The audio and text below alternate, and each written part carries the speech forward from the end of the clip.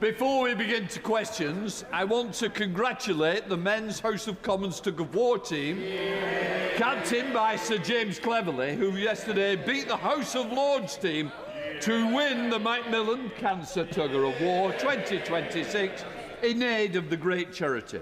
I was a last-minute addition to the team to ensure there was victory. I'd also like to say well done to the women's team, captained by Tonia and Tony Atzi, including Madam Deputy Speaker Caroline Noakes, who put on a valiant fight against the Lord's team, but unfortunately lost this year, the first time they've ever lost. Order, order. We now come to questions to the Secretary of State for Northern Ireland, Peter Swallow. Question 1, please, Mr. Speaker. Secretary of State. With permission, Mr. Speaker, I will answer questions 1, 2 and 7 together, but before doing so, may I pay tribute to Sir Desmond Ray, who died recently. He played an important role in the peace process in Northern Ireland, particularly through the transformation of policing as the first chair of the Northern Ireland Policing Board, and I'm sure the whole House will join me in sending condolences to his family. I welcome the clarity provided by the Supreme Court in the Dillon case, which has confirmed that the ICRIR is capable of delivering human rights compliant investigations, and reaffirms the government's position on the interpretation and application of Article 2 of the Windsor Framework. Peter Swallow. Thank you, Mr. Speaker. Terrorists were responsible for the vast majority of deaths during the Troubles. Many of these murders remain unsolved, and the last Tory government's Legacy Act sought to offer immunity to the perpetrators. Does the Secretary of State agree with me that this is wrong in principle? And can he provide an update on when he plans to move the approval motion for the remedial order to repeal it in the other place? Well, I'm grateful to my honourable friend for his question. I agree with him that seeking to give immunity to terrorists who committed the most terrible crimes, including the killing of police officers and soldiers and many members of the public, was profoundly wrong. It is also wrong in principle. On the remedial order, now we have the Dillon judgment. We'll be bringing it forward as soon as parliamentary time allows. Flower Anderson. Thank you, Mr. Speaker. The Supreme Court found wholly in the government's favour. Does he agree with me that the government now have a responsibility to put in place legislation that delivers justice for victims and survivors of the Troubles, who are both civilians and veterans, and that upholds the special duty of care to veterans? I do indeed agree with my honourable friend. That is exactly what the Troubles Bill will do. It is essential to build confidence across all communities, which the Legacy Act failed to do, put in place protections for our veterans and enable all families who are seeking answers to request information through a reformed Legacy Commission. Phil Britton. Thank you, Mr. Speaker. As the proud son of a Northern Ireland veteran myself, I wish to put on the record my eternal gratitude to the brave men and women of our armed forces who served our nation in Operation Banner. With that in mind, can the Secretary of State reiterate to the House today how many veterans have been convicted for offences committed during the Troubles, and how this compares to the number of paramilitaries who have been successfully prosecuted? Well, can I ask my honourable friend to pass on my thanks, and I'm sure the thanks of the whole House, for his father's service. He and all those who served deserve our eternal gratitude. As he knows, the number of service personnel convicted of Troubles-related offences was very small, only one in the last 28 years, whereas between 25,000 and 35,000 paramilitaries were sent to prison during the Troubles. And of the current 10 live cases, 8 relate to paramilitaries accused of killing or attempting to kill soldiers and police officers, paramilitaries that the last government wanted to give immunity to. Alex Easton. Thank you, Mr. Speaker. Does the Secretary of State agree that the Supreme Court judgment in the Dillon case reinforces vital legal protections for our security forces, creating a more secure environment? And will he join me in thanking the courageous men and women of our army and police who fought and defeated terrorism with integrity? I will certainly join the honourable member in expressing those thanks to all those who served with such distinction in Northern Ireland during the Troubles to keep people safe. The Dillon judgment has provided extremely important clarity about the correct interpretation of the Windsor Framework. As I said a moment ago, it also reinforces the case that the government makes that we need to put protections for veterans which were not contained in the last Legacy Act on the statute book. Jim Alistair. Can I welcome the rebuff in the Dillon judgment for the Article 2 expansionist demands of the Human Rights Commission and of the Equality Commission? Does the Secretary of State accept that rights in Northern Ireland must evolve according to United Kingdom, not EU law? And thus, on the gender issue, does he accept that the ruling of the Supreme Court on the supremacy of biological sex must prevail? Well, that is indeed what the Supreme Court found in that particular important case. The Equality Act applies in only limited ways, as the Honourable Member knows, in Northern Ireland. But on his first point, I do agree with him. That is why the government took the appeal, because the government felt that the interpretation of the Northern Ireland courts on the Windsor Framework and Article 2 in particular was too broad. And the Supreme Court has agreed with the government and said it is a much more narrow interpretation relating to the Troubles and not the expansive interpretation that we had previously seen. Shadow Minister Challenger first.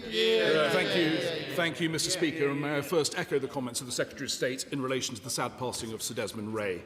Now, in response to the Dillon judgment, a Northern Ireland spokesperson said on the 7th of May that we welcome the clarity provided today by the Supreme Court, which has confirmed that the ICRIR is fully equipped to deliver human rights compliance investigations.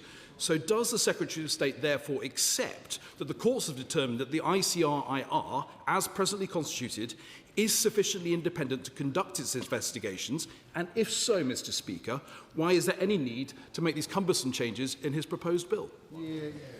Well, I've said from the dispatch box many times before that the courts previously had found that the ICRIR was independent, and the Supreme Court has dealt with the two particular issues that have been identified by the Court of Appeal in Northern Ireland. But I already indicated to the House the government proposes to make amendments to the disclosure provisions, which I think are right and proper, compared to those that were contained within the Legacy Act.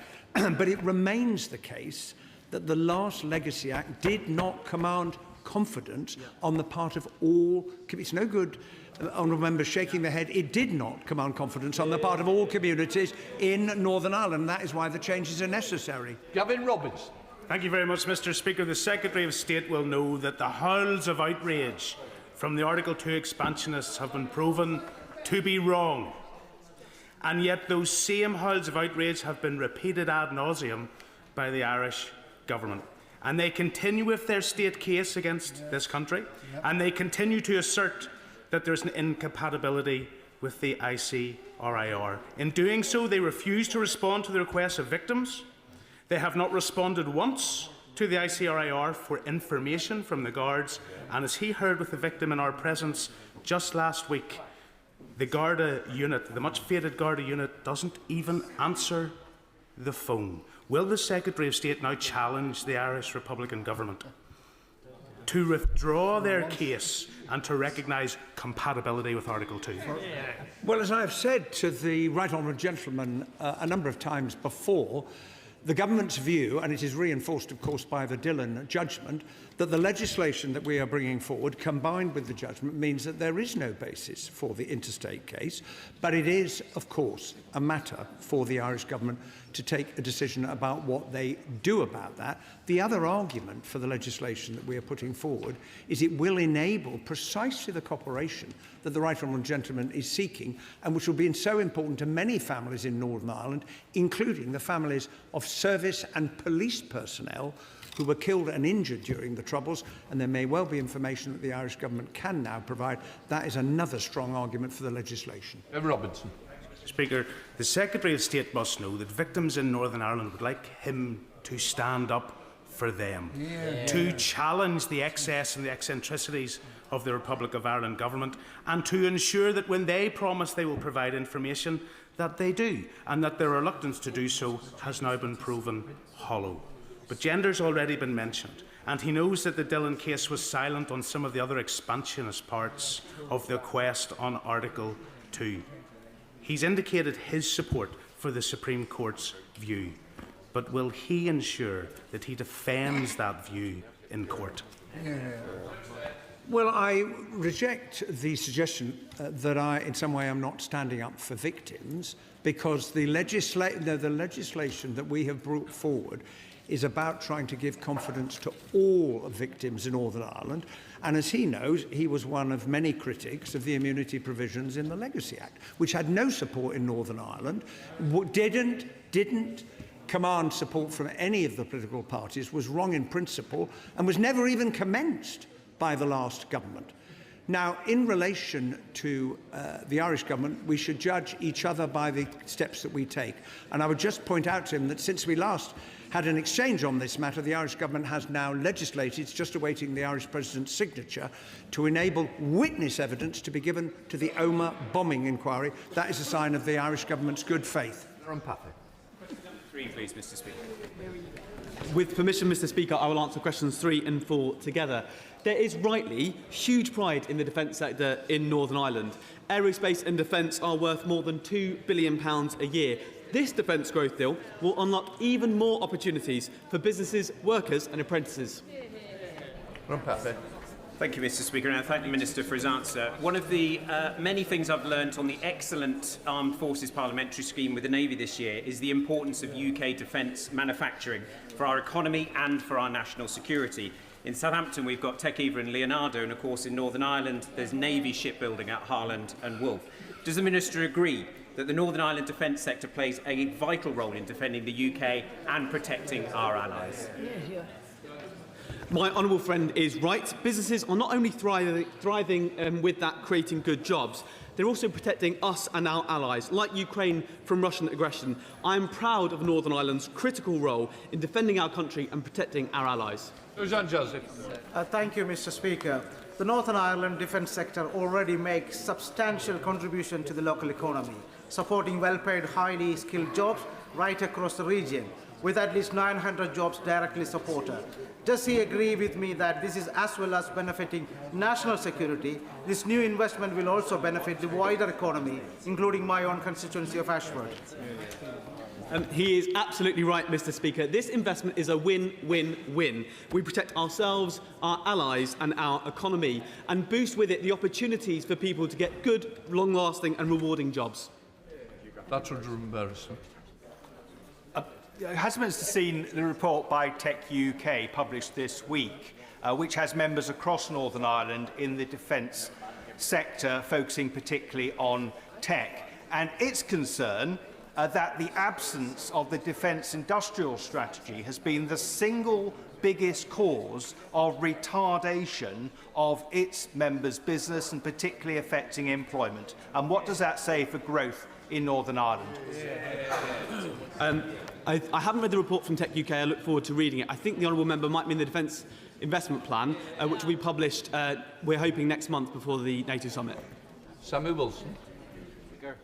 Northern Ireland has skills, technology and infrastructure to contribute to the defence industry across the United Kingdom. But Sinn Féin Economy Minister doesn't want defence jobs. Will the Minister assure us that the attitude of Sinn Féin will not be a deterrent to these vital jobs coming to Northern Ireland? Well, we are very proud of the investment we're making into the Northern Ireland economy and into an already booming defence sector, and I think people from right across Northern Ireland welcome the investment into good jobs. David Smith. 5, Mr. Speaker. Minister. The first duty of any government is to protect its people. This government is ensuring that we all feel the benefit of the investment in defence. Take, for example, the £1.6 billion deal to supply missiles to Ukraine. Manufactured in Belfast, built by Thales, supporting hundreds of jobs and tripling production capacity.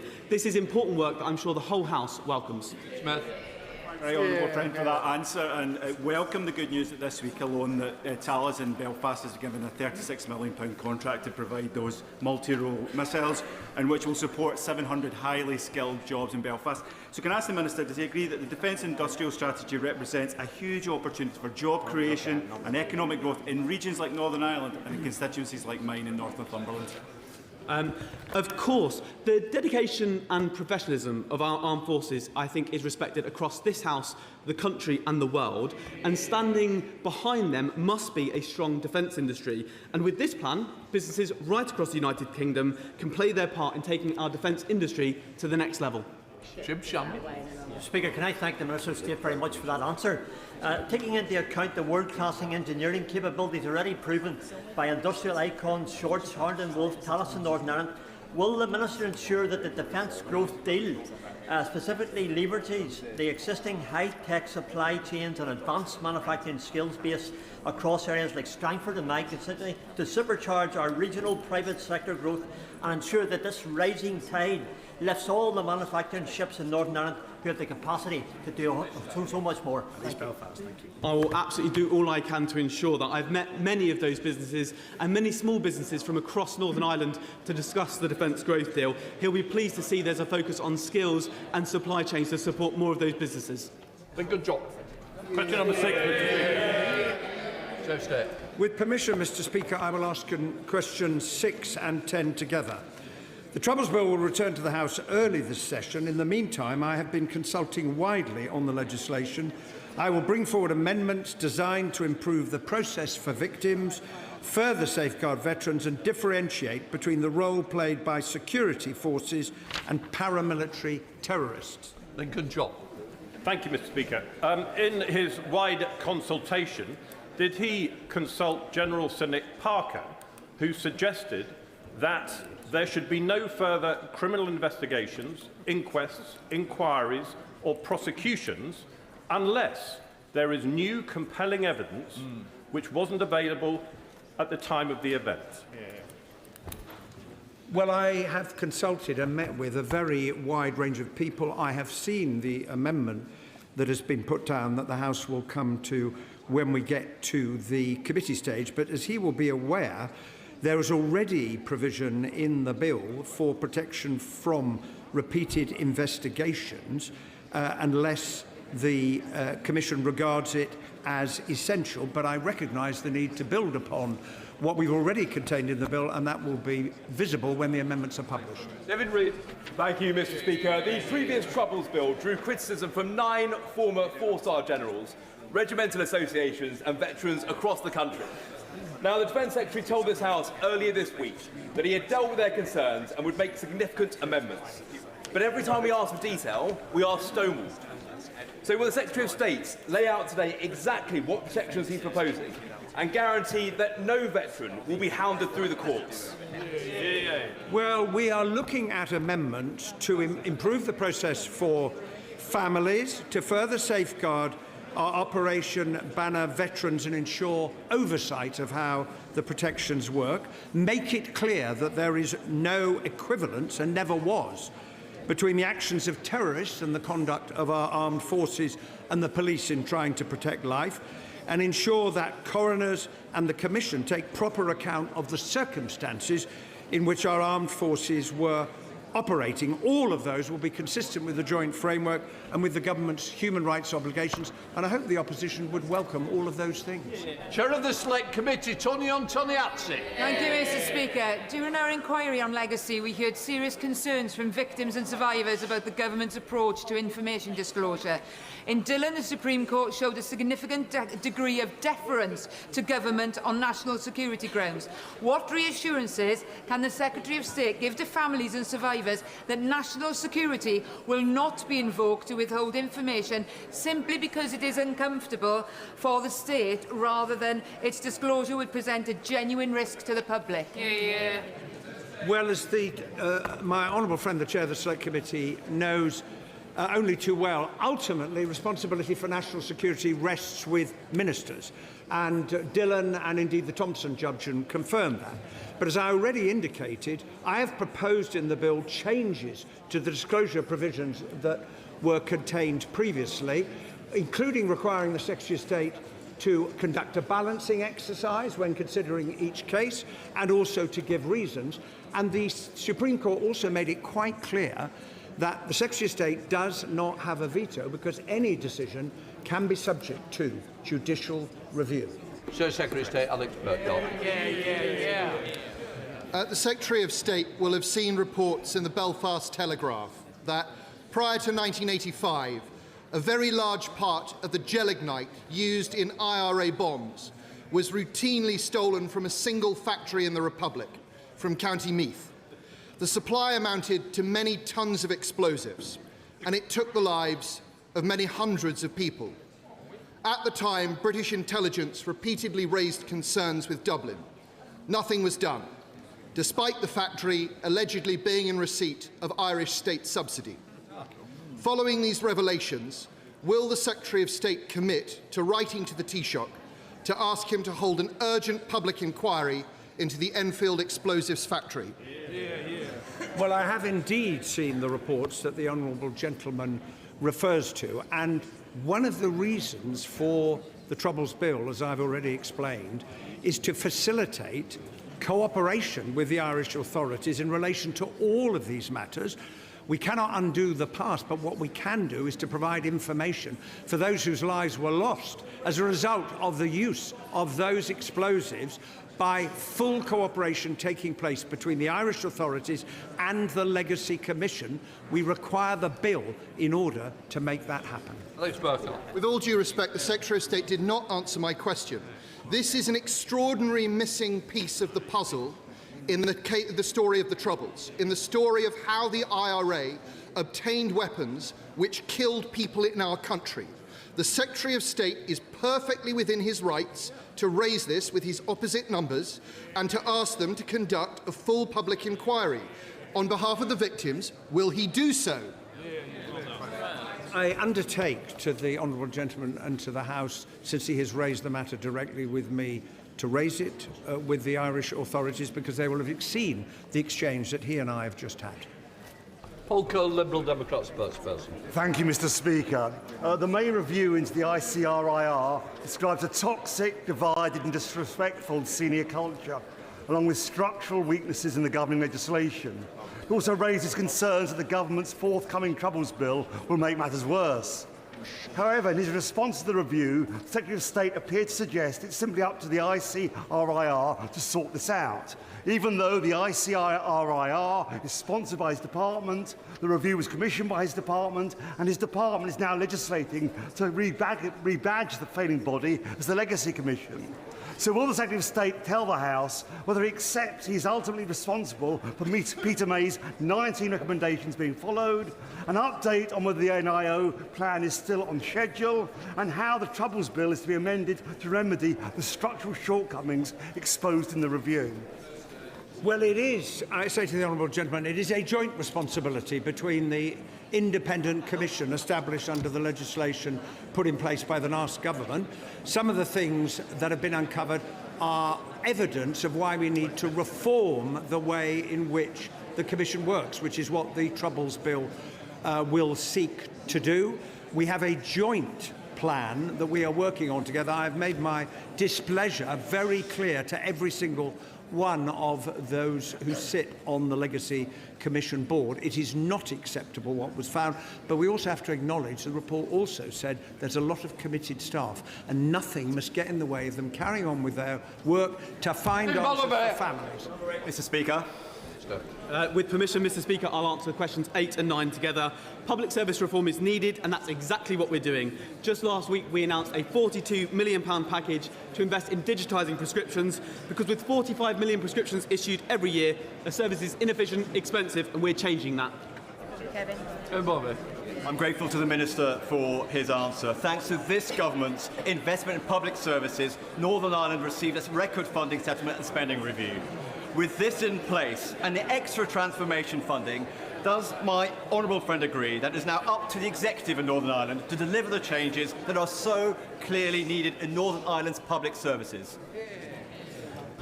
Yes, but as I've always said, it's not just a question of cutting a cheque and walking away.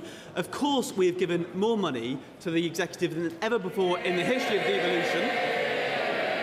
I'm glad that's welcomed on our benches, but we also bring partnership working to ensure public services can turn the corner. Thank you, Mr. Speaker. Many of my constituents in Luton South and South Bedfordshire have close family ties.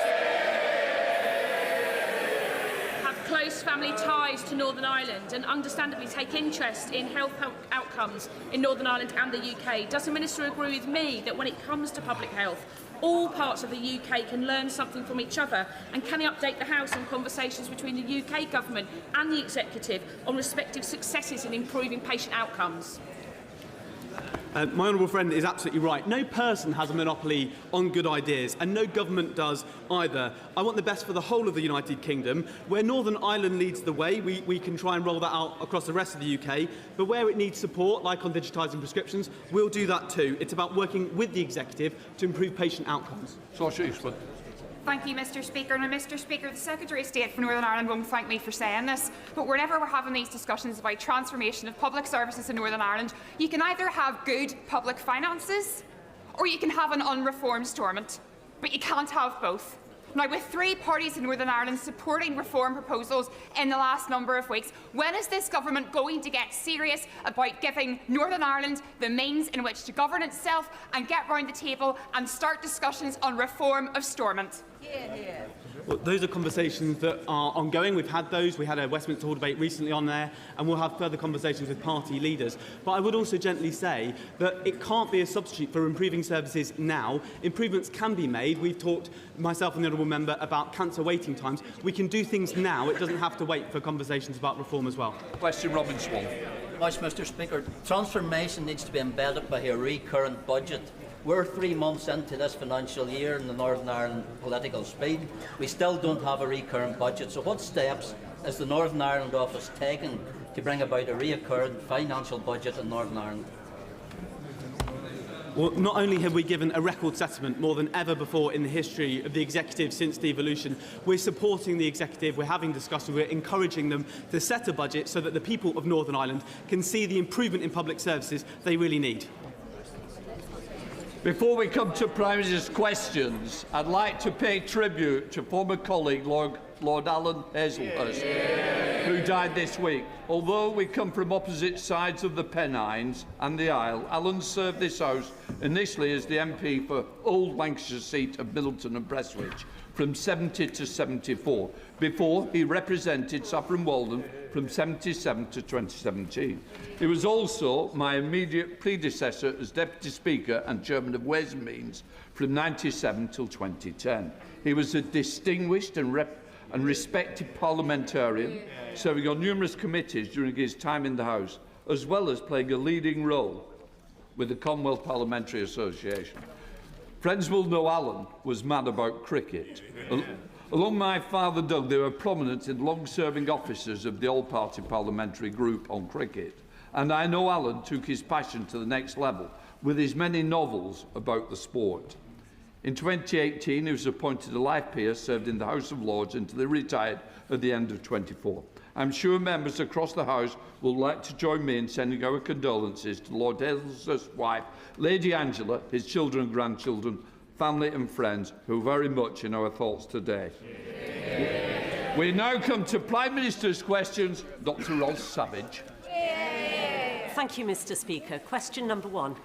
Prime Minister. Thank you, Mr. Speaker. Can I also pay tribute to Lord Hazelhurst? I know he will be deeply missed, particularly on the benches opposite. Mr. Speaker, the findings of the recent Spring Hill inquest into the tragic deaths in July 1972 of Father Noel Fitzpatrick, Patrick Butler, Margaret Gargan, David McCafferty and John Dougal are sobering. While the circumstances in which the events occurred were undoubtedly challenging, it is the duty of the state to hold itself to the highest standard. The government accepts and deeply regrets these findings and recognises their gravity. On behalf of the government, I want to apologise unreservedly to the families for what happened and for the grief and trauma that they have endured since the tragic deaths of their loved ones. Mr. Speaker, I also want to place on record our deepest condolences to the family of Lance Corporal James Freeman, who died in a tragic accident on Sunday. Mr. Speaker, I'm also aware of a Royal Navy helicopter crash this morning in Devon. This will be a deeply worrying time for the families, and more information will be set out as soon as possible. Mr. Speaker, Henry Novak's family have shown extraordinary dignity after their son's life was stolen in appalling circumstances. He was clearly a kind and thoughtful and much-loved young man. There are serious questions to answer, including how accusations of racism informed police thinking, and we're supporting the IOPC to get to the bottom of what happened. But no matter the pain we feel, there is no justification for more violence and disorder. The attacks directed towards police officers in Southampton last night were disgraceful and completely unacceptable. This is a time for serious work, not rage.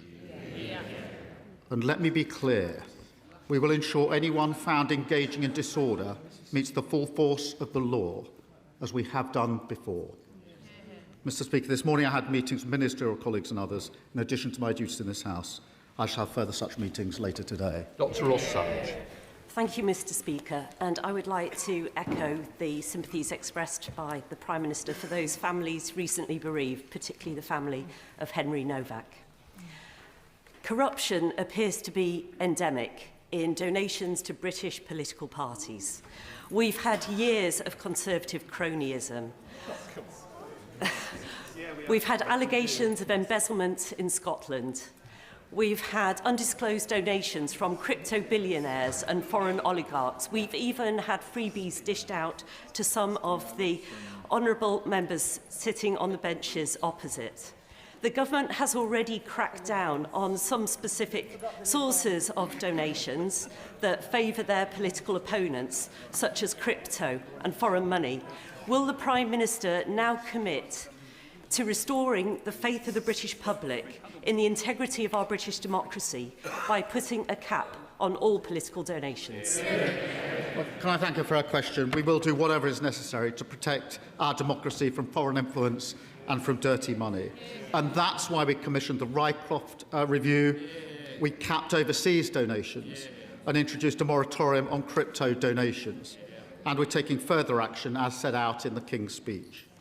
But the £5 million pound question still remains.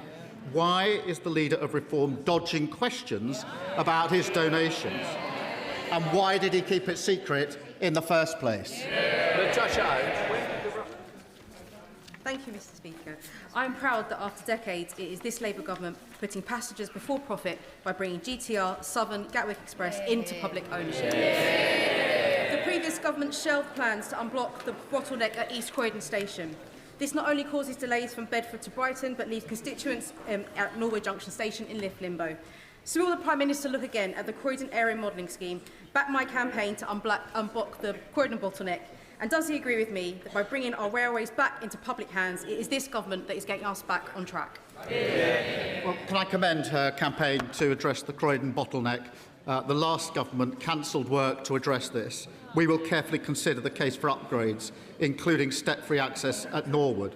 I'm proud that her constituents are travelling on rail services that are now back in public ownership and benefiting from the first freeze in rail fares for 30 years. Labour government transforming our railways and building a fairer Britain. Come to the Leader of the Opposition, Kemi Beno. Mr. Speaker, can I echo the Prime Minister's words on Lance Corporal James Freeman and also about the Royal Navy helicopter crash in Devon? I also want to share my deepest condolences to the family and friends of Henry Novak.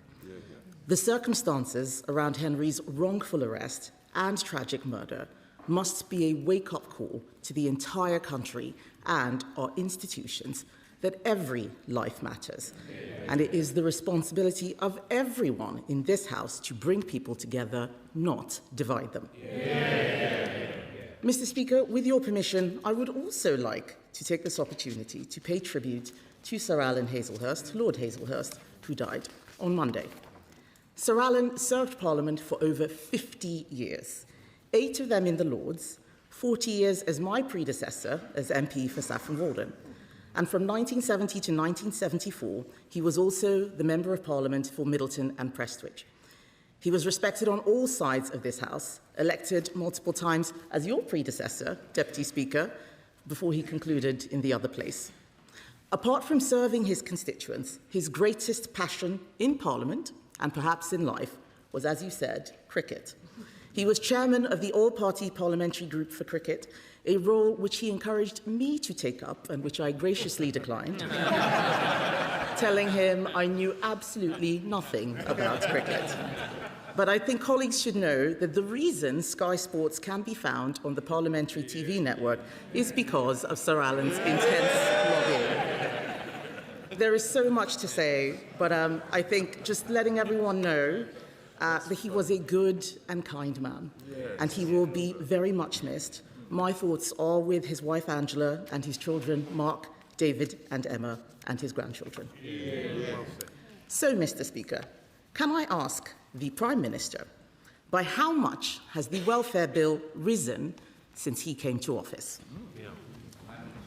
Mr. Speaker, can I just first thank her for her approach and her tone in relation to the Henry Novak tragic case. In relation to welfare, Mr. Speaker, as she knows, we inherited a broken system from the party opposite, and we are now improving that system. We are now improving that system, delivering a youth guarantee, rolling out 300,000 work experience placements, and commissioned Alan Milburn's review into youth unemployment. They're the steps that we were taken. As she will know, the number on welfare went up hugely on their watch, as did the cost under the Shadow Chancellor. Mr. Speaker, the Prime Minister doesn't seem to know the answer, so let me tell him. Benefits alone have risen by £20 billion since he came to office. The Prime Minister has promised welfare reforms, we heard him say it just now, so can he tell the House why was there no bill in the King's speech to reform welfare? Well, Mr. Speaker, welfare reform is balancing universal credit so it no longer pushes people away from work. That's what we're doing. They voted against it. Welfare reform is introducing a right to try to incentivise people to take up opportunities. That's what we're doing. They voted against it. Welfare reform is providing record funding on apprenticeships. That's what we're doing. Apprenticeship starts fell by 40% on their watch. And she talks about the welfare bill. It soared to £88 billion, by £88 billion on their watch. Nearly 3 million people were written off. Face-to-face assessments collapsed because of the contracts they agreed. And the person who signed off those contracts was the Shadow Chancellor. Mr. Speaker, we need to bring down the benefits bill. He complains about the Shadow Chancellor. The bill went up because of the pandemic. And even then, Mr. Speaker, even then, they were asking us to spend more. It's not the Shadow Chancellor who's the problem, it's the actual Chancellor. She's not even here in her place. It is the actual Chancellor. Mr. Speaker, the reason why there is no welfare bill is because the Prime Minister has given up. And he's given up because they have given up on him. On Sunday, the Welfare Secretary was asked 12 times on national radio if he would make cuts to the benefits bill, and 12 times he could not answer. So I will ask the Prime Minister, is he going to cut the benefits bill? Mr. Speaker, all the measures we're doing to reform welfare, all the measures we're taking to get young people into work are measures to reduce the cost and the numbers of people who are unemployed. And, Mr. Speaker, that's why we've introduced the youth guarantee, so that young people can have help into work, that they can then, after 18 months, if they haven't got a job, be given a job for 6 months, supported, which we know is the best way to ensure that they succeed as we go forward. That is the change that we're making, Mr. Speaker. But they introduced the system that is broken. We're reforming it. Did they vote to reform it with us? No, they voted to keep the broken system. Mr. Speaker, the Prime Minister keeps saying he's bringing in welfare reforms. None of those things are going to cut the bill. Even his own Tim's review explicitly says, this is their review, this is in the terms of reference, explicitly says this is not about generating proposals for further savings. He had a chance to cut benefits. Last year, I remember, they were planning to cut benefits, and on the floor of this House, they U-turned. What did he do when he had a chance? He caved. He caved to all these MPs behind him who don't want benefits brought down. That's why they're sitting silently behind him. So does the Prime Minister agree with his Welfare Secretary that that was the moment he lost his authority? Mr. Speaker, I'm proud of what we're delivering on this side of the House. The fastest growing economy in the G7. They said that couldn't be done. Despite the war in the Middle East, the OECD forecast UK growth is up and inflation is down. Net migration, Mr. Speaker, net migration, which reached nearly 1 million under them, and the Leader of the Opposition was the cheerleader, down by a staggering 82%. The asylum backlog down by 46%. We're delivering the fastest reduction in waiting times in the NHS in the history of the NHS. That's on top of free school meals, free breakfast clubs and free childcare. And, of course, we're lifting 500,000 children out of poverty. I'm very proud of the work of this Labour government. Mr. Speaker, he says he's proud of what they're delivering. I'm glad to see the Prime Minister still has a sense of humour, given we all know he's losing his job soon. He has no authority, and we know why. His MPs will not let him do anything. The Welfare Secretary said in private what they won't dare say in public. He said, every meeting I have with Labour MPs is about who can we tax in order to pay more benefits. Shameful. Last week, Tony Blair said, if the Conservative Party repeats its offer of working together on welfare, Labour should accept. So today, I am repeating that offer to the Prime Minister. Is he ready yet? Prime Minister. Mr. Speaker, they introduced a system that's broken, and they put the bill through the roof, and now they want to give us advice on welfare. No thanks. No thanks. The question should always be not what benefits people are entitled to, but what help we can give people to change their life. That's what the Work and Pension Secretary was arguing, and he's right about that. And it's a Labour government that's helping people into work. And she asked what we've done. She asked what we've done. More rights for renters, stopping unfair rent strike. That's 11 million people giving greater security and a place to call home. More rights for workers, Mr. Speaker, including bereavement leave on day one. Ask anyone who's lost someone and they'll tell you just how important it is to have bereavement leave, and lifting 500,000 children out of poverty. We often say in this House that every child should go as far as their talent or ability will take them. It does not happen if they're growing up in poverty. And the party opposite have fought us every turn. I'm proud of what we're delivering. There's much more to do. Mr. Speaker, the truth is, unemployment has risen every single month since they came into office. You can listen to their cheers get weaker and thinner with every passing moment. The fact is, despite his huge majority, the Prime Minister doesn't have the votes to reform welfare. There is a solution, a Conservative solution. Benefits bill down. Mr. Speaker, they're all jeering now. I don't know why they're supporting him. He is more than happy to release all their text messages while all of his has disappeared. Disappearing messages from a disappearing PM. There is a Conservative solution. Benefits bill down, taxes down, growth up. Everyone in this House knows that he is just a caretaker, keeping the seat warm for the Mayor of Manchester. But it doesn't matter who's in charge. Labour MPs will keep asking who can they tax to pay more benefits. It is in their DNA. Isn't it the truth, Mr. Speaker, that the problem isn't this passive Prime Minister? The problem is the Labour Party. Forgive me if I don't take too much notice of the Leader of the Opposition. For 14 years, they broke our welfare system, lost control of our borders, presided over the biggest fall in living standards on record, broke the economy, prisons, the NHS. I could go on and on. No wonder she and they are totally irrelevant. The change delivered by this Labour government, the biggest upgrade in workers' rights in a generation, delivered. Renters' Rights Act, delivered. Record funding for our NHS, delivered. The fastest growing economy in the G7, delivered. Lifting 500,000 children out of poverty, delivered. We're going to fight even harder for working people, a stronger and a fairer Britain.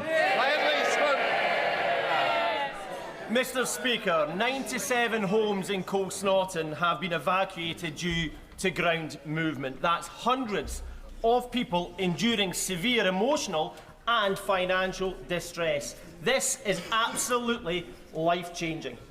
The MRA are now conducting an 8-week investigation into who will ultimately be held responsible. In the meantime, my constituents are looking to the UK Government for help.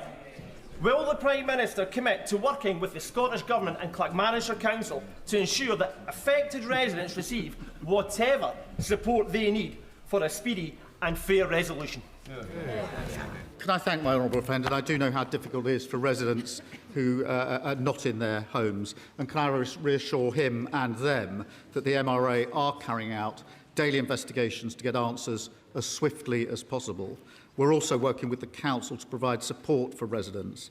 I can confirm the Energy Minister is in touch with MSPs and will ensure that both my honourable friend and his constituents are kept updated on the next steps. Leader of the Liberal Democrats.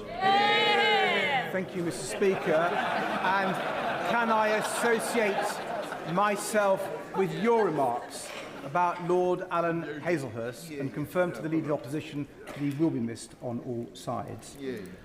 Can I associate myself with the Prime Minister's remarks about Lance Corporal James Freeman, who was killed in Iraq? Our thoughts are with the family and the unit. And can I also offer our thoughts and prayers to the family and friends of the 17 people who tragically drowned during the recent heatwave, many of them children. Mr Speaker, the murder of Henry Novak was an evil crime made much worse by the lies of the killer and the police response. The investigation must uncover all things that went wrong, and all police forces must act on its conclusions. Outside court, Henry's father made a powerful plea that his son's murder should not be used to create further division, but should be used to treat knife crime as a national emergency. Does the Prime Minister agree that the victims of knife crime and their families deserve a politics where we come together to solve these problems and not use them as a political football? Can I first join him in paying tribute to the 17 people who lost their lives in the heat wave, many of them, as he says, young, and each of them tragic, and send our condolences to their families. In relation to the case of Henry Novak, can I thank him for the approach that he has taken in this as well. It is important in a case like this, which is so tragic, and anybody who's seen the footage will have been deeply moved by it. It is important that we reflect on our own leadership roles here as political leaders. And it is our duty to bring people together at a time like this, not seek to divide people. It is particularly our duty to listen to what the devastated family are asking of us as political leaders. And can I thank all of those that have acted in that way, because I think that's the right way to respond. Sir Ed Davey. Can I thank the Prime Minister for his reply and completely agree with him and say that we stand ready to work with the government on serious policies to tackle knife crime. Mr Speaker, with our armed forces overstretched, Labour now seems to be investing in a new weapon of war, the long-form essay. It gives another meaning to the phrase drone warfare,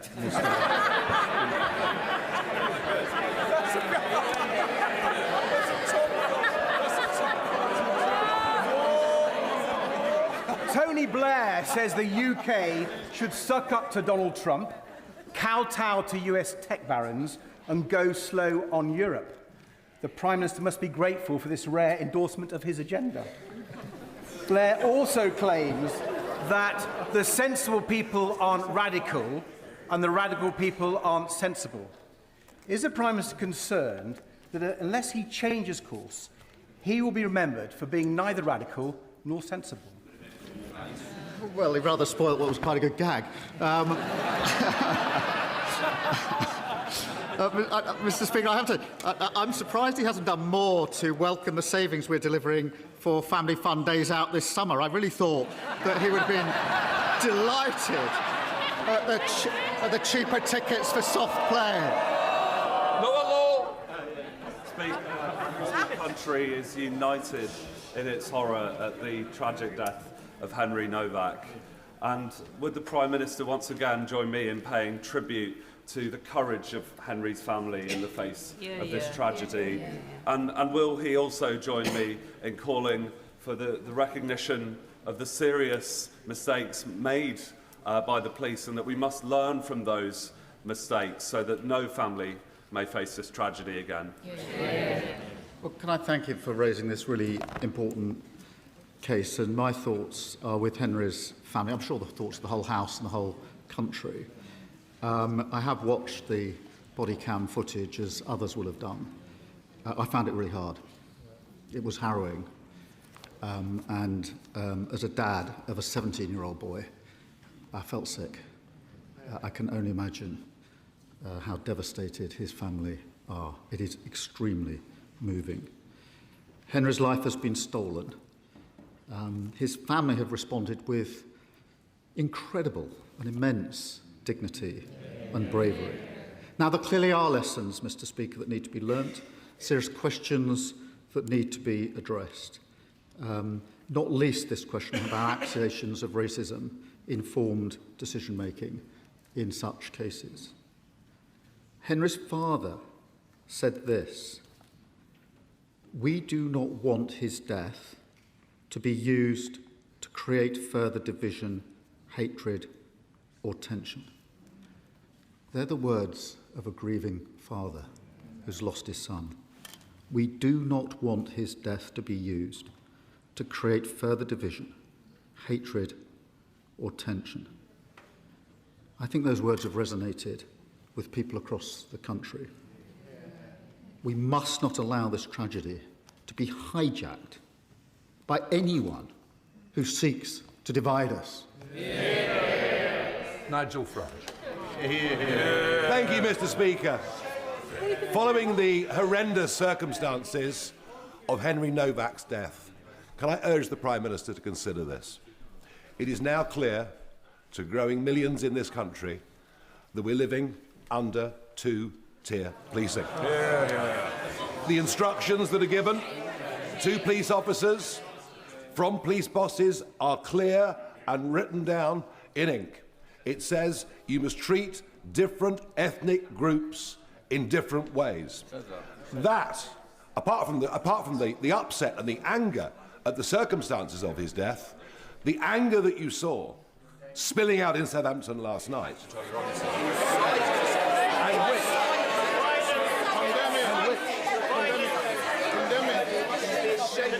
and which is in danger, condemn the violence, which is in danger of getting considerably worse, because if the public lose trust, condemn it.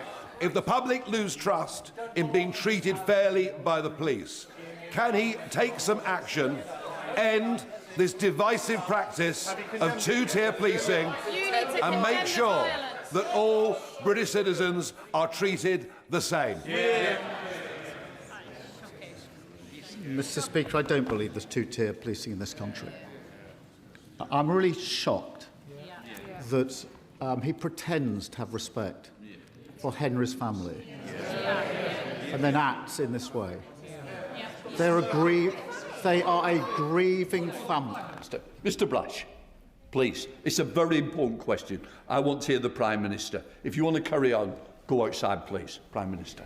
The grieving family have asked us not to respond in the way that the Leader of Reform has responded. They've asked us not to. They have lost their son in the most appalling circumstance. They make a simple plea of us as human beings to please not exploit that. That is their plea to us. We all need to reflect on those words of Henry's father. My response, and the response of others to be fair, has been focused on the lessons to be learned so we can deliver justice. His response has been to appeal for rage. Rage. That's his response to a father who's lost his son and asked for that not to happen. Exploiting this tragedy to create grievance and division would be wrong in any circumstances, but to do it when the family are expressly saying, please don't, is unforgivable. It shows exactly who he is.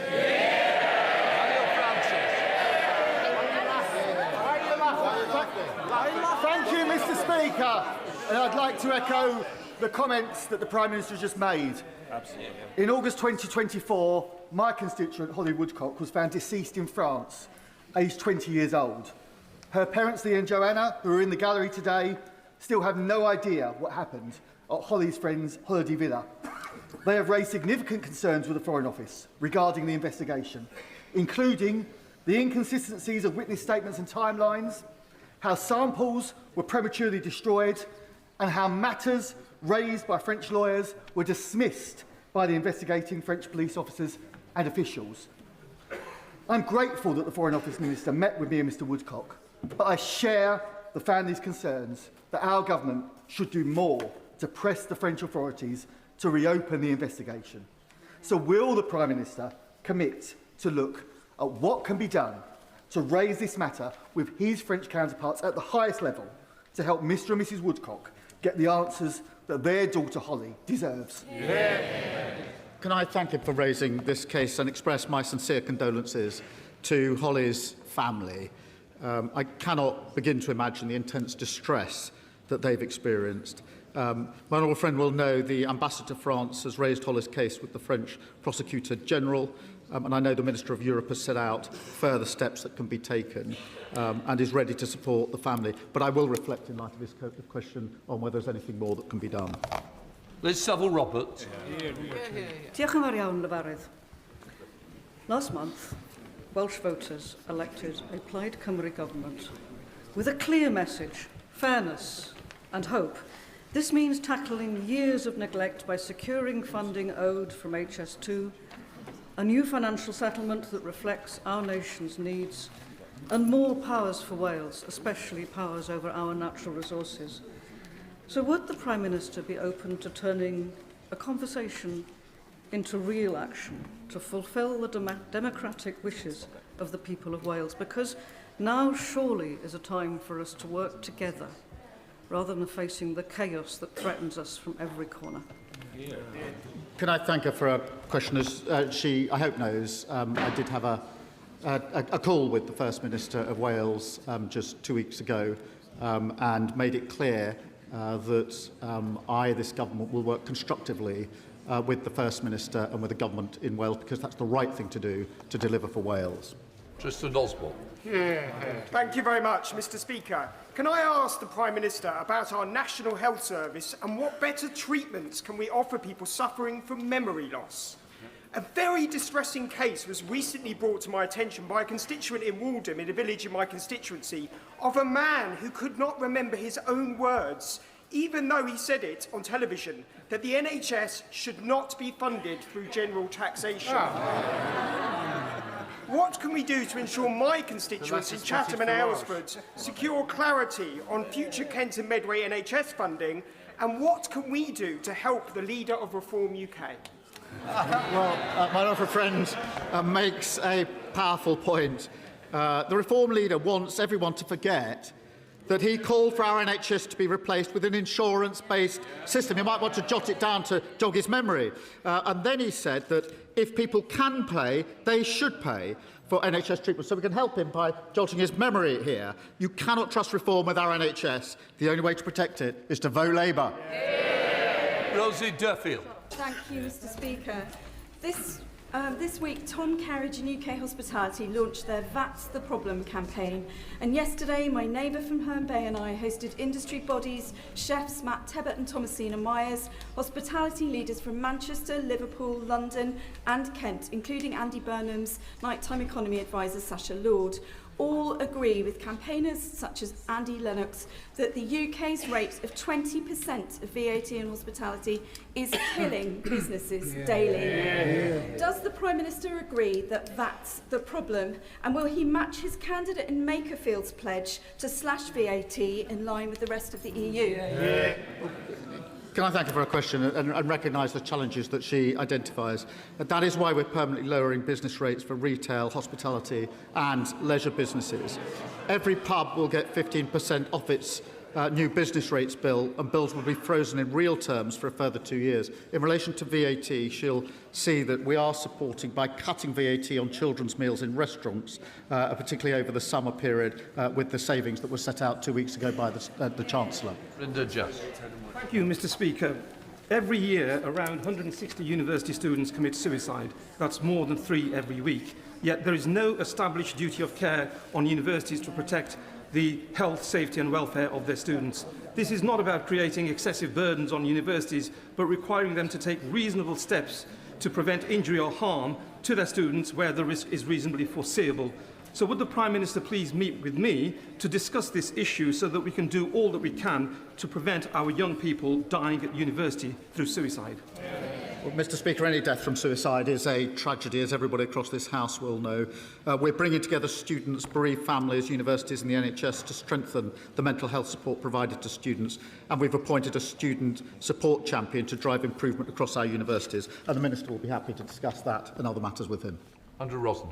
Thank you, Mr. Speaker. I wonder if the Prime Minister has had the chance to study the election results in Havering, with 0 Labour councillors elected in Romford, 0 Conservative councillors for the first time since 1964 across Havering, and the first Reform UK London borough, which shows people's disillusionment with the political establishment. But in his final days as Prime Minister, does he think he can do something for the people of Romford and give us the accident and emergency unit at Queen's Hospital, which the Honourable Member for Ilford North said he would deliver but failed to do? Mr. Speaker, we put record investment into the NHS to clear up the mess that he and others left behind. I have studied the candidate for Makerfield, the Reform candidate, since he brings up election, a self-professed sexist, said women who get abortion do it for vanity purposes, encouraged people not to get the COVID vaccine, and said Russia would within its rights to invade Crimea. Reform have got nothing to offer but grievance and division yet again. Thank you, Mr. Speaker, and can I associate myself with the Prime Minister's comments on Henry Novak and cause for calm over division? The Rugby League family lost a giant last week. John Keir, the former England, Wales and Challenge Cup winning coach, died suddenly on Sunday afternoon on his journey north after commentating on the Challenge Cup finals at Wembley the previous day.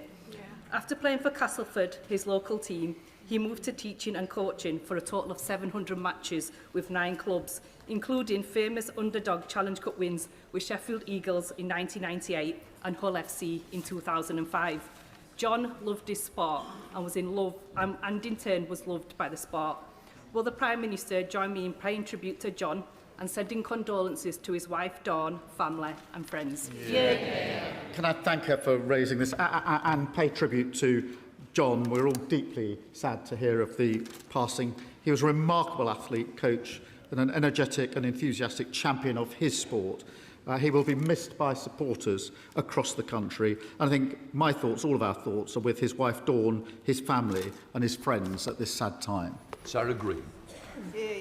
Mr. Speaker, yesterday I spoke to women at an event here in Parliament whose children suffered avoidable harm after they continued taking the epilepsy drug sodium valproate during pregnancy.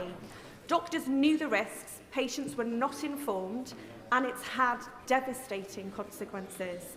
I'm sure the Prime Minister would agree that for a government department to commission a report looking at how to provide a redress scheme, it raised an expectation that one was on the horizon. To then not introduce it would be unbelievably cruel. So when will this government respond to the Hughes report and finally establish a redress scheme for these families? Can I thank the honourable member? We absolutely recognise the harm and huge impact that pelvic mesh has had on so many lives. She will be aware that the Minister of Public Health has been a dedicated campaigner on this very issue. I want to see a full response to the recommendations published as quickly as possible, and I'll make sure the Minister keeps her updated of progress. Ewan Steinbach. Mr Speaker, the 10-year bus plan published by the Department for Transport shows that demand for zero-emission buses will double by the end of the decade. Despite this, in Scotland, jobs are being lost in our bus manufacturing sector because overseas manufacturers are winning a greater number of orders and now constitute the majority of new registration buses on our roads, despite an investigation into the cybersecurity of Chinese buses. Will the Prime Minister designate bus manufacturing as a sector critical to our national security? My honourable friend is right to champion the brilliant, talented workforce building buses in Scotland. Our pipeline will give UK manufacturers the certainty and stability that they need to plan ahead and to be completely effective. And I can reassure him we're working closely with the industry to provide the response and the support that's necessary. Bob Black. Thank you, Mr Speaker. And I welcome the Prime Minister's commitment to combat anti-Semitism. But the regular hate marches we've seen on our streets, with the chanting of globalise the Intifada, has led directly to attacks on Jewish businesses, on synagogues, on individuals in the streets, and now an arson attack on where Jewish people live. So the Jewish people of our country now want to see action, not warm words. Will the Prime Minister therefore commit to the type of action that we need to expel students who commit anti-Semitic acts who are from overseas? Will he take action to prescribe the IRGC? Will he take action to close down the 13 Iran-sponsored charities in this country that spread anti-Semitism? Will he also take action to ensure that all children are taught the horrors of the Holocaust, the importance of not expressing hatred towards one another, and the true history of the founding of the State of Israel? The Jewish people of this country want to feel safe on our streets and in their homes and in our country. So will the Prime Minister take the appropriate action? Can I thank him for his question? And we are united in our belief that we must fight the poison of anti-Semitism wherever it is found. We are investing more to keep Jewish communities safe, more police patrols, greater security at schools and synagogues, and investing £7 million to tackle anti-Semitism within our universities, and bringing in prescription-like powers to clamp down on malign state activity. We will set out further steps in coming days, and I'll make sure he's fully informed of the steps that we're taking. Aaron Paffin. Thank you, Mr Speaker. Mr Speaker, less than 48 hours ago, the family of Henry Novak stood on the steps of Southampton Crown Court and gave a courageous and dignified statement in which they said, "We want to use Henry's heartbreaking story to make change for the better. We do not want his death to create further division, hatred, or tension. We want his story to help make our streets safer for everyone." Does the Prime Minister agree with me and my constituency neighbour in Southampton Test, Satvir Kaur, that the violence we saw whipped up on the streets of Southampton last night, the criminal damage to innocent people's homes, the injuries to 11 police officers, are the total opposite of what Henry's own family clearly and powerfully called for? Can I thank him for his question and thank him for the discussion that we had this morning about the impact in Southampton, and thank him for the work that he has done along with his fellow MP and, if I may, the Honourable Member for Thurrock, who's been dealing with Henry's family for some time. The attacks directed towards police officers last night were disgraceful and completely unacceptable. There is no justification for further disorder. Danny Chambers. Thank you, Mr Speaker. And the Conservatives promised us 40 new hospitals repeatedly that we knew were never going to happen. But the current government is now promising us a new hospital in Hampshire in 20 years' time if it gets built at all.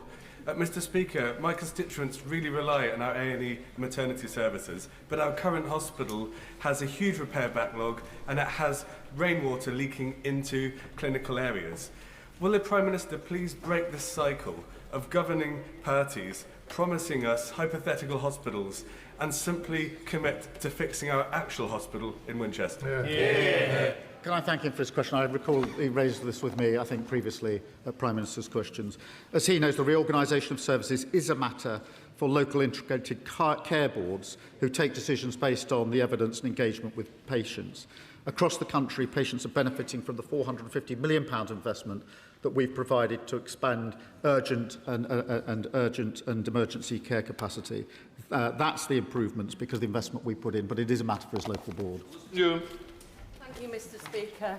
Despite the efforts of dedicated teachers in Scarborough and Whitby, only 36% of pupils achieve grade 5 and above in both English and Maths GCSE.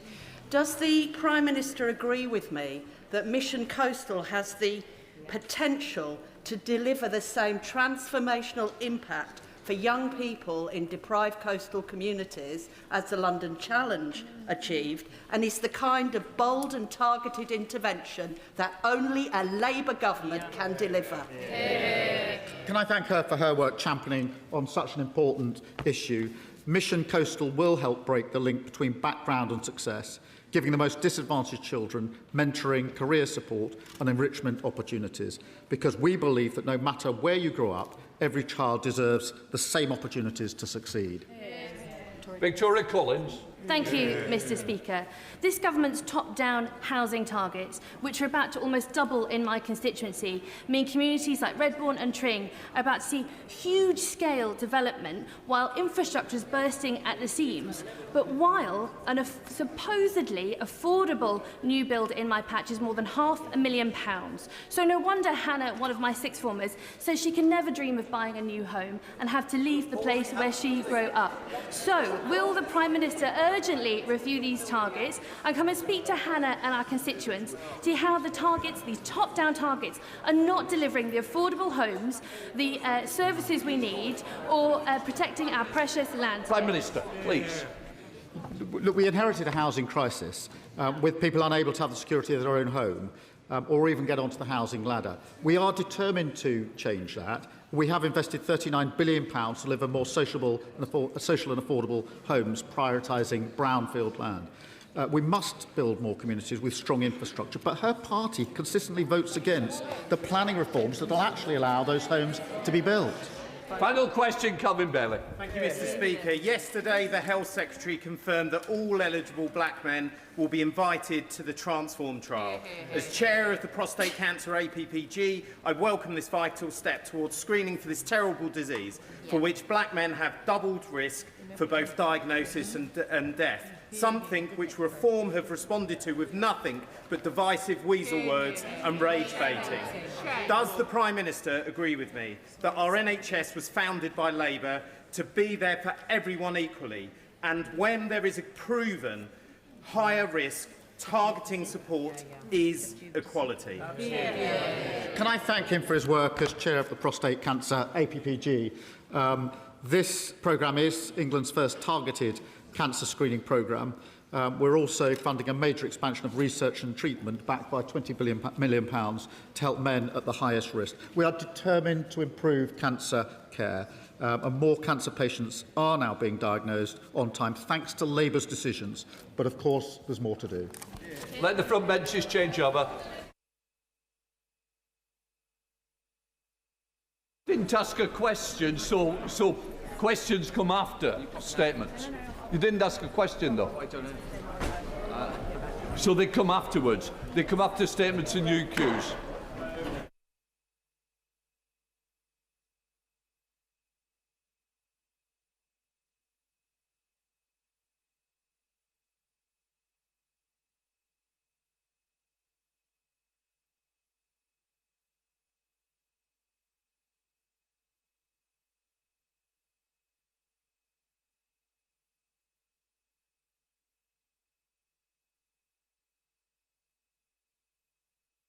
We now come to the urgent question. Sir Roger Gale. Thank you, Mr. Speaker. I am most grateful. Mr. Speaker, would the Secretary of State for the Environment make a statement following the disruption of water supplies throughout the area served by South East Water during the spring recess. Thank you, Mr. Speaker, and thank you to Sir Roger for asking this question. And I'd like to update the House on the water supply disruption in Kent. I'd like to begin by expressing my sympathy for those affected by this disruption. Being without water is distressing at any time, but particularly during a period of hot weather and school revision and examinations. This is now the third major outage affecting South East Water customers in recent months, and it is simply not acceptable. South East Water reported that thousands of customers were impacted by supply disruptions over the course of the incident, and I am pleased that normal water supply has now been restored.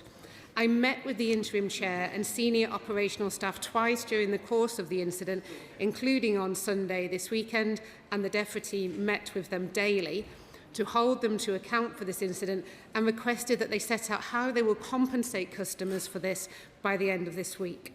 Water supply disruption causes significant cost to businesses and impacts the most vulnerable in society. I've heard of a 100-year-old lady without water and a care home in Cranbrook using wet wipes to keep their residents clean. This is simply unacceptable, and the company must take urgent action. I'd like to thank all those working in the Kent Local Resilience Forum, the local authorities, the health and social care partners and civil servants in MHCLG and DEFRA for their hard work to support those affected. I'm also grateful to operational staff and volunteers who worked on the ground to restore water supplies and provide alternative water. A reliable supply of clean water is one of the fundamental foundations of a healthy, functioning society. The situation demands further bold action to deliver fundamental long-term reform, and that's why we're delivering whole-scale reform to the water sector. Through our Clean Water Bill, we will create a new, single, powerful regulator, giving us for the first time a clear system-wide view of company performance and the tools to intervene more quickly when companies fall short. We will put consumers first by introducing a water ombudsman, ensuring customers have a stronger voice and clearer routes to redress. We've already passed the Water Special Measures Act, which introduced the toughest Centrelink powers ever applied to law-breaking water company executives and introduced powers to ban unjustified bonuses. It is vital that South East Water and all water companies deliver on improvements to their infrastructure, but most of all, they must continue to improve their ability to maintain water supplies to their customers, whatever the weather. We now come to Sir Roger Gale. Thank you, Mr. Speaker. Can I thank the Minister for her obvious and genuine concern and for the measures that she sought to take. And can I join her in thanking the very many organisations that sought to help us through this problem? And I include in that employees on the ground of South East Water.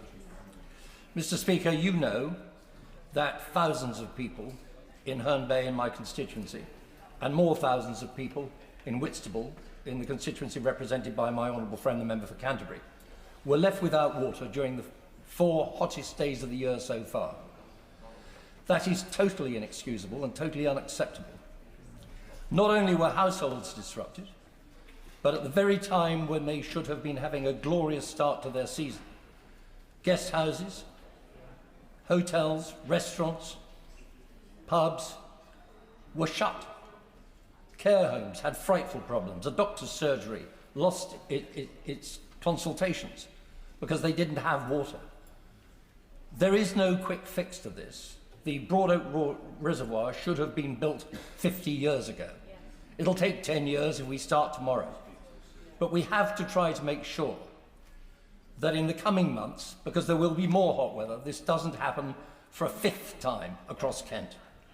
And Mr. Speaker, finally, could I say that I do believe that the water companies face a very real problem in the regulations as they stand. They are required by law to connect every new house to a supply. They are not consultees in planning applications. We have to correct that. They have to be given a voice because they cannot spirit water out of thin air. Yeah, well done. Emma Hardy, Minister. I thank the right honourable gentleman and share his outrage at the situation. And he's quite right to say that one of the answers is the reservoir, and he's quite right to say that it's going to take a long time in which to build it. But it's not just the reservoirs, it's the desalination plants, but it's also they need to do more urgent action on tackling leakage. Too much of the water that is produced is lost through leakage. We're also sort of looking across government at building standards for new homes. How can we make homes more water efficient? Because this is a big problem. And one of the things I hope which will offer him some reassurances, NISTA have been doing some work around mapping to identify areas of the country where we have more acute water shortage problems to look at what we need to resolve it.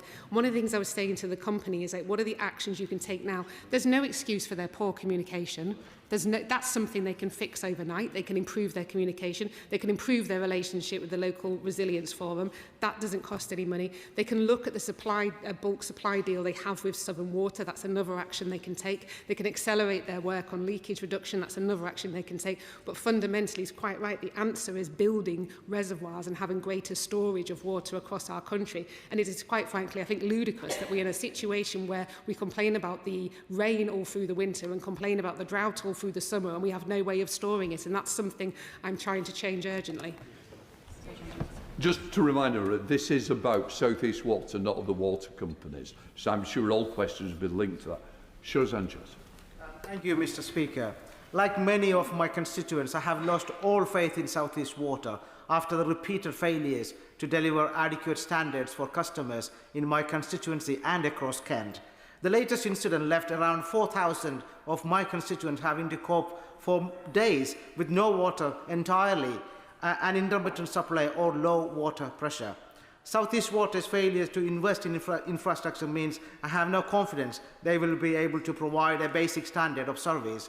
Moreover, they kept the hosepipe ban until February this year, and there was no preparedness for the hot weather that was coming up. So there is a lack of understanding for the senior leadership within that organisation. So what practical measures the government can do that we will not suffer in this coming summer months?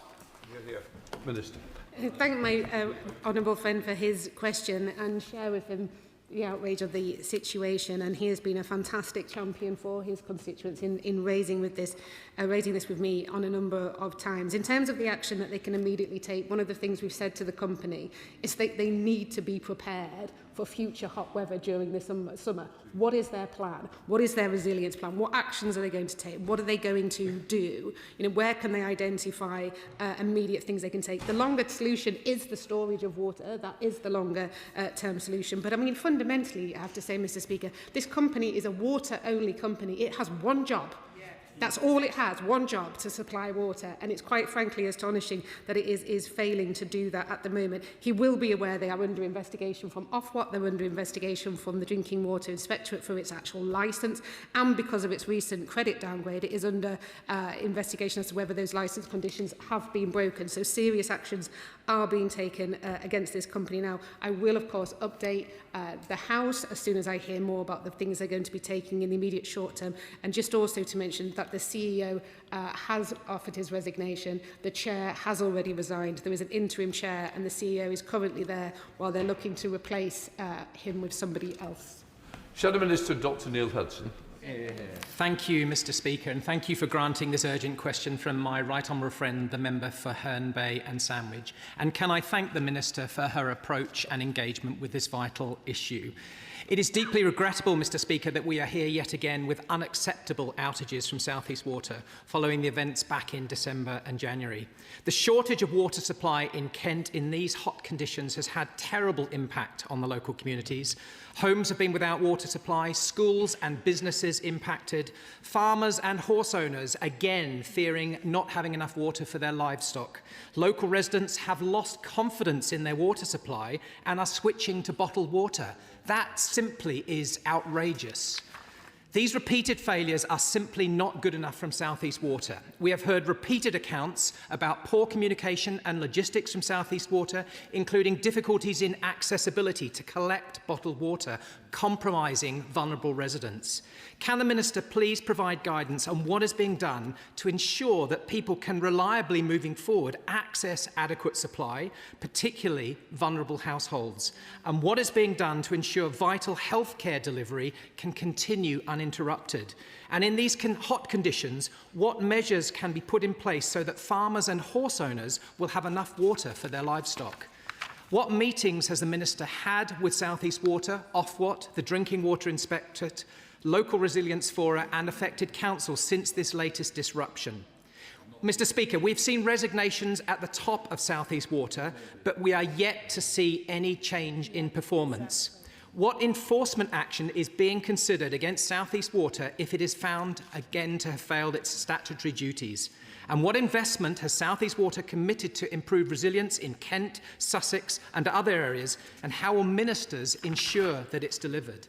Does the government accept that repeated water outages are unacceptable? And what steps will ministers take to support people in South East Water's area so that they will not face yet another period of interrupted supply? I thank the official spokesperson. On the issue of farms, they did, after the last situation, which was raised with me, I think, by the Honourable Lady about, and yourself, about access for livestock. So this time they did make deliveries of alternative water to farms across the region during the instance, or that's what I've been informed. But obviously, if there's intelligence otherwise, I'm keen to learn and understand that. And they had said they continue to monitor farms at risk areas. On the issue of vulnerable customers, this continues to be a challenge. So one of the things I've been talking to the Cabinet Office around is there a way that we can share more accurate information and data? Because what the water companies say is keeping their priority register up to date is quite challenging, because sometimes people fall in and out of being vulnerable, classified as vulnerable. For example, a lady who's pregnant is classified as vulnerable and needing water, but obviously when she's had the baby, she's no longer classified as being vulnerable in the same way. So how can we maintain accurate records of who's vulnerable and who would need additional water? So I'm having those conversations with the Cabinet Office around, is there a way to share data, but bearing in mind it's sensitive about sharing information, so there's always a complication there. So one thing I would ask all colleagues to do, if we can try and encourage all of our constituents to identify, self-identify through the priority services register if they're classified as vulnerable, so that it can get the expected water. I've met with the interim chair, and we had a more productive conversation, and she is keen to reset relationship. She wants to sort of meet the MPs in the area, to talk to them. She's committed to sort of rebuilding a relationship with the local resilience forum and how they can improve communication. To be fair to her, I think she's been there a few weeks, so this is very, very early on in her interim chairship. So I think there's something that we can work on and build on, because there are things they can do now around communications, and I'm quite concerned by him saying there was an accessibility problem around drinking water stations. In terms of who I've obviously met with the new chair, met with the senior people involved, meet regularly with the Drinking Water Inspectorate and Ofwat on this. There are live investigations following the last incident being held into the company at the moment, and this will continue. Thank you, Mr. Speaker. I'm grateful to my honourable friend for the way that she has approached this, and particularly the fact that she points out that South East Water has one job. However, unfortunately, they are accountable to their shareholders more than they are to the people who they are supposed to be serving. Can I make a suggestion, notwithstanding the reforms that the government has already put in place with regard to the water industry, suggesting that maybe in future, rather than simply fining these companies when they fail so catastrophically, taking that fine, the amount of that fine as stock in the company to be fully held by a locally convened water board, so that residents themselves have some form of control and accountability for the decisions that are made, because otherwise we are relying on extractive capitalism to destroy our water supply. Minister. My honourable friend makes a very powerful point, and I do want to highlight that in the white paper we did say in there that where water companies might want to transition to new ownership models, such as not-for-profit, for example, the regulator will develop a transparent process to assess whether that water company's requested move to the new model will go ahead. So we are looking at developing a transparent process if that is something that the water company might want to look at. But in terms of increasing the customer voice, which she's absolutely right about, on day one of this government coming into power, we announced new consumer boards for water companies. The Consumer Council for Water has done the entire country, gathering together different people for these customer panels. They've held one already in the South East Water area, where the customers there can count, very much like a select committee hearing, those water company bosses, and the report from that, obviously, I will share with the House, but is really interesting. The number one issue that came up from this area was communication. Lack of communication and lack of adequate communication was the number one thing they can tackle, and that doesn't require millions and billions on a reservoir, that just requires competence. Sarah Dyke, Liberal Democrat spokesperson. Mr Speaker, leaving thousands of South East Water customers without access to drinking water has become a pattern of neglect, enabled by a water system that fails to hold water companies accountable for their actions, whether it be environmental destruction or consistent water disruptions. This situation is simply unacceptable, but the government's timid reforms do not rise to the scale of the challenge. We don't need more tinkering, we need a total structural overhaul. So given the repeated failures in water supply and sewage pollution seen in South East Water area and across the country, will the Minister back Liberal Democrat proposals for a mutually owned public benefit model for water companies, focusing investment on the environment, on customers and infrastructure, rather than lining the pockets of water company bosses like South East Water? Minister. Of course, South East Water is a water-only company, not a sewage company, and I think there's many things we can criticise them for, but sewage pollution is not one of them. Since we came into power, as I said, on day one we introduced the customer panels. We've secured £104 billion private investment. We passed the Water Special Measures Act. We gave the EA more powers to monitor water companies and uncover wrongdoing. In fact, the EA have done over 10,000 inspections into water companies. They've uncovered 81 examples that have gone through to criminal investigation. And I do want to gently point out that under the previous government, coalition government, funding for the EA was cut by more than a half. We've also introduced criminal liability for water policies, introduced automatic penalties, reduced the burden of proof, introduced cost recovery, banned the sale and supply of wet wipes, looked at reforming our bathing waters, established the Water Delivery Task Force, and yes, there's more to do with the reforms we have. And on top of that, of course, we've abolished Ofwat. And on top of that, there is more work to do. But I think I stand quite proud on the record that we've already taken after years of inaction. Helen O'Donoghue. Thank you, Mr Speaker, and I thank the honourable member for bringing this question. It's been an extremely distressing incident for my constituents served by South East Water on the Sussex-Kent border to see this disruption happening. Many residents and businesses impacted, and I have to say that it's right the Chief Executive and the Chairman of South East Water have resigned, and I would urge the government to look at the terms of the licence and whether those have been breached in this situation. But I also think we're here again in this chamber discussing another major water outage. The Minister knows we've had 2 major outages as well in my own patch.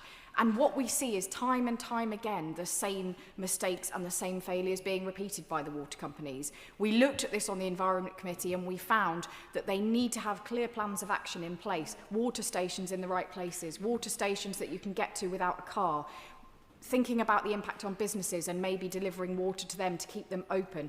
All of these things every time get forgotten. And so could I ask the Minister to actually instruct all water companies in the country to have detailed emergency response plans in place for every constituency in the country that they work with the local MPs on, because we are the people on Christmas Eve, as happened to me last year, who've got the vicar's mobile numbers, the head teacher's phone numbers, and can set up those water stations, but they need to do that planning before disaster strikes and people lose water. So I urge her to look at that.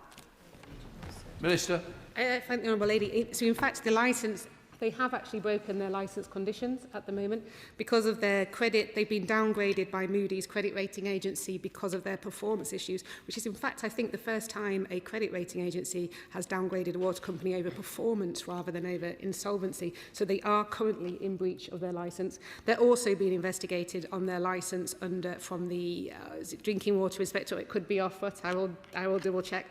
under the consumer duty. Sorry, it is by Ofwat under the consumer duty for the fact that they've had supply outages in December and January. So that is happening right now. On the emergency response plans, yes, absolutely, they should have emergency response plans. Clearly, the emergency response plans that this company have are inadequate, which is why that we want to work with the local resilience forum and with the water company, with obviously with DEFRA officials as well, to make sure that they're improved before we have another short spell of hot weather.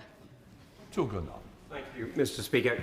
The Honourable Lady asked a very good question, which the Minister sort of touched upon, but I'm going to press her further, because parts of Merryworth Platt and often in my own area were left not only without water, but without the support necessary for those who are most vulnerable, until two fantastic councillors, Matt Borton and Sarah Hudson, both from East Peckham, really went in there and got into the fight with the water company to make sure that the water station was set up.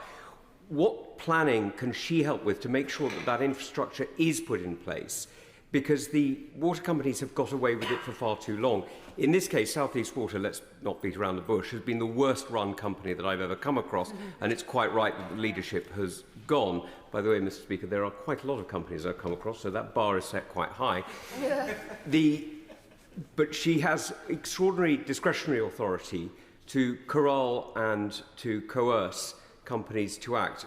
Could she please look at bringing forward a task group within regional areas in order to make sure that their water plans are in place and their emergency plans are in place, because otherwise we're going to have this again.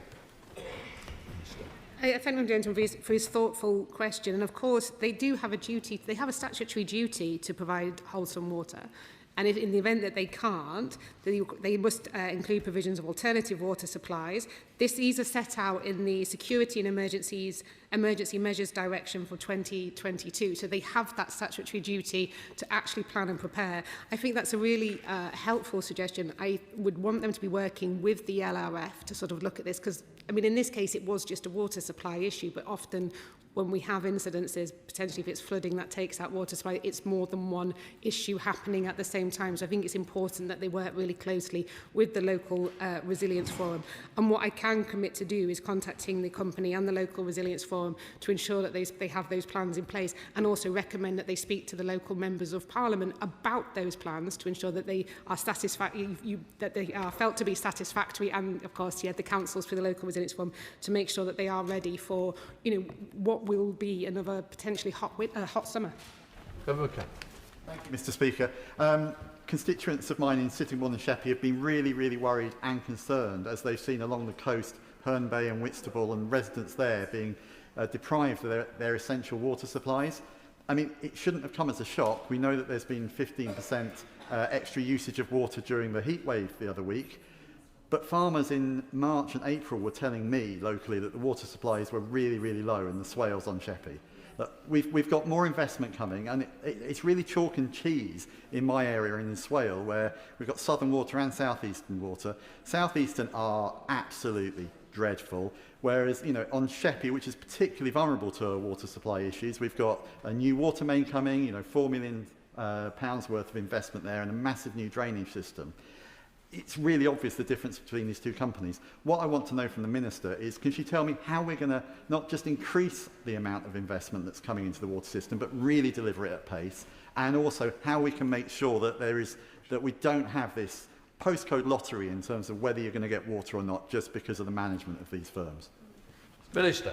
I thank my honourable friend. And the issue of farmers and water supply, I'm really keen to make it much easier for farmers to set up on-farm reservoirs. That's something I've heard repeatedly from farmers, that they find it difficult. So I want to kind of make that as simple as possible. I've spoken to too many farmers who tell me their frustration, particularly in the Suffolk area, where they say all winter we send all the water out into the sea, and then all summer we wish we had it back. So I want to do something about that. In terms of drought, each company has been told to produce a drought emergency plan ready for summer. That's for every single water company, to make sure we are prepared for that. In terms of making sure they deliver what they promise, one of the things we did in the Water Special Measures Act is if they don't deliver what they promise, that money that they've taken to deliver it needs to be refunded to customers. That money has been ring-fenced, and we have the Water Delivery Task Force, which tracks all of the major projects to make sure they are on track and on budget, and if they're not, then we intervene as a government to understand why and what can be done to bring them bring them back on track. But you're quite right, we shouldn't have this situation where because you live in a certain area, you're suffering a much poorer service than if you live somewhere else. So this is why we want to take a bit of grip on the delivery of projects that should be delivered, but also kind of make it easier for people living in this area to be able to hold on to the water during the winter to make sure that they have it during the summer. Rosie Duffy. Mr. Speaker, and I'd like to thank the Minister who's been engaged for a long time on this issue, and I know she really cares and talks to me and my neighbours. My neighbours and I just spend far too much of our time talking about the latest water shortages, and, you know, heat seems to equate to lack of water in the taps.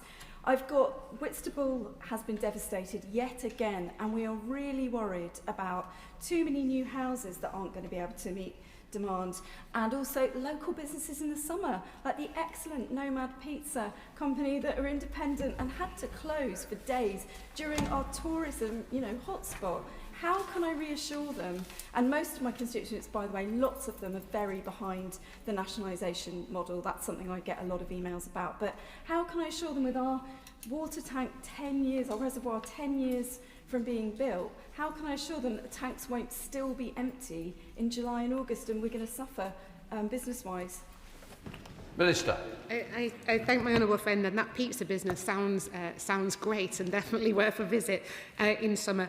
But she's quite right. We need to be looking. So I said to the company when I spoke to them again on the Sunday evening, like, what are the immediate measures that you can put in place over this summer to make sure that we have enough water supplies? In terms of house building, I've had some really productive conversations with MHCLG about how do you build homes that basically use less water. You know, what is it in the building standards that you can build a home to mean that you're not having to use the same amount of water in a different way? This happens all over the world. It's not sort of beyond our grasp to do that as a government. But I think fundamentally we're going to need to build the reservoirs. We're going to need the desalination plants. We're going to need those big sources of water. But I do also think that, as I've mentioned before, one of the things excuse me, the company could do more immediately is tackle the leaks, because at the moment we are wasting too much water into the ground. Dixon. Thank you, Mr. Speaker. Residents in Dartford, like those across Kent, are also experiencing poor service and increased bills, including in Ebbsfleet, having to pay an additional sum for water to flow from their community wastewater into the Thames, a thing charged by the Port of London Authority called dewatering, which is incredibly unfair to them. What they ask me continually is why it's acceptable for this poor performance to be in place and for water executives to continue to pay themselves large bonuses. Can I just ask the Minister what work is going on in order to tighten the regulations so that reward actually matches performance going forward? Yeah. Minister, please. I totally agree with my honourable friend. As I've mentioned here before, I don't have an issue with bonuses per se. I just think it should be linked to how well you do your job. And what we've done with the Water Special Measures Act is obviously ban unfair bonuses. But what we have seen from some companies is attempting to exploit loopholes in which to continue to award them, and they're loopholes that we are determined to close. Hello, mate. Thank you, Mr. Speaker. We've had a few days of hot weather, and yet again in my constituency and across Kent, we've had water outages on top of what we've seen earlier this year and last year. Residents, businesses, livestock owners, they are frustrated, but they are also really worried, because getting water is the most basic thing in this country. It's right that the Chief Executive and Chair of South East Water have gone. Yeah. My anger with them was particularly over their response and how they've handled these outages. But there is a longer-term problem of infrastructure and supply of water that's not going to be fixed overnight. There are 20,000 more houses coming in the pipeline from my constituency over the next few years, and thousands more in the surrounding area. Can the Minister tell me, is there enough water for these thousands more houses in rural Kent? Minister. The Honourable Lady raises an important point. I remember last time we were here talking about South East Water, how powerfully she described the impact on her constituents and on her businesses. So I know this is something she cares deeply about. As I say, one of the things we're doing through the Water Delivery Task Force is identify areas of the country where there are more acute water shortages, and therefore what actions can be taken to ensure people have the homes they need to live in, but also businesses have the water that they need, and it's not having a detrimental impact on the existing residents that live in that area. One of the things particularly about South East Water is they are reliant on a bulk supply agreement with Southern Water, so that's one of the things I'm sort of keen to sort of look into the details of, to make sure that that can be guaranteed whatever the circumstances Southern Water found themselves in. There are various other actions we can take. We mentioned around businesses and building standards and the ways that you build homes. In Cambridge, they've looked at retrofitting some homes to make them use less water. There's various other rules and regulations when it comes to business use of water. At the moment, we have a slightly bizarre situation where businesses have to use potable water. They're not able to use other types of water, which seems a bit crazy to me, that we're wasting drinking water for things that aren't drinking or for domestic customers. So I think there's a whole spread of different things in which we're looking at to make sure that we have the water that we need, because quite right to say that all the 9 new reservoirs and the desal plants and all that are brilliant, but they're not going to be here this summer and they're not going to be here next summer. So it's looking at that more immediate actions that we can take. I'd just gently say it was about South East Water. The Minister seems to have opened it up by mentioning other water companies. But if we can try and concentrate on the theme, will be more helpful otherwise. And I'm going to test that example by Clive Efford, who I think is Thames Water, but I'm sure we'll link his question. Absolutely. I'm asking a question about South East Water, because what we've got here is a company that fell over at the first short period of hot weather, and you have to wonder what planning has gone on in that company that it fell over so quickly in the season. And when are we going to call time on these water companies? Because the consistent failure that we get from them, whilst they're extracted enormous profits from the industry, has got to come to an end at some stage. I know my honourable friend is as frustrated as the rest of us with these companies, but it is time. There must come a time when we say to them, enough is enough, and we take control of these water companies for the public good. Minister. I thank my noble friend, and as highlighted, the white paper does talk about if companies wish to move into alternative ownership models. But I just want to sort of just briefly touch on special administration for breaching statutory duties, because under Section 37 of the Water Industry Act 1991, a water company has the duty to supply water within its area of appointment. A serious breach of these principal duties or of an enforcement order can be grounds for a performance SAR if that breach is so serious that it is no longer appropriate for the company to continue to hold its instrument of appointment. Alison Bennett. Thank you, Mr. Speaker. I absolutely despair of South East Water. As we've heard from honourable members who represent Kent constituencies, they can't cope with large water outages. Neither can they cope with small water outages. In my Mid-Sussex constituency, the village of Staplefield has just gone through 30 hours without water, without bottled water being supplied, without good information, and even with misinformation. I understand that trying to fix decades of neglect in the water infrastructure will take a long time. So can I ask the Secretary of State, in her next meetings with executives at South East Water, will she ask to look at their communication plans so people know what's happening, get timely information and get the bottled water they need, seeing as outages seem to be par for the course these days? Minister. I thank the Honourable Lady, and she's absolutely right. It was one of the issues that we had in the conversation on Sunday, was that issue around communication and where bottled water stations should be. I was told in this incident that they'd work more closely with the LRF to listen to their advice on where to place them, but obviously if that's not the Honourable Lady's experience, then I'd be keen to hear about that so I can take that back to the company.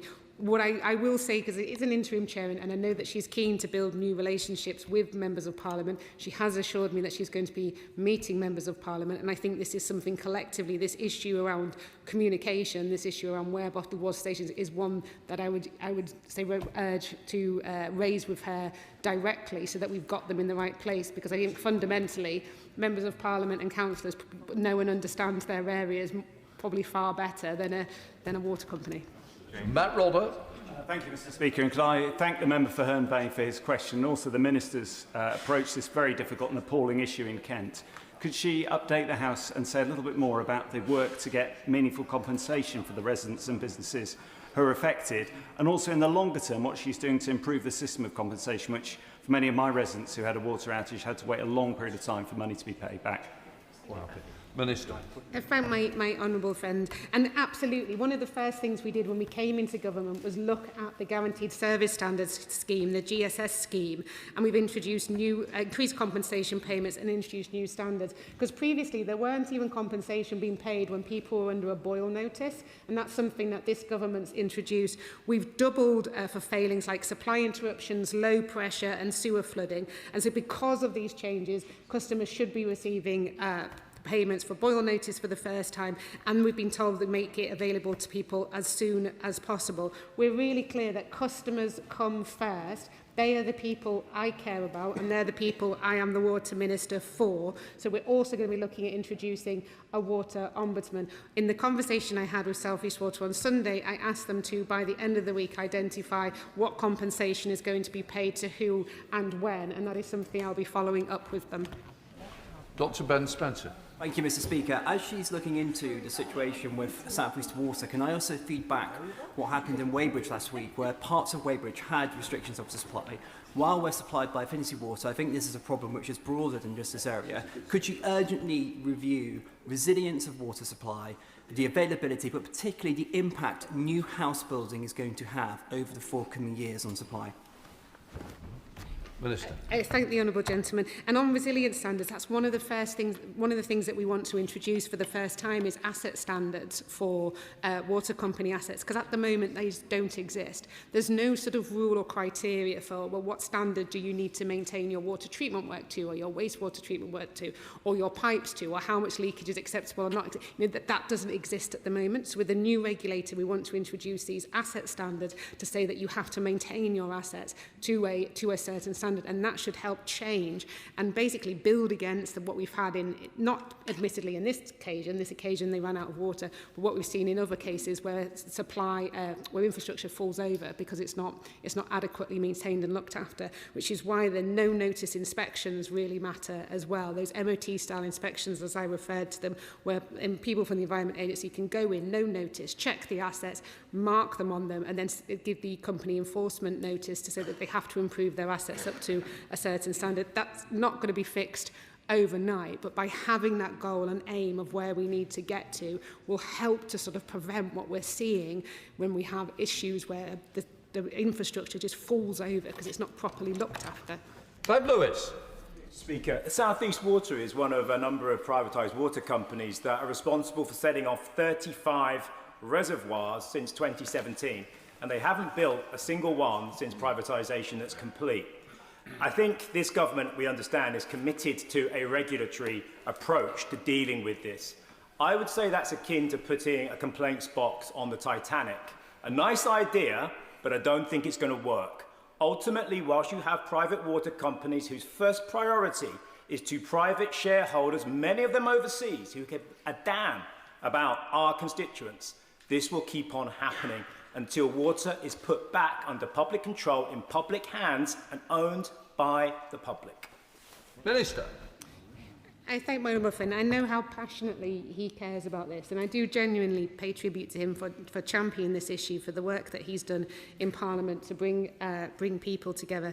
As I have mentioned previously, the White Paper does talk about setting up a transparent process to look at transitioning into whether a company should go to a different model, which it mentions including not-for-profit if that's what it would wish to do so.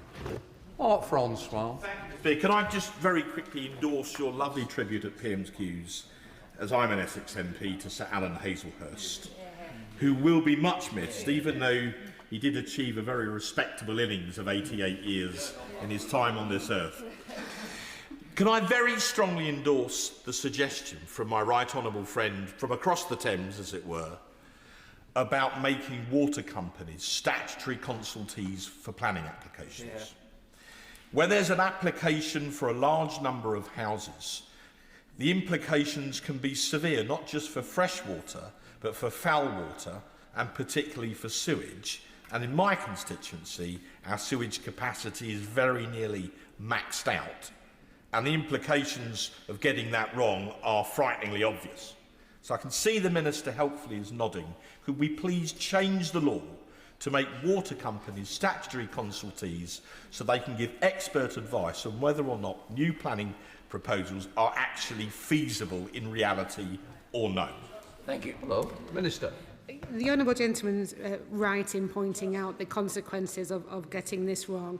And just to reassure him, we are looking at, as I say, using tools from NISTA, using the Water Delivery Task Force, where we have shortages and what can we do about it. And not just for water, for wastewater capacity as well, because both are crucially important, because we want to see homes being built. We know that. People want somewhere to live, and especially first-time buyers are finding it incredibly difficult at the moment. But we are taking a sensible approach to this and identifying, okay, where do we have shortages in wastewater or water? What can be done about that to increase the amount that we have available, but also what can be done to reduce demand in that area as well, as I mentioned, retrofitting and building standards and various other measures that can be taken too. Terry Jeremy. Thank you, Madam Deputy Speaker. The DEFRA Select Committee has investigated South East Water extensively, and what I found particularly shocking was the fact that there were so many warnings and concerns raised that were simply ignored, and despite a high risk of water supply failure, the lack of preparedness was plain to see. So can I ask my honourable friend the Minister whether the regulatory reforms that the government is looking at will have real consequences when those concerns are raised but ignored by the water companies?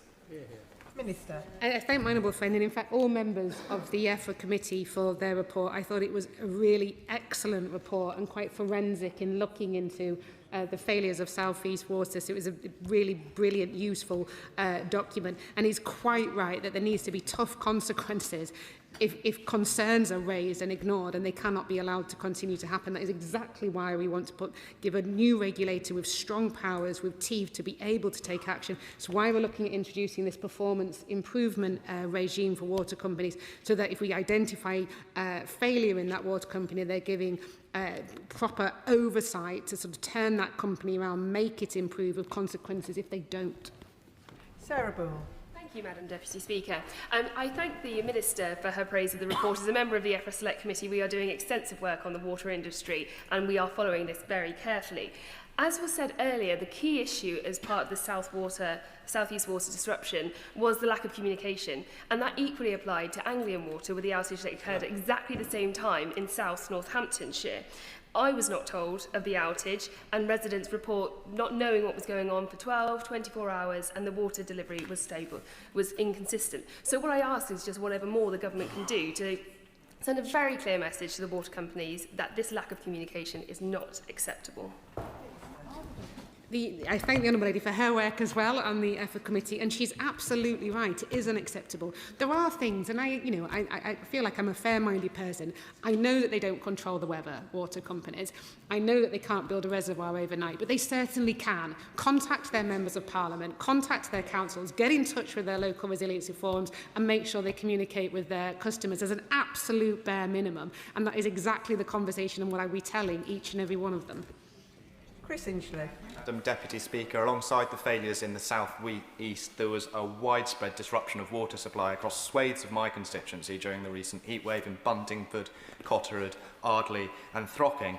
And Madam Deputy Speaker, in a country as wet as ours, it should take a true organising genius to create disruptions in water supply, but we are on track for a 6 billion litre water deficit in our country in coming decades. And on top of this, the forecast for water consumption from AI data centres is now estimated to reach up to 500 billion cubic metres every year.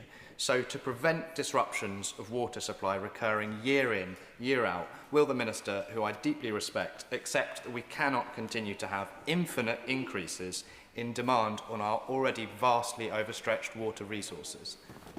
I thank my honourable friend, and he's quite right. It is astonishing that we are going to be seeing with climate change wetter and wetter winters, drier and drier summers, but we have no capacity in which to store it in the winter and use it in the summer, and that just feels like an absolute nonsense. On the issue of data centres, one of the things I'm quite keen to look at, and I sort of mentioned this in an answer over there, is at the moment the way that the legislation is set out is that the water that is supplied by a water company has to be drinking water standard. So again, it feels again a logical, sensible move to say, well, could you not, if you're using water for cooling purposes, not for drinking purposes, not in people's homes, to be absolutely clear, but could you not, if you're using it for cooling purposes, use a different standard of water? Why does it need to be drinking water quality? Because that would enable us to use water where we're wanting to use it for things like data centres, for growth in a closed loop system. I think that's important to point out as well. But why couldn't you use something like wastewater to do the same job? Why do you need to use drinking water? And it feels that there is some legislation we have which were done for the right purposes. You know, it sounds great. A water company, of course, must have produced water that is drinking water standard. But does it need to be drinking water standard if we're using it to cool machinery rather than for people to actually use to drink? A final question, Helen Brown. Thank you very much indeed, Madam Deputy Speaker. South East Water have openly and publicly admitted that they cannot supply drinking water for all the future homes planned to be built in Kent.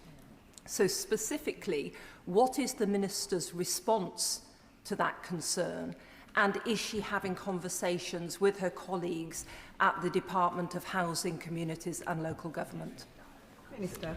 Thank the Honourable Lady for her question, and the short answer is yes. So the previous CEO, or the current CEO who hasn't gone yet, came to the Water Delivery Task Force a month or so ago, a few weeks ago, and with some of the local councillors from the area to talk about exactly this issue, the supply of water and the housing demands and how that can be met. And on the Water Delivery Task Force, I sit on that committee with MHCLG are there as well. So we're all having that conversation together, which was around how can we ensure that we build the homes that we need in a way that doesn't impact existing people living in the area and the water that they need, and in a way that ensures that those new homes have the water that's required. So we were looking at sort of over the next sort of 5, 10, 15 years, you know, what are the various supplies of water that were coming in? How does that impact house building at that time? How can homes be built to a more water efficient design? So those conversations are happening across government right now to balance out that question of how can we make sure everyone has a home to live in, but how can we stop there being a water crisis at the same time? That concludes the first urgent question. I'll give the front benches a few moments to swap over.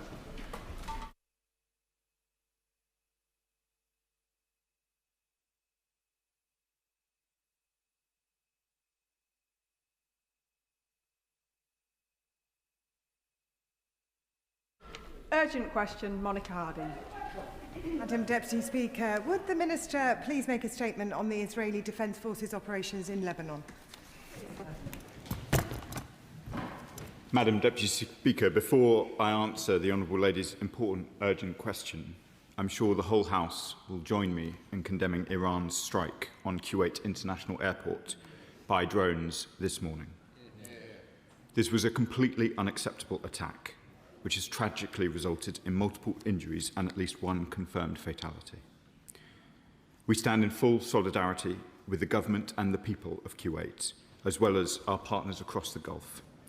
I've conveyed my condolences this morning to the Kuwaiti Foreign Minister and his colleagues. We urge Iran to de-escalate immediately and return to meaningful dialogue to secure lasting peace and regional stability. Turning to Lebanon, let me be clear. The reckless and disproportionate escalation of Israeli military action in Lebanon has resulted in a devastating situation for Lebanese civilians, killing thousands. At an emergency session of the United Nations Security Council on Monday, jointly called by the United Kingdom, we firmly condemned the government of Israel's actions and called for a genuine and lasting ceasefire. We also condemn Lebanese Hezbollah's ongoing attacks against Israel, including those on Israeli northern communities. They have faced a repeated barrage of missiles and drones. Lebanese Hezbollah is a proscribed organisation. At Iran's instigation, it has dragged Lebanon into a war that its government and its people do not want. It does not speak or act for the people of Lebanon.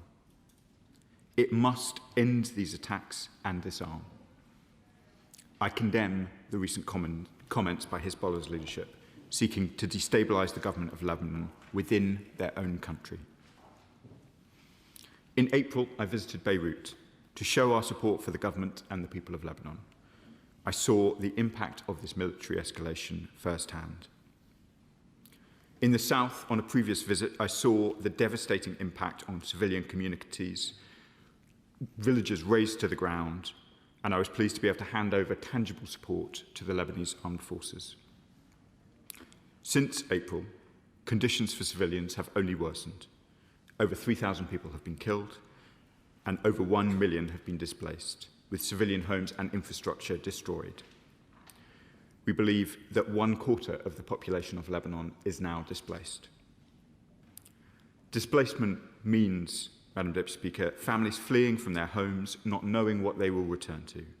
It means ever greater strain on hospitals and clinics. It means civilians sleeping in tents by the roadside. It means thousands of children, some of whom I met, not being able to go to school, and the spread of disease even amongst the youngest. That is why a ceasefire, properly observed by the parties, is so urgent. Whilst in Lebanon, I also announced a commitment of an additional £20 million in humanitarian support, particularly for those displaced by the conflict, making the UK one of the largest international humanitarian donors to this man-made crisis. I also met President Aoun and others in the Lebanese leadership. His government is taking courageous steps, setting out an unprecedented commitment to tackling Hezbollah, and have made the case for direct diplomacy with the government of Israel. The people of both Lebanon and Israel deserve to live in peace and security. I'm sure the Minister doesn't really need reminding, but he does have 3 minutes for an urgent question, and that overran by some time. I call Monica Harding. Thank you, Madam Deputy Speaker. It has become routine for Donald Trump to declare a ceasefire when none exists. And in Lebanon, the President's claim that fighting has ceased is a dangerous fantasy. Under direction from the Israeli Security Cabinet, the IDF is expanding its illegal military operations in southern Lebanon. Israeli forces occupy more territory in Lebanon now than at any point since the start of the century. Hundreds of shattered communities have been left in their wake, with over 3,000 Lebanese killed and 1 million displaced. This looks far too much like the IDF's operation in Gaza. Last week, Prime Minister Netanyahu said Israel would expand its control there to 70% of that territory, breaching the ceasefire there. There can be no doubt, Madam Deputy Speaker, that these actions have breached international law and likely constitute war crimes. Meanwhile, Hezbollah continues to target Israel with missiles and drones. Their violence has led to the displacement of Israeli citizens from across northern Israel and is completely unacceptable. There can be no place for that terror organisation in the region. No part of this resembles a ceasefire, Madam Deputy Speaker. We need to see concerted action from the international community, including the UK government, to bring this cycle of violence to an end. So I ask, does the government support the need for an immediate ceasefire in Lebanon? Is the government pressing the Israeli Security Cabinet to stop its illegal offensive and occupation in Lebanon? Will the government stop all arms sales to Israel and sanction Netanyahu alongside the extremist members of his cabinet? And has the government made any progress with partners to advance the multilateral plans for the disarming of Hezbollah? There is no military solution to the Lebanon crisis. The only path forward is a Lebanese political settlement that ensures Hezbollah's disbandment and full state sovereignty over all of its territory. Minister. Madam Deputy Speaker, I'm grateful to the Honourable Lady for the questions. We do, as I'm sure was clear in my answer, we do call for an immediate ceasefire. That must be meaningful. I commented in my response on the extent of civilian suffering, which the Honourable Lady is right to draw attention to. She is right also to highlight the vital importance of a rapid disarmament of Hezbollah, who are doing the people of Lebanon nothing but harm in their continued efforts to undermine the Lebanese government and to bring the Lebanese into a conflict that they do not wish to be a part of. I discussed those questions of disarmament in all of my discussions in April with the President, the Prime Minister, the Speaker of the Parliament, with members of the Lebanese Armed Forces, and we will continue to play our full role, including in the Security Council, as we did earlier in the week. Chair of the Select Committee, Dame Emily Thornberry. Thank you very much, Madam Deputy Speaker. Instead of it being unacceptable that Israel invades and threatens the Lebanese people south of the Litani River, it long seems to have been understood that so long as they don't cross the river, then there won't be any particular consequences. It's as if we have our new modern-day Rubicon, and now they have crossed. And now we have Israel and Hezbollah fighting out their ancient hatred in the middle of a country and deliberately trying to destabilise Lebanon. It is completely unacceptable. When my committee visits the country this month, I expect that we'll hear many requests for more assistance to the Lebanese army so that they can make real progress in disarming Hezbollah and defending their people. Can the Minister confirm that such assistance is going in, and could he give us more details as to the plans? Minister. I thank the Right Honourable Lady for the question and her continued interest in Lebanon. I have been south of the Litani, and I have myself handed over watchtowers to the Lebanese Armed Forces in those very areas. And I wouldn't want the House to have any impression other than our view is consistent, both north and south of the Litani. I saw for myself from that watchtower the extent of damage done to civilian infrastructure, whole villages completely flattened. People said to me quite rightly, Madam Deputy Speaker, that their lives mattered in the south of Lebanon. They should not expect their villages to be flattened. They should not expect their children to be displaced. And I have been clear in all of our contact, both with the Israeli government and indeed with the authorities in Lebanon, how important it is that this violence is brought to an end. The Honourable Lady asks for a question about further detail. I can confirm we've provided over £175 million in training, equipment and advice to the Lebanese Armed Forces since 2009. There's been particular work in relation to Lebanon's borders, both against Syria and up against Israel as well. Shadow Foreign Secretary. Deputy Speaker, Lebanese Hezbollah is an Iranian-backed terrorist organisation who for too long have caused harm to the Lebanese people and undermined the government of Lebanon, threatened Israel and are part of a terror network that threatens our interests and security and that of our friends in the Middle East. There should be no doubt that Hezbollah continue to undermine efforts to secure peace in the region, and they failed to comply with the terms of the 2024 Israel-Lebanon ceasefire. Can the Minister tell us of his assessment of the actions taken by Hezbollah when it comes to violating the ceasefire and the support that they have received from Iran? Does he agree that the interests of peace are best served by Hezbollah being permanently disarmed? The current conflict has caused terrible hardship in Lebanon and Israel, and the UK government must use its influence and diplomacy in the region to help bring this to an end. We have to see this conflict come to an end. So can the Minister tell us what direct discussions have taken place with representatives in Israel, Lebanon and the US administration on the terms of a lasting ceasefire? What is the British government doing to support the disarming of Hezbollah, and what contributions and practical efforts are being made to see the UN Security Council Resolution 1701 fully implemented? So much of this leads back to the architect of so much of the disturbance in the Middle East, and that is Iran. And so I would just like to conclude my remarks, Madam Deputy Speaker, by joining with the Minister in condemning the strikes that took place today in Kuwait, and also the fact that Iran cannot carry on persisting in the way it is as a state sponsor of terrorism. Minister. Madam Deputy Speaker, the Shadow Foreign Secretary makes a range of important points, including on the enormous continued harm that Hezbollah does to the people of Lebanon, as indeed they continue to attempt to do to the people of Israel as well. It is completely unacceptable that communities in the north of Israel continue to face the barrages of missiles and drones that they do. We have called repeatedly for Hezbollah to stop. What they do harms Lebanon as much as Israel. We have discussed in detail with both the Lebanese Armed Forces and the leadership of Lebanon the progress that must be made in disarming Hezbollah. There has been a lot of commentary about both the phasing and sequencing of those efforts over the last few months. It must be the Lebanese government who disarm Hezbollah. That is the only way in which the Hezbollah issue can be properly dealt with. The government of Lebanon are brave and courageous people in whom we have very considerable confidence.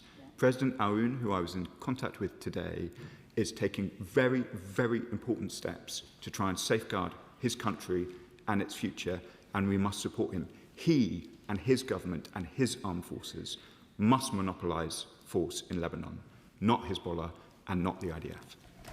Abdissam Mohammed. Thank you, Madam Deputy Speaker. 125 health workers have been killed in Lebanon just in the last 3 months alone. Today, an Israeli strike has hit an ambulance in South Lebanon, killing 2 paramedics, taking the death toll now to 127.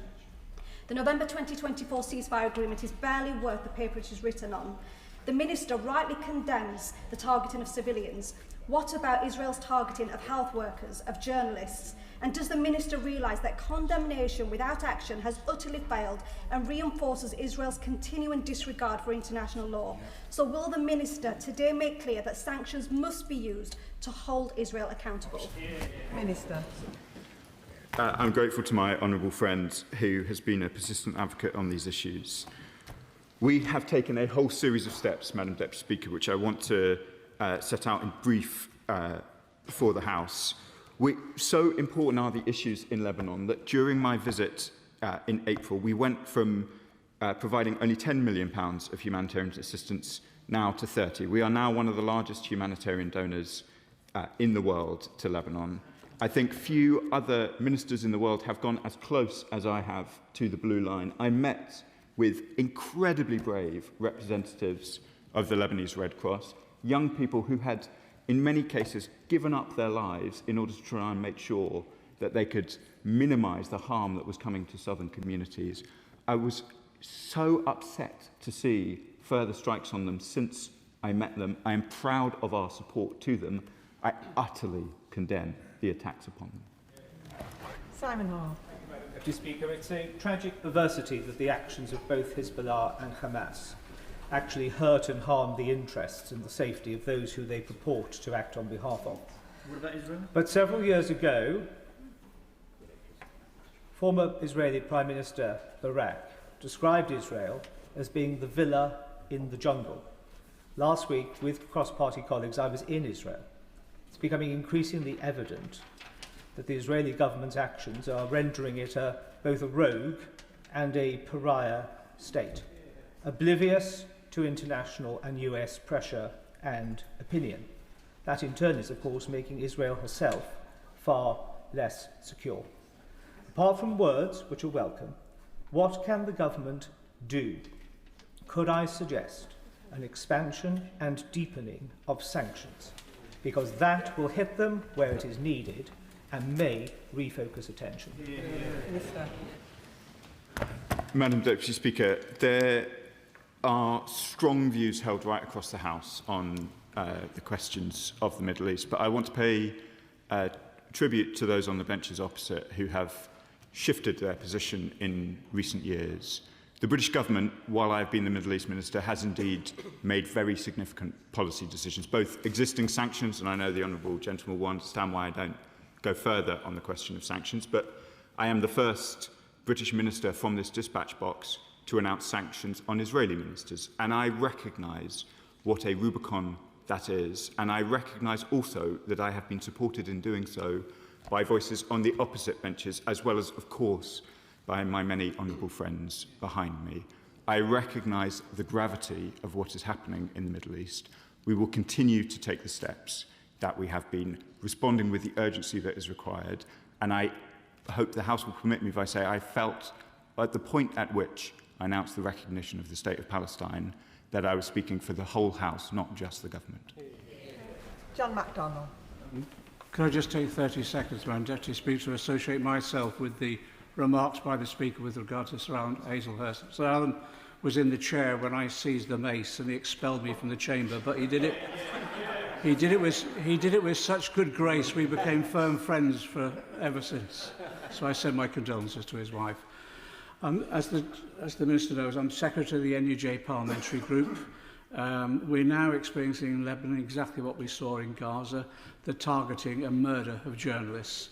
When he was there in April, Amal Khalil, the famous woman journalist, was hit by an Israeli strike, and then the Red Cross ambulance that went to assist her was hit as well. And as a result of that, the Lebanese Prime Minister has made it quite clear that these are war crimes. So could I ask that the government joins with others now in collecting the evidence of these war crimes so that we can take action against those Israeli ministers that have actually perpetrated these war crimes against the Lebanese people, just as they did against the Palestinians? I'm familiar with the incident that my right honourable friend describes, and I pay tribute to his work on these issues right across the world. It is appalling that journalists in Lebanon reporting on developments in the south have been struck in this way. We made interventions in the United Nations following some of these assaults on journalists, both in Lebanon and in Israel, and we will continue to press these points. Brian Matthew. Thank you, Madam Deputy Speaker. With the world on fire, with the war and climate change, with diseases such as Ebola stalking Africa again, will the government reconfirm its commitment to returning aid spending to 0.7% GNI and not cutting it beyond 0.3% GNI? Madam Deputy Speaker, we've discussed these issues on a number of occasions, and the Foreign Secretary and the Prime Minister have set out why we had to take the difficult decisions that we have, but I'd just like to assure the House that we have protected Lebanon from those cuts, and that is why we are in the position that we are of being one of the largest humanitarian donors to Lebanon in the world. Perks. Thank you, Madam Deputy Speaker. And can I start by paying tribute to the dogged determination of the Minister to get this issue right, which is shared by many of us in this side of the House. Madam Deputy Speaker, I think I've said prayers every time throughout this crisis when there has been an abuse of human rights, not just in Lebanon, but when Hamas took the hostages, when innocent Palestinians have been killed, when villages have been threatened, when settlements have been, violence has been done. Now, the IDF and the Israeli government sits at many times about that. And, Madam Deputy Speaker, I fear I am running out of prayers to make. Can I ask the Minister, beyond the moral outrage we rightly express in this House, what more will it take for a British government to stand up for sanctions and further action that demonstrates to the world and the people in Lebanon and in Gaza and in the West Bank that we get it and we will take the action necessary to stand up for international law, human rights and their freedoms? Minister. Madam Deputy Speaker, I thank my honourable friends. I hope I have, through his, he describes some of my work in gracious terms, and I'm grateful. I hope in Britain's sustained commitment to these issues in Lebanon that we have demonstrated that we understand the gravity of what is going on here. We will remain deeply engaged in these questions. I have been in contact with the Lebanese Foreign Minister, the Lebanese President, American counterparts. We have raised these issues with the Israeli government as well. We will continue to do so. Mark Pritchard. Thank you, Madam Deputy Speaker. Can I join with the Chairman, just getting back into place, Chairman of the Foreign Affairs Committee, for her comments on seeking to support capacity building in the Lebanese army? That's absolutely right. Can I also thank the Minister and join him in recognising the courage of the President and other ministers in the Lebanese government, particularly their public condemnation of Hezbollah and even indirectly Iran. Could he confirm that it is the view of the British government that not all Shia, those that follow the Shia tradition of Islam, both in indeed Lebanon and Iran, necessarily support Hamas or Hezbollah or the evil Iranian regime? And can I put on the record my condemnation of both Hezbollah and Iran, who basically have caused this latest conflict in Lebanon? Israelis should be able to live in peace without fear of being bombed by drones or missiles. That's absolutely clear. But does he share the view of the French envoy to the United Nations that Israel needs to learn the lessons of its occupation of Lebanon in the year 2000? And also, does he recognise the words of Danny Danon, as you will know, the Israeli envoy to the UN, when he says that Israel is not seeking to expand the conflict or retain territory in Lebanon? If that is indeed the position and policy of the Israeli government. That is welcome, but it does seem at odds with some of the public utterances of the current Israeli Prime Minister. Minister. I completely agree with the honourable gentleman about the Shia of whether it's Lebanon, Iraq, Iran, indeed Pakistan. Overwhelmingly, Shia communities want peace and human rights like everybody else. This is a small, unrepresentative part of Lebanon that is funded and supported by Iran, and it is bringing the Lebanese into terrible, terrible difficulties. I want to return to the very important point that he makes, though, about the intentions of the Israeli government. If this is a counter-terrorism operation, I can see absolutely no justification for raising the Israeli flag over Beaufort Castle. We want to see Lebanese Hezbollah disarmed. That cannot possibly involve such a flagrant violation of the sovereignty of a neighbour. Apsana Begum. Deputy Speaker, for years now it's been reported that Israel has been using white phosphorus munitions against civilian targets in South Lebanon's Bekaa Valley. Alongside reports from Human Rights Watch and Amnesty, UNIFIL even reported that UN peacekeepers in Lebanon were injured by white phosphorus munitions. The Minister has confirmed to me previously that the government is aware of these reports, and the government knows that the use of white phosphorus as an incendiary weapon in populated areas is strictly prohibited, and yet this is just one of thousands of examples of Israel tearing up the laws around war. Can the Minister explain whether the UK's joint agreement signed in 2020 on military cooperation with Israel is still in place, and if so, why? Minister. Madam Speaker, to be clear about the position, I think my honourable friend refers to the 2020 Israel-UK roadmap, which is suspended. But in relation to the very important question she raises about arms exports, as I've said to this House on a number of occasions, we take our obligations under international humanitarian law incredibly seriously. That's why we conducted the review that we did when we became the government, and why we took the action that then followed, which has been discussed in this chamber on a number of occasions. Dr. Andrew Morrison. Madam Deputy Speaker, I'm sure the Minister understands that there can be no sustainable ceasefire for as long as there exists in Lebanon an Iranian terrorist proxy that has as its war aim the complete, final and irrevocable destruction of the State of Israel and the Jews that live there. So we are faced, are we not, with trying to mitigate some of that action by this terrorist organisation. Would he agree with me that the only viable way of doing that, given the situation, is to do everything in our power to strengthen the Lebanese army, which he will know is a credible organisation, and to support the UN Secretary-General in his stated intention of renewing UNFIL and making sure that it is fit for purpose, rather than simply as an observer, as is currently the case. Minister. I very strongly agree with the honourable gentleman. It is the Lebanese Armed Forces, and that must be the force that disarms Hezbollah and ends the threat, both to Lebanese and Israelis, that emanates from that malign group. And so I completely support the Lebanese Armed Forces and agree with what he says.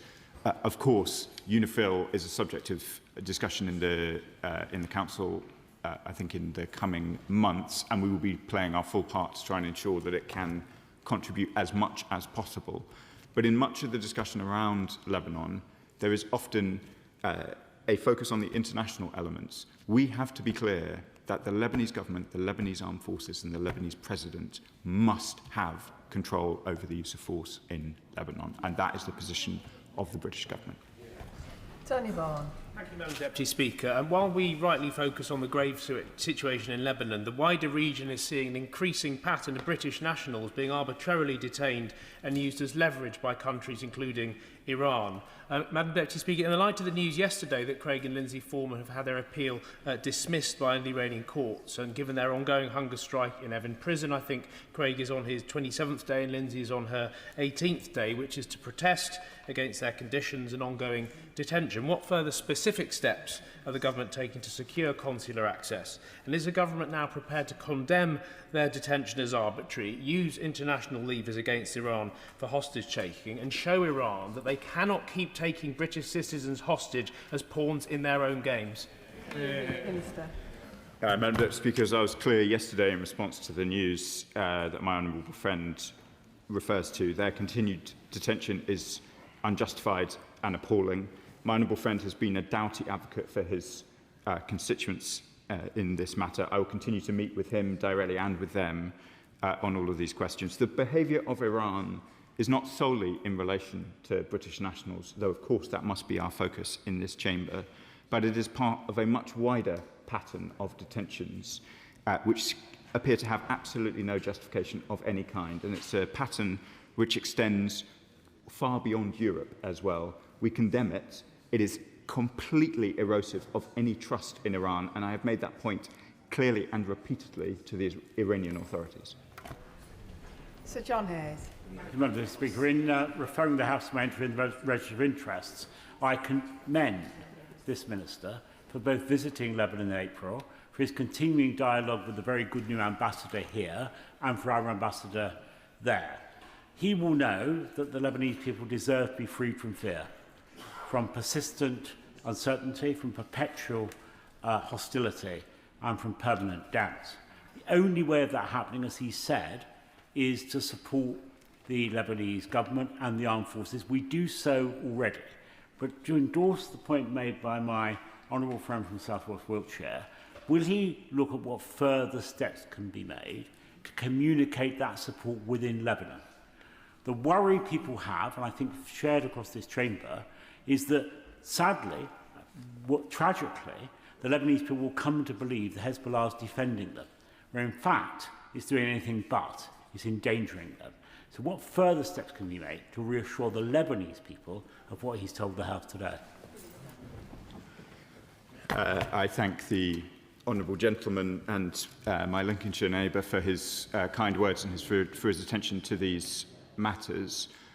I take the challenge that there is a completely untrue narrative that is promoted, the idea that either Lebanese Hezbollah or Iran itself is a protector of Lebanon is patently and completely untrue. Iran's influence in Lebanon over many years has been malign, it has undermined the sovereignty of the country, and it's harmed the interests of its people. And I take his challenge, and I'll return to him on it, on what more we can do to make sure both our support and the malign nature of Iranian influence within the country. Imran Hussain. Thank you, Madam Deputy Speaker. And the reality is, Israel continues to rip to shreds every last line of the international rules-based order.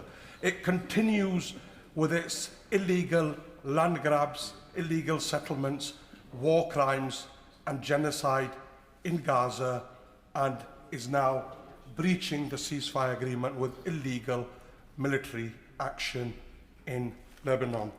55 children have been killed and 212 injured in Lebanon since the ceasefire began on April the 16th. So I say to the Minister, he will have seen the strength of feeling in this place, and I seriously ask him this question: how many more children must be killed in Lebanon and Gaza before his government stops with the empty condemnations and takes real action? Minister. I recognise my honourable friend's engagement and commitment to these issues. I would just gently say back to him, I have met the children displaced by this escalation. We have taken urgent steps to very significantly increase the support that is being provided to them. We have done everything that we can privately and publicly in the way that I have described to the Chamber over the course of the afternoon to try and make sure that there is a genuine, meaningful ceasefire that holds, that does not lead to the loss of life, whether children or otherwise. We will continue to do that. We have changed very significantly our posture towards Lebanon within the last few months. As I said earlier, we are now one of the largest humanitarian donors.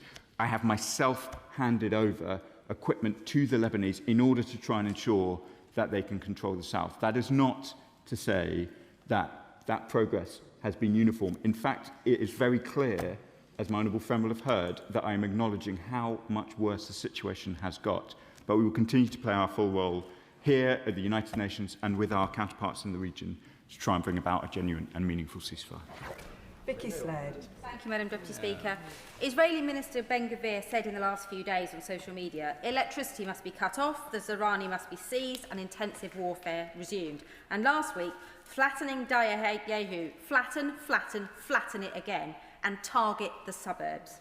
This indiscriminate targeting of Lebanese people shows what the Israelis are really trying to do. So will the Minister agree that the time has finally come for a full ban on all arms to Israel? I'm almost reluctant, Madam Deputy Speaker, to talk any more about that Minister from the dispatch box. I am glad, I am afraid, that I sanctioned him in the way that I described earlier. We were amongst the first countries to do so. I'm glad to see that others are now taking similar steps. That minister, whose name I don't really want to say again in this chamber, brings Israel nothing but harm. He undermines their position in the world. He brings even Israel's friends into a position of disgust at his actions. Andy MacDonald. Thank you, Madam Deputy Speaker. And I share the Minister's condemnation of the murderous attacks upon Kuwait Airport this morning. I'm sure you'll share with me condemnation of the murder of 2 more health workers in Lebanon this morning at the hands of the IDF. And he referred to the Israelis ordering the war crime of forcible displacement of around 1 million Lebanese south of the Zerani and Litani rivers, with 3,500 killed and tens of thousands injured by their actions. And this reflects the early stages of the Gaza war, when they told Gazans to move south of the Wadi River. Since then, estimates of 70,000 killed and 170,000 injured. Indeed, Israeli Defence Minister Israel Katz explicitly said the destruction of villages in southern Lebanon would proceed, in accordance with the model of Bet Hanun and Rafah in Gaza.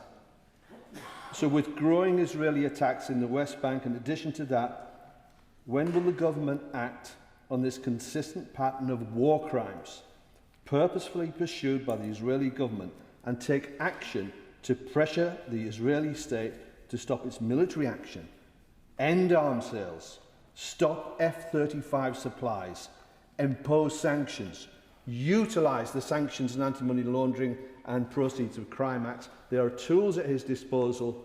When will he use them fully? Minister. Madam Deputy Speaker, we've talked about the F-35 programme at some length before, and I'm usually happy to go back into that debate, but I would prefer, given my honourable friend has given me the opportunity, just to comment a little bit further about the impact of displacement in Lebanon, which is rather different in some respects from the impact of displacement in Gaza. As the Chamber and many honourable and right honourable members know, Lebanon has a complicated multi-confessional balance within the country. Displacing a quarter of the population, often long distances, has a very significant impact on the stability of the country. Displacement, forced displacement, is exactly as he says, a war crime, but to displace so many people will also have a very deleterious impact on the stability of Lebanon in the long term. So it is all the more important that this practice is reversed and that we return to a genuine and sustainable ceasefire. One small note of optimism, if I may, Madam Deputy Speaker. We welcome the talks that the United States have been convening between Israel and Lebanon, including talks today, and we want to see them progress. Sammy Wilson. Madam Deputy Speaker, and can I draw attention to the declaration that I've made in the Register of Interests? Hezbollah have made South Lebanon into an armed camp and a massive arms dump in which they store rockets, drones, etc., and have used them to attack Israeli towns, cities, kill civilians, cause billions of pounds worth of damage, and displaced a large part of the population.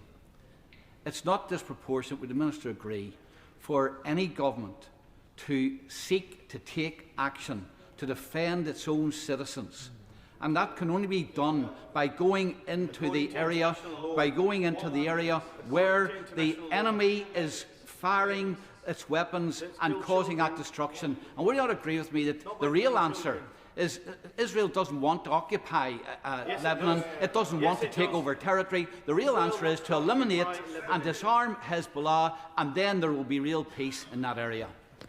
Minister. Madam Deputy Speaker, perhaps the honourable member has been to southern Lebanon, as I have recently. I can assure him it is not an arms dump. It is a place with people living, with children living, with people displaced. I saw for myself villages flattened literally to the ground. There is no military operation that ends up flattening entire villages to less than the height of this dispatch box, which does not end up prompting the question, what on earth were you trying to do with that operation? It is absolutely clear that Lebanese Hezbollah must be disarmed. They continue to strike northern Israeli communities. That is absolutely and completely unacceptable. The responsibility to prevent that must be the Lebanese government. It must be the Lebanese armed forces, and we must see a genuine and sustainable ceasefire. Of course, the Israeli government will react with understandable total fury if their nationals are targeted from another state. But as one of the honourable gentlemen on the other benches said, Israel has attempted to occupy southern Lebanon for long periods of time before, and it did not lead to safety amongst northern communities in Israel. We must all support the Lebanese government to do what is necessary, which is disarm Hezbollah, but we must ensure that civilians in southern Lebanon are protected in doing so. Richard Bergen. Thank you, Madam Deputy Speaker. Israel's bombing of Lebanon has seen yet more war crimes. It's incredibly dangerous for the people there. It's also a direct threat to achieving a peace process between the US and Iran in a war that's killing people over there and driving up the cost of living for people here. So I ask the Minister again, how many more countries does Israel have to bomb before the government imposes widespread sanctions, as they rightly did on Russia? Madam Deputy Speaker, we've covered sanctions already in these exchanges. I just want to slightly correct my honourable friend. It is not what will protect Lebanon is not Iran or its talks with the United States of America. It is the Lebanese government and the Lebanese armed forces.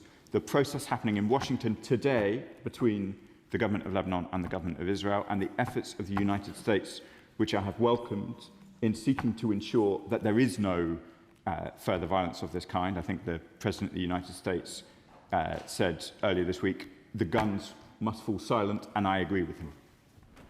Jeremy Corbyn. Thank you, Madam Deputy Speaker. Isn't the issue that Israel's occupation and destruction of so much life in Lebanon at the present time is a continuation of their genocide in Gaza, is a continuation of their continued occupation of the West Bank and arming settlers to commit violent acts against Palestinian villages and steal their land and their crops? Isn't the real issue that Israel is allowed to get away with it because the rest of the world provides Israel with the wherewithal to do it?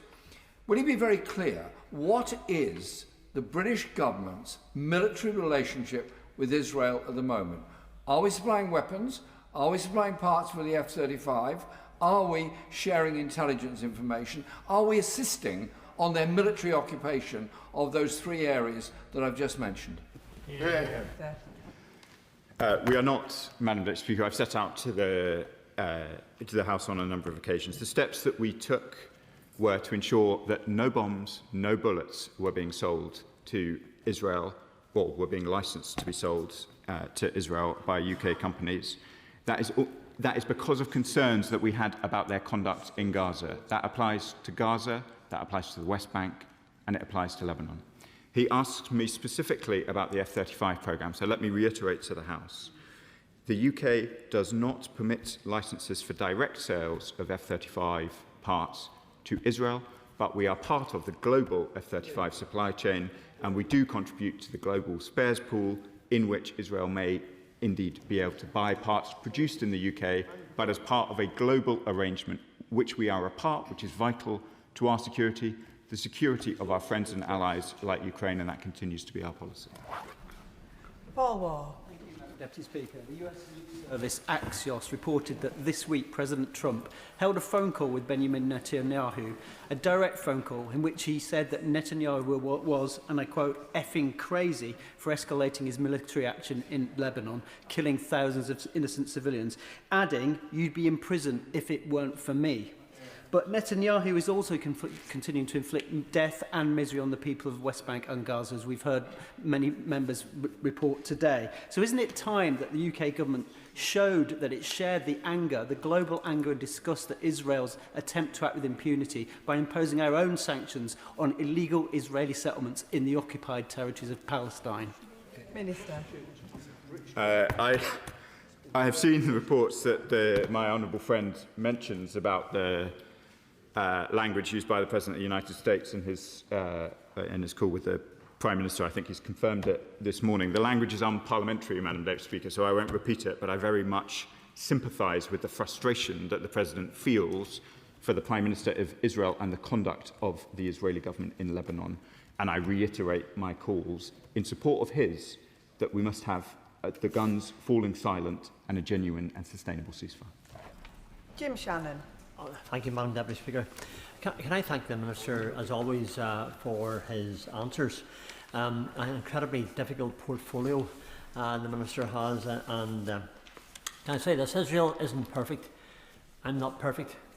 The Minister's not perfect. Nobody in this House is perfect. And I think that's following Hezbollah's sustained barrage of missiles and rockets targeting Israel towns and cities, the murder of Israeli civilians and soldiers, will the Minister set out the government's position on whether it fully recognises and supports the IDF's actions in Lebanon as a necessary and proportionate response to eliminate this terrorist threat and to protect Israeli civilians? Surely, Minister, that is the duty of any government, to protect its people and stop terrorists killing their people. I regret to disagree with the courteous honourable gentleman on this question. I do not think that what Israel is doing is proportionate for all of the reasons that we've set out in the course of the discussion this afternoon. He is absolutely right that it is the responsibility of a government to protect their people. That applies to Lebanon as much as it does Israel, and that is why the talks in Washington today are so important. James Nash. Thank you, Madam Deputy Speaker. Minister, I asked the Prime Minister on the 2nd of March what steps the UK was taking to prepare for the targeted stabilisation and humanitarian efforts in Lebanon and Yemen if the Iranian regime changed. Well, while we are all in support of the dismantling of Hezbollah, the Iranian regime, of course, hasn't changed, but the Israeli government has nonetheless stoked regional instability through these wholly disproportionate attacks. Will the Minister therefore condemn the actions being taken by the Israeli forces, but also reassure my constituents in Rushcliffe that nothing is off the table, including sanctions, further arms and trade embargoes, when it comes to the UK's responses to such actions? I thank my honourable friend for his question. We keep all of these questions under review and we recognise the magnitude of events in the Middle East. I'll decline to enter into the hypothetical question, but obviously events in the Middle East, whether it's in Iran or Lebanon, are a real concern, I know, to constituents right across the country, to my constituency of Lincoln, and I know in Rushcliffe too. Ayub Khan. Thank you, Madam Deputy Speaker. We all know in this House that words have consequences, words spoken in this House or outside indeed. And when we remind ourselves of the Prime Minister's comments about vital supplies being cut was fair game, when we look at the lack of criticisms, the lack of the call out of war crimes that we all witness, the specific mention of war crimes, that terminology is not being used by ministers of this government. And then recently, the suspension or banning of Cenk Uygur from entering the United Kingdom, someone even Piers Morgan holds in high regard.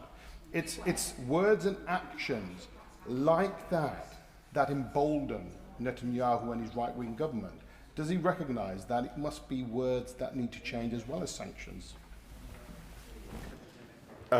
Words do matter, Madam Deputy Speaker, and it has been a long-standing principle of this government and indeed previous governments that it's not for ministers to say what crimes are, it's for courts to find. And that's why we haven't used the particular formulation that he would like. But I think absolutely nobody in the chamber could be under any doubts about the extent of criticism that both I and other ministers of the government have delivered in relation to Israeli conduct, whether it's in Lebanon or in Gaza. That hasn't just been criticism in words, it has been concrete actions, including sanctions against Israeli ministers, as I set out earlier in my question. We have a very delicate situation in the Middle East, which we seek to navigate in the best interests of the region and of the United Kingdom. There are many people's praise that I seek in this chamber, but Piers Morgan, I'm afraid, is not one of them. We have got to make difficult decisions in a serious way, and that is what we try to do each day in and day out. Richard Baker. Speaker, the attacks by Hezbollah must cease, but the wholly disproportionate response in Lebanon by the Israeli military is bringing untold suffering to those least able to bear the consequences, for women and children, for older and disabled people. What can UK ministers do alongside international partners and agencies to ensure humanitarian support and aid reaches those who've been left in desperate straits as a result of the actions of Israeli forces who are responsible for serious violations of human rights and international law? I thank my honourable friend for the question and his commitment to the region and developments in the Middle East. We are proud that we are now one of the largest humanitarian donors in Lebanon. Access for that aid has not been impeded within Lebanon, but as some of my honourable friends behind me have already set out, there has been terrible incidents involving the death of aid workers, very, very committed young Lebanese who are doing their absolute best to help people in their own country, and they must stop. Iqbal Mohammed. Madam Deputy Speaker, the illegal actions of Hezbollah and Iran must be condemned, but so must the illegal actions of Israel. Israel has carried out 11,518 attacks in Lebanon between the 2nd of March to the 11th of May, with over 3,000 further estimated attacks since. Israel has bombed and destroyed or heavily demolished over 100 villages. As of yesterday, Israel has injured 10,577 people and killed 3,468 people, including 128 health workers. Israel has attacked and damaged 17 hospitals and damaged and destroyed 3 hospitals. It employs double and triple attacks on civilians. So, please may I ask the Minister, will this Labour government do anything meaningful to stop Israel's thirst for blood of innocent civilians, its insatiable appetite for the most barbaric violence, its Gazification of Lebanon and the wider Middle East? And does the UK support or condemn Netanyahu's declared plan for a greater Israel? Madam Deputy Speaker, I think we've got to be a bit careful when we describe the government of Israel. I don't think that they have a thirst for blood for innocent civilians. I think we've got to be a bit more careful with our language in this chamber. That sounds to me like it echoes anti-Semitic tropes. So I want to just take a little bit of issue with the question that I was asked. I have taken clear steps in relation to Lebanon and indeed in relation to events in Palestine. We will continue to do so, but I do think we've got to be careful with our language in here. Joe Morris. Thank you, Madam Deputy Speaker, and I just want to echo comments about the need for Hezbollah to cease their attacks on civilians, but it's clear that the tactics being used by the IDF deliberately echo and mirror the tactics being used in Gaza and in the West Bank: forced displacement, deliberate targeting of hospitals and other healthcare facilities, and intentional targeting of journalists to try and blind the world to the crimes that are taking place. Does the Minister agree with me that there is a clear need for further and deeper sanctions against the individuals and organisations responsible in the Israeli government? Here, Rob. I thank my honourable friend for the question. I know he's been long committed to these issues and that he has constituents in the region who have strong views as well, and I'm glad for his continued engagement. I won't provide further comments on sanctions from this dispatch box for reasons that people will understand, but we will keep all measures under review as the situation evolves. Dr Scott Arthur. Thank you, Madam Deputy Speaker. Last week, France sanctioned Itmar Ben-Gvir, and that was almost a year to the day since the Minister made the same announcements from the dispatch box here. So I do thank him for the leadership he's been showing over the past months and years. And he's right not to pick a side in this war other than the Lebanese government, because both Iran's Hezbollah and Netanyahu is just showing a disregard for civilian life right across the region. But people and organisations in Edinburgh South West want to be reassured that if a ceasefire is established, that the aid that we're putting into that region is sufficient and is scalable. And secondly, Madam Deputy Speaker, the Minister started off by talking about Iran. So I do have to mention the fact that in Iran we're seeing the industrialisation of the death penalty against their own people, often young people who have simply been out protesting. And I know he has raised concern about this last year, I think November it was. Is there more we can do? I know it's a really difficult situation. I thank my honourable friend for the kind words he says about the leadership we've shown in relation to these issues. He's absolutely right. And let me just reiterate to the House our total opposition to the death penalty everywhere. But what has happened in Iran, particularly since the protests in January, has been an absolutely awful cracking down on their own people. They have imposed very significant restrictions on communications.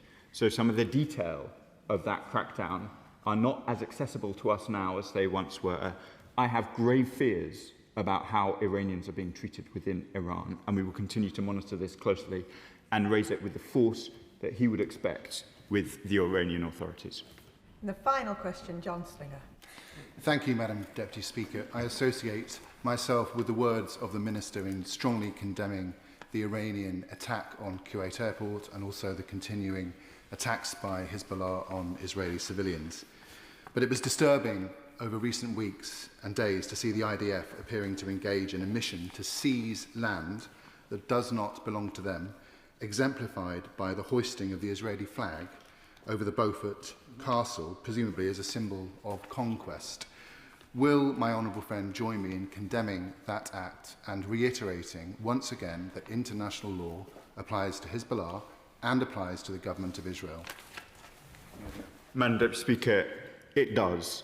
And of course, flags are much less important than the horrific loss of life that we have discussed over the course of this afternoon.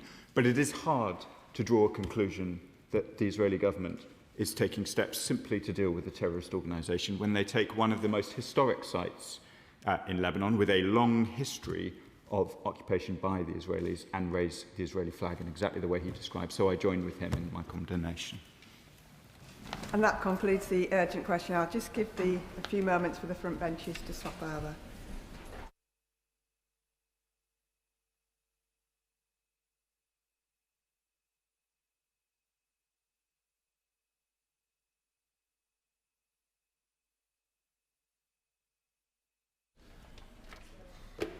We now come to the general debate on the Government's response to the House's humble address on the 4th of February 2026. I call the Minister to move. Paymaster General. And I beg to move, Madam Deputy Speaker, the motion that stands on the order paper. Now, Madam Deputy Speaker, on the 4th of February, I came before this House to debate the humble address motion. I said at the time that it was in the national interest to be transparent and to act as quickly as we could. And with the second publication earlier this week on Monday, the Government has done so. Today, there is a further opportunity for members to put questions and indeed to debate the content alongside my right honourable friend, the Chief Secretary to the Prime Minister, who will of course listen to the debate and close it in due course. And today, we should ensure, as we debate these issues, that we keep Jeffrey Epstein's victims at the forefront of our minds. What Epstein did was abhorrent and unforgivable. He was a vile, evil paedophile, and I denounce him and his actions as strongly today as I did when I came to the dispatch box on the 4th of February. The Prime Minister has taken responsibility for appointing Peter Mandelson as the ambassador to the United States. He has said if he knew then what he knows now, he would never have appointed him, and he has apologised. Now, Madam Deputy Speaker, I do think it is worth setting out the process that was followed in order to publish such a large volume of material on Monday. I will certainly do that. Because he is going to talk about process, I'd be very grateful if he could clear up one matter. I have a high regard for his integrity, and I hope he won't dance around this subject as has been done by others in the past. In the first tranche of documents that was revealed, there are a number of notes sent by private secretaries to the Prime Minister. If I was allowed to use a prop, I would open this at page 3 and again at page 8, where you would see under these notes talking about the situation as regard how to appoint the ambassador and Peter Mandelson and so forth. There is a big box which says notes by the Prime Minister. The normal course of action when a Prime Minister receives a document of this sort is that he notes down his response to it. These boxes are totally blank. And my simple question to him is this: are they blank because the Prime Minister made no notes whatsoever, or are they blank because any notes that the Prime Minister made have been redacted and removed? The Intelligence and Security Committee deals with even more sensitive material than this routinely, and every time they have a redaction in a publication, there are 3 asterisks to show that the redaction has taken place. Can we know, were redactions taken place in the Prime Minister's notes on these memoranda that were sent to him for decision? No, it's blank because it was blank is the answer to the right on the gentleman's question. No. And the decision, the formal decision to appoint Peter Mandelson as the ambassador was conveyed by the Prime Minister's then principal private secretary in a letter to the Foreign Office. So there's no redaction of what was in that. I know what he's referring to. He's referring to the box note and the empty box. And the reason is there was nothing to redact because there was nothing in the box note. So I hope that's a sufficiently clear answer for the right honourable gentleman. I'll just take the honourable gentleman before I move on. Because I want to talk on the process of the appointment rather than the process of the release of the papers, which I think he's moving on to. I've previously said in this House, and I think again the Chair of the Foreign Affairs Select Committee has said not dissimilar comments about process in the future, whether it's a Conservative government, hopefully, or another government, and that is about pre-appointment scrutiny of senior posts, both ambassadorial appointments and indeed, I would argue, permanent secretaries of government departments. That would be a more sort of safer way of doing things. And also on senior appointments for the ISC, and there are lots of current ISC members here and former ones like myself, he will know that the process is one where the appointment is made by the Prime Minister, but the double lock mechanism ensures that the House has a say and can actually veto appointments if necessary. Now, that isn't necessarily what I'm asking for in these appointments, but certainly the relevant select committee should pre-scrutinise senior appointments, in my view, of ambassadors and other senior officials, whether they're political appointees or not. I think that would help the whole House, whatever our politics. Look, I'm not hiding from the fact, Madam Deputy Speaker, that we have to make changes to the appointments process. And indeed, what the government has done is to change the process for all direct ministerial appointments, actually, to make sure that due diligence and national security vetting has to take place prior to appointment. I think it's absolutely right that that change was made. Now, if I can just move, Madam Deputy Speaker, to the process, because the process that was followed was a significant one, obviously, to publish such a large volume of material. Now, when I was at the dispatch box on the 4th of February and committed to publishing material in the scope of the motion, bar that which the Intelligence and Security Committee agreed would be prejudicial to national security and international relations. I should put on record my thanks. Members who were in the House that day might recall that even as I was speaking in the chamber, I was making the case for the involvement, in fact, of the Intelligence and Security Committee. And I do know it was not a small undertaking. I think there's been a huge amount of time that's been spent by the Intelligence and Security Committee, and I'm very grateful for their very careful, and it looks to me, painstaking work to go through this volume of documentations. And members that day in February, and indeed since, have obviously raised a range of issues, and it's absolutely right that the government is so held to account on those. Now, as members will have seen from the material that was published on Monday, the government has enacted, I would suggest, the House's request for transparency to an extraordinary extent. I will certainly give way to the Father of the House. On Monday, I specifically asked a question to the Chief Secretary, to the Prime Minister. It was on the fact that it's extraordinary, this was the information available to us at the time, that there appeared to be no WhatsApp messages from the Prime Minister or text messages. We now know that there were no text messages to Mandelson after a few days after the general election, and the WhatsApp messages have totally disappeared. The Chief Secretary gave me an answer which I have to say I think was slightly disingenuous, because he said prime ministers don't operate in this way. They're rather like Mr Gladstone. They sit at the cabinet table and men in frock coats bring them papers. And no, this is complete rubbish. We know that the Prime Minister must have been using WhatsApp all the time. Now, to use disappearing WhatsApp messages is contrary to what the COVID inquiry suggested. It is quite contrary to transparency also.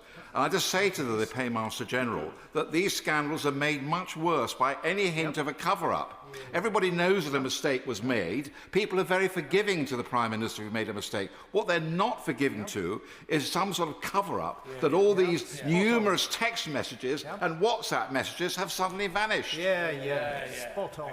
Well, on the reference to Gladstone, I think there are some members opposite who'd be quite happy to have Gladstonian principles in government. But can I just But look, to the point the right honourable gentleman makes around cover-up, that I really do reject. And I reject it for this reason. This was a process that was quite rightly driven by and led by officials without political interference, working with the Intelligence and Security Committee that is very well respected across this House and is a cross-party committee. There is not a single redaction in those documents that came about because of a ministerial decision, simply because we have not played that part in the process, nor should we have done. So I completely reject the idea of a cover-up, and on the subject of someone who might be keen on Gladstone, I give way. Knows me well and knows that my disdain for Gladstone and my deep admiration for his rival, Benjamin Disraeli, the greatest ever Prime Minister, by far, in my judgment. But there we are. The key thing about the ISC, and which I'm grateful for his comments about Benjamin good work, was the House took the view the ISC should see the whole of the information. Now, whether that was the right view, whether the humble address was too permissive, is an open question. But the House took the view we should see all matters relating to international relations or national security. An executive decision was taken. I don't know if it was endorsed by ministers. It's certainly endorsed subsequently by the Chief Secretary, not to make available to us the UK vetting file. Now, that's not what the humble address says. It has been legitimised subsequently by the argument, which I don't buy, frankly, that it would have a chilling effect on the whole vetting process. But as the Minister, who I share my right honourable friend's respect for, by the way, knows, the ISC seeing material is not the same as disclosing it. It's about scrutiny, not disclosure. So why was that executive decision made, not to make that available to the ISC? Who made it? When? Was it officials? Was it ministers? Will you explain how he can square that with the remark he just made? was an official-led process. And let me just make clear, because he does point towards what is, I think, a pretty important issue. That is that you had the humble address and you had the wording. And members can read the wording of the humble address. It has the list, the quite extensive list that was drafted by the Shadow Chancellor of the Duchy, except papers prejudicial to UK national security and international relations to be referred to the ISC. But what the government has done, indeed was entitled to do, is to take into account what precedents had been set by previous responses to humble addresses, indeed under the government that he supported. And indeed, the Prime Minister has written to the Chair of the Intelligence and Security Committee on precisely this point, because there were a number of humble addresses. It was I wouldn't say it was constitutional innovation, because it was something that had quite an ancient origin to it. I personally played some part in their re-emergence during the 2017-19 Parliament when I was in opposition.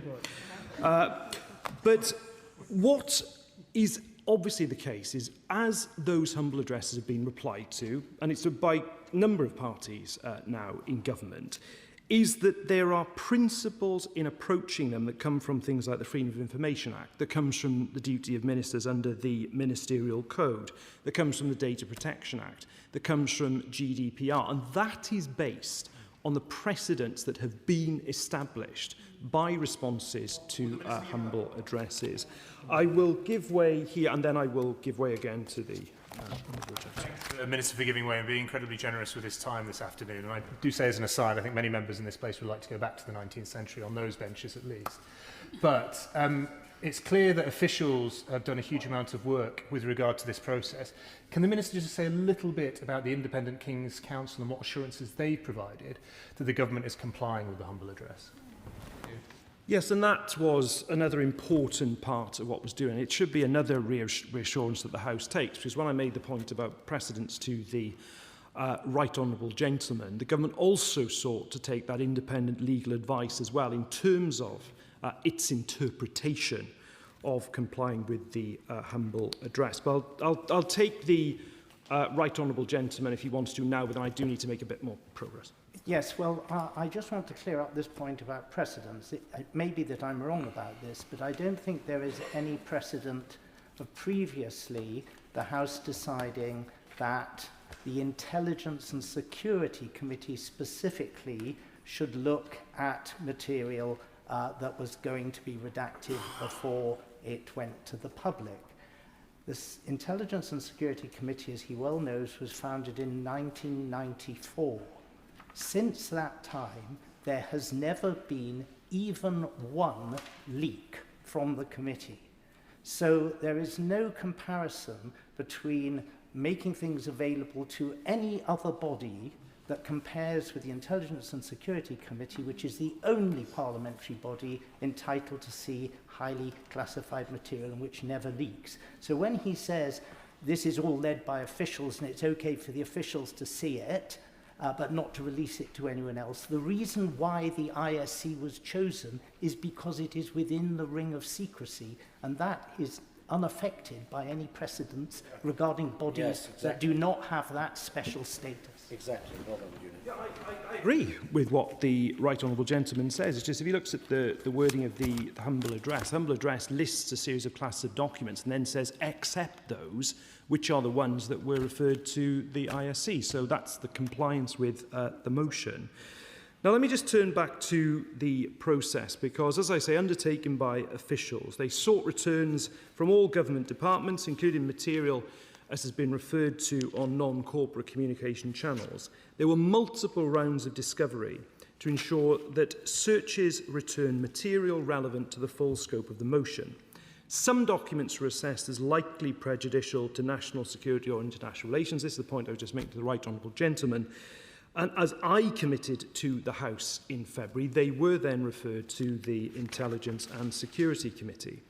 Now, due to the wide scope of the motion and the significant volume of material that needed to be located and reviewed, the first publication on the 11th of March was focused on the parts of the motion that were of most urgent interest to the House: Peter Mandelson's appointment, his withdrawal and the severance. Now, the second tranche that was published on Monday contains material relevant to the parts of the motion that cover communications and documents concerning Peter Mandelson's appointment, vetting and messages between Peter Mandelson and ministers, special advisers and senior civil servants in the months prior to and throughout his tenure as ambassador. One more and then I'll come back. All documents held by the government have now been disclosed, save those documents that are being withheld on the request of the Metropolitan Police. And I will take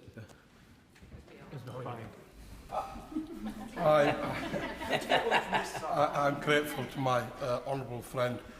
Just on that point of communication between Peter Mandelson and ministers, the fact remains that the more documents that are released, the more questions emerge about Peter Mandelson's reach across government.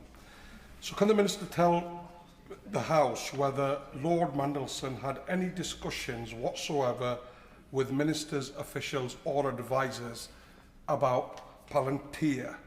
And will the Minister advise this House whether further documentation with regards to that will be released? So on the issue of Palantir, I think you refer my honourable friend to the methodology statement that is at the start of each of the 3 volumes, where it's made absolutely clear that there's a recognition that Palantir is a matter of interest to this House, and indeed there are references to Palantir within the documents. Obviously, I won't, in terms of the documents that remain with the Metropolitan Police, it's obviously, I'm sure the House would understand, I won't speculate on their contents, but certainly in terms of the tranche of documents that is before the House, I invite everyone to look at the references to Palantir within it, and people can look at that, and indeed the public can do so as well. I'll give way to the Chair of the Foreign Affairs Select Committee, and then I'll come back to the Honourable Gentleman. I'm very interested, thank you very much for giving way, and I'm very interested particularly in documents relating to mitigation. Yeah. You know, because why is it we have this great gap between what would seem to be a security threat and him being appointed is the mitigations. And I can't find any documents about that. I have found this.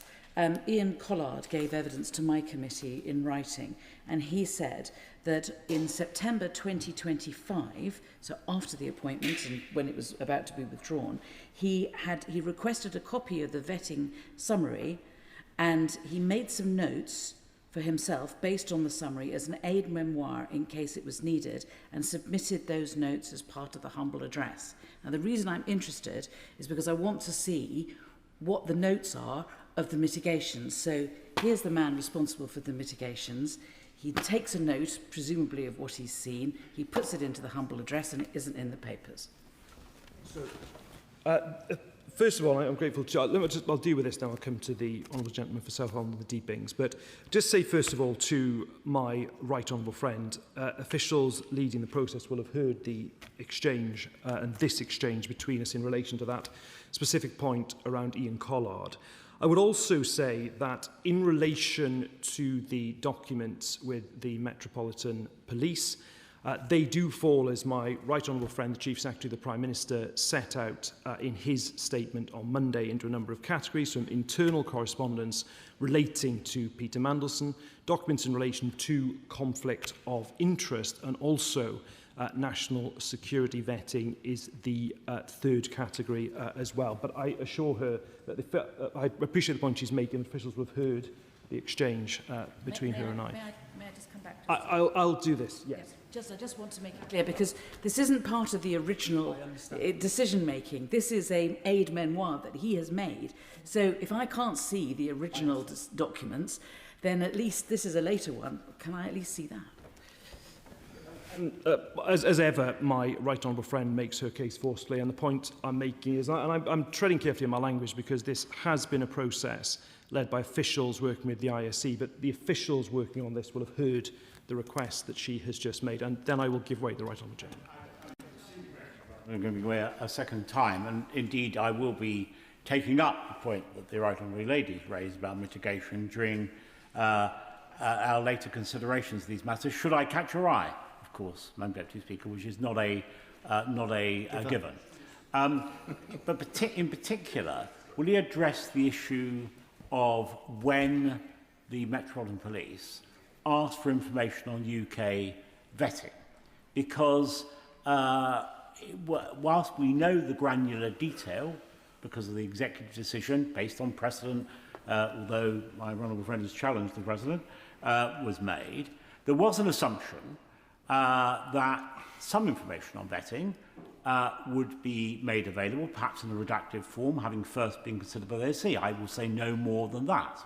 We now hear that no information is going to be made on vetting until the Metropolitan Police have finished their work, when it will come back through the ISC according to the process agreed as part of the humble address. So when did the Metropolitan Police begin to take an interest in the vetting part of all this, and why? To the right on the gentleman's direct question, I haven't been part of the process giving precise dates as to when the Metropolitan Police said what, but I would just say this.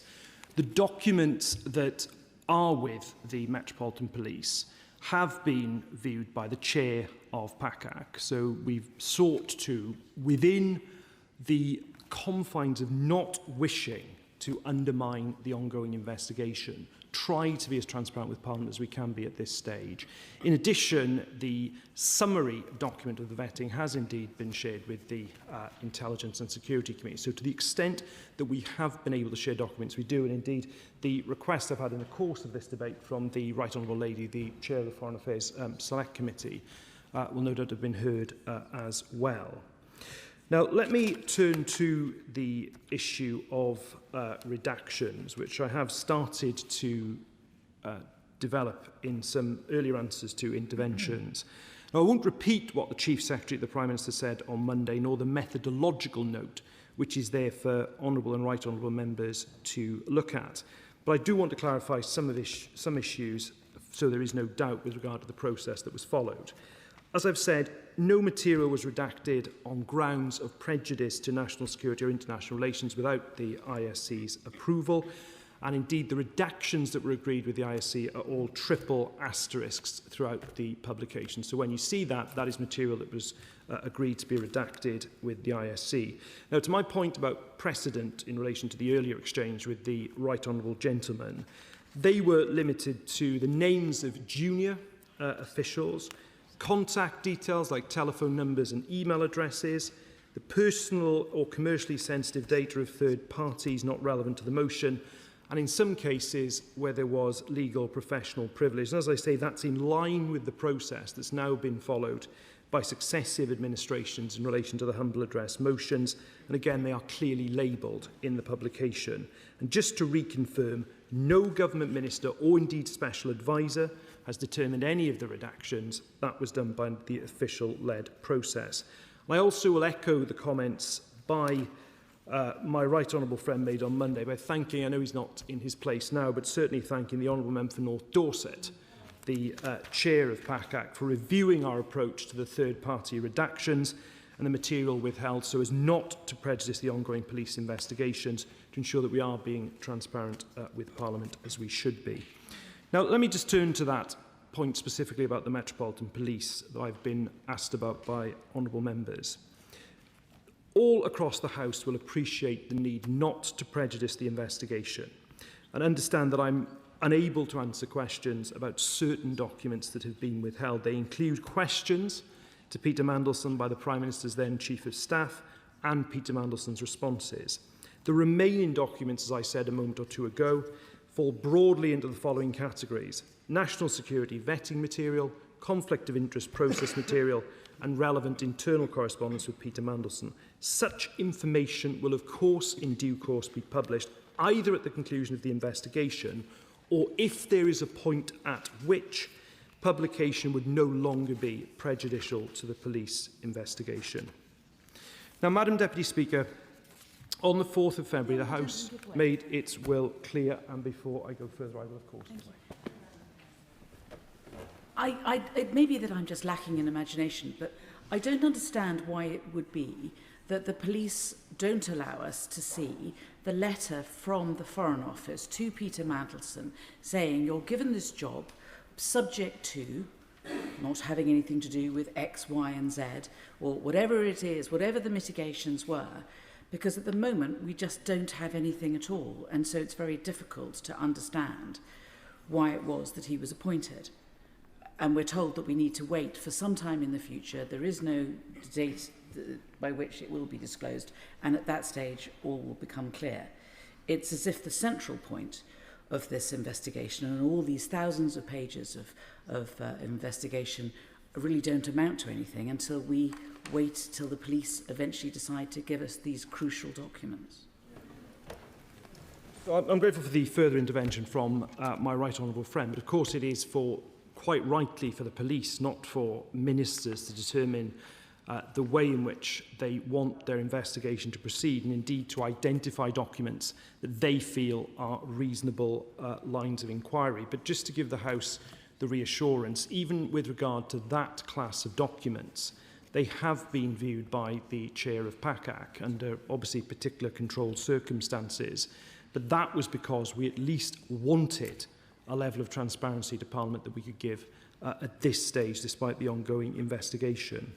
Now, Madam Deputy Speaker, the Government has discharged its duty to the House in complying with the humble address motion, aside, as I say, from that small amount of information that will be subsequently published in a final tranche. Now, as members will have seen from the publication on Monday, I think it does comply with the spirit and the letter of the motion, and I think it is one of the largest ever layings of document ever published in this House. Now, members have had some time to consider the document, certainly since Monday. I'm grateful to my right honourable friend, the Leader of the House of Commons, for making further time to debate the issue today.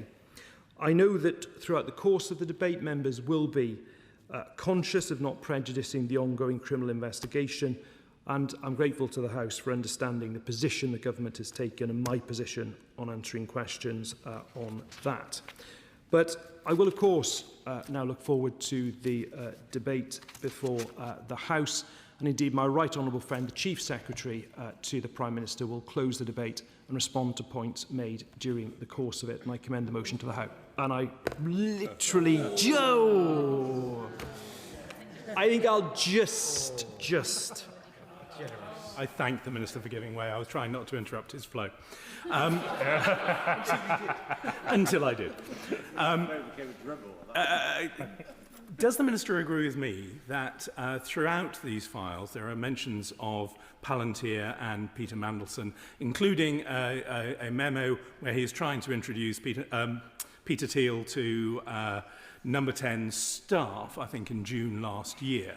Would he agree with me that, unlike what Mr. Louis Mosley has written to me today, suggesting that Peter Mandelson was not intervening with Palantir business with the government, that he still was doing so?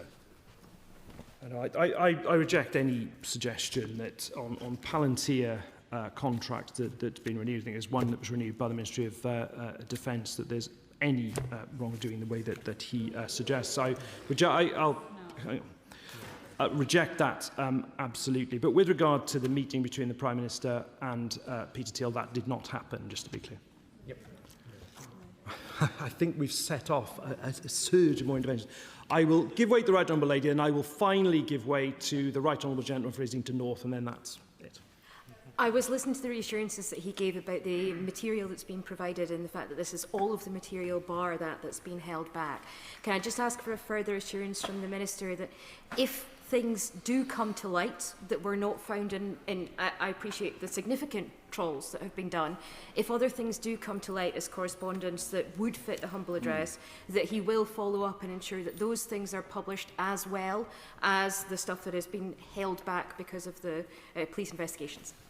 Good point. We don't expect that to happen, but of course, if it did, we would consider it. I'll finally give way to the Right Honourable Gentleman. Giving way, he's been very generous with his time. Is he able to confirm or not whether Peter Mandelson had divested himself of all of his financial interests in companies, including peripheries or actuality of Palantir, whilst he was the ambassador in Washington? Speaker, that of course strays into the conflict of interest class of documents, which is still one of the classes that's with the Metropolitan Police. But could I just conclude again by saying that it's very important that the House has this debate today. I've certainly throughout this, from the debate in February to today, taken my duties and indeed the government's duties to the House very seriously, as has my right honourable friend, the Chief Secretary of the Prime Minister. I think it's his 11th appearance in the House on this matter today. He will, of course, close the debate and answer any further questions. I commend the motion to the House. Yeah. The question is that this House has considered the Government's response to the House's humble address on the 4th of February 2026. I call the Shadow Secretary of State. Thank you very much, Madam Deputy Speaker. And I thank the Paymaster General for his remarks. And I look forward to hearing what the Chief Secretary of the Prime Minister has to say at the end of the debate. As we made clear earlier in the week, we're not entirely happy with the way that this has come together, just because in the way that these debates take place, it's not automatic that we will get to ask ministers questions if they decline to take interventions. I'm very encouraged by how the Paymaster General, though Hansard should know that he said that nobody could follow the member for Islington North. Shut down everyone else. But I know that the Chief Secretary of the Prime Minister will want to follow his good lead. And I hope that at the outset the Paymaster General will accept my sympathies on the loss of his mobile phone. I mean that genuinely. It's very unfortunate that it was stolen 5 days after the former Chief of Staff's mobile phone, Morgan McSweeney's. This, I believe, is an indication of how dangerous life is in Labour-run London, and I hope that those responsible for looking after the Met Police are listening to this genuinely, because a lot of us have friends and colleagues who've experienced the same thing, and it is a serious matter. The Paymaster General referred to his resurrection of the humble address as a political tool, and I hope that he's still proud of that achievement, that he doesn't rue it or regret it, and that he's enjoying being on the other end of it. And I remember this sort of coming up in one of those Brexit years, I forget exactly which one, because I was sort of reminded by it because he spoke about precedent and humble address. And the truth is, his humble address actually breached precedent in a very serious way, that it had been the case in Erskine May throughout the ages that humble addresses would not be used in order to take the opinions of law officers of the Crown and present them to the House. And this was specifically carved out, and yet his humble address struck right through it. So when we talk about precedent in humble addresses, we have to be very careful. We have to be very clear that the instruction given by the House to the government is sacrosanct. It is more important than anything. And it is not for the government to redefine what the House has asked it to do. It is simply the government's job to comply in order to treat the House with respect, but also to avoid falling into contempt. And so I will say again that the idea that large classes of document, potentially large classes of document, should be retained and kept away from the House because the Metropolitan Police are using them may be desirable, but it should not be done automatically without the agreement of the House. If the government wishes to change the terms of the motion that was presented, it can come back to the House, and it can do that. And actually a dangerous precedent is set when the government decides that it will reinterpret what the House has said, because maybe this hasn't been convenient for the government, but it might be for a future government. So we must be very careful with precedent and very careful with setting new precedent. I will happily give way to my right honourable friend. I'm extremely grateful. And the point he's making, I may say, Madam Deputy Speaker, is about the relationship between this House and the Executive, and more than that, the relationship between ministers and officials. It's time that this House asserted its authority in that respect, and the humble address was exactly that, the assertion of the House's authority, and ministers use their authority, given their appointment by the Crown, to insist on what officials do and don't do. And whilst it's right that this process has been driven at a logistical level by officials, in the end it's up to ministers and then this House to make a judgment about what's published, where and how. very grateful to my right honourable friend for his interventions. He's absolutely right. I mean, you know, there is no higher authority than Parliament. And consequently, you know, the government should just bear that in mind when it's delivering, not just on this humble address, but any future humble address. Now, the remarks, I don't wish to go over all of the ground that we've already been over, Madam Deputy Speaker, but there are, I think, clearly some discrepancies between what has appeared in public, what has been said in public, and what has appeared in the humble address. And there may be good reasons for some of those things, but some of them are much harder to explain. I think I'd probably like to start with the information that appeared in The Guardian last week regarding the contents of the ISC's summary document. And obviously that hasn't appeared in this return, as the Chair of the Foreign Affairs Select Committee has pointed out, and as my right honourable friend who sits on the committee has pointed out. But you know, we now have a situation in which the readership of The Guardian has been privy to the information that document contained concerns about Mandelson's relationships with at least 3 individuals, in fact 4 individuals. One was a Chinese minister, the other was Oleg Deripaska, the other was a former Israeli minister, and the 4th was an unnamed man with whom Mandelson is said to have had, and I quote, a relationship. So this information has come out of what, by the government's own definition, is a highly secure document, which we were previously told very few people had seen. Now, I would suggest that if this is so secure, first, that information should not have come out in any form, and second, given that it has, there really ought to be a leak inquiry. It really ought to be a leak inquiry, because this is nationally sensitive information. So I hope we can get confirmation later on from Chief Secretary to the Prime Minister that that's what's happening. I hear from across, but it would be good to have that formally on the record later on. Turning now to the central element that is featured in all of our debates, which is the Prime Minister's role and judgment in the process and appointment of Peter Mandelson. Obviously, the opposition had established after the first release of documents that the Prime Minister was shown a due diligence document in which he was told that Mandelson had maintained an unhealthy relationship with Epstein after Epstein had been sent to prison. We have often in this House rightly paid tribute to the victims and survivors of Jeffrey Epstein and how they should always be in our thoughts. But the Prime Minister's thoughts were not with the victims and survivors of Jeffrey Epstein after he had read that due diligence document. And I think we should put that on record very clearly. I'll happily give way to my right honourable friend. I think it's worth just putting on the record the actual words from that due diligence note, which can be found on page 11 of the first volume.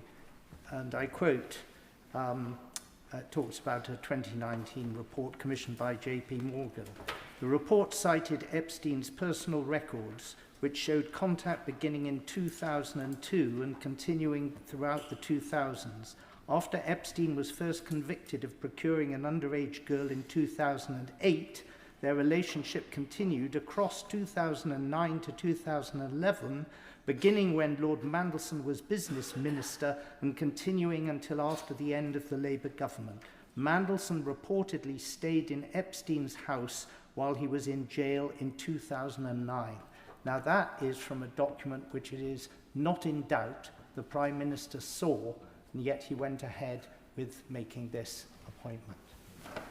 I thank my right honourable friend, and that is a very timely spelling out of exactly what the Prime Minister read, and yet he went ahead and made the appointment anyway. So I find it, whilst I have no, I take the remarks that the Paymaster General and other ministers have made totally at face value and totally sincerely. It's clear that the Prime Minister was not thinking in that way. On that particular point raised by my honourable friend, what is not clear, however, is the relationship to the due diligence process, in particular relation to Epstein, and the vetting process. It is pretty hard to believe the UK vetting process wouldn't have taken account of what my radical friend said, but we will never know that because the government has decided not to make that available even to the ISC for scrutiny. But I mean, it's inconceivable, surely, that it wouldn't have been part of the vetting process. And how could it be mitigated anyway? I find it very difficult to believe, as my right honourable friend finds it very difficult to believe. And so we have these comments about in the due diligence documents, we have these comments about Epstein. We also know we have comments about Mandelson's directorship of a Russian company, which owned a defence company which supplied Putin's war effort in Crimea, and his business relationships in China, to name but a few things in the due diligence document. And it can be no accident that on the same day that due diligence document was given to the Prime Minister, the then Cabinet Secretary said to the Prime Minister, if you're going to appoint this man, get the security vetting done first. Make sure that you have done the security vetting and had his disclosure of interests before you confirm his appointment. But the Prime Minister went ahead and did it anyway. And this was an enormous and historic error of judgment, a really terrible error of judgment. And what we then witnessed in September 2025, when the Mandelson appointment had completely fallen apart and Mandelson had been fired, was that the civil service scrabbled to try and retrofit a justification for what had happened. And Chris Wormald, the then Cabinet Secretary, didn't do a bad job, but it was clearly inaccurate, because in black and white we have what Simon Case had set down. We now have the due diligence document and the fact that the security vetting happened after the appointment. And we also now know, thanks to the second return, that in January 2025, Mandelson was sitting in Washington looking at highly classified documents. The phrase highly classified is used in an email from January 2025, highly classified documents despite not having any security vetting and despite not having strap clearance. And this is a massive error of judgment and of government. And it goes right to the heart of why the Conservative Party has been fighting for transparency on this issue, is to expose the failings of the senior people in the Labour Party at that time. And if we now look at the second return, we look at document 36, released on Monday, we'll see that people like Sir Ollie Robbins were saying, whilst Chris Wormald was writing his note in September 2025, I'm afraid I can't really comment on this. I haven't seen the relevant documentation. And it makes one wonder who else had not seen the relevant documentation. Because the relevant documentation is not in this release. Had Chris Wormald seen the relevant documentation? Or was Chris Wormald just doing what a Cabinet Secretary in a crisis might do, which was trying to protect the Prime Minister? What we do know now, again in document 36, is that number 10 itself signed off Chris Wormald's note. Number 10 itself approved the Cabinet Secretaries and had been given an opportunity to edit Chris Wormald's note. And again, this feels wrong. It feels as though the process, very obviously, being run by, is being commissioned by number 10 and interfered with by number 10 in order to give the answer that number 10 wants, rather than the truth. It was a bogus process. It was designed to get the Prime Minister off the hook, and transparency shows that he was very clearly on the hook. Now, turning to the broader material, we have some things that have appeared. We have some things that we know we can deduce have been retained by the police. We have some things that we know have been destroyed, and there are some things that may have gone missing. And I hope during the course of this debate we can get to the bottom of which documents may fall into which category. In April 2026, April this year, the Foreign Affairs Select Committee had Morgan McSweeney before them, and they asked him, the chair and my right honourable friend from Malden, asked him a number of questions about his messages. So this is sometime after the theft of his phone in October 2025. In question 970, the chair said, are any of your text messages to Peter Mandelson or not going to be available in the humble address? Morgan McSweeney said yes.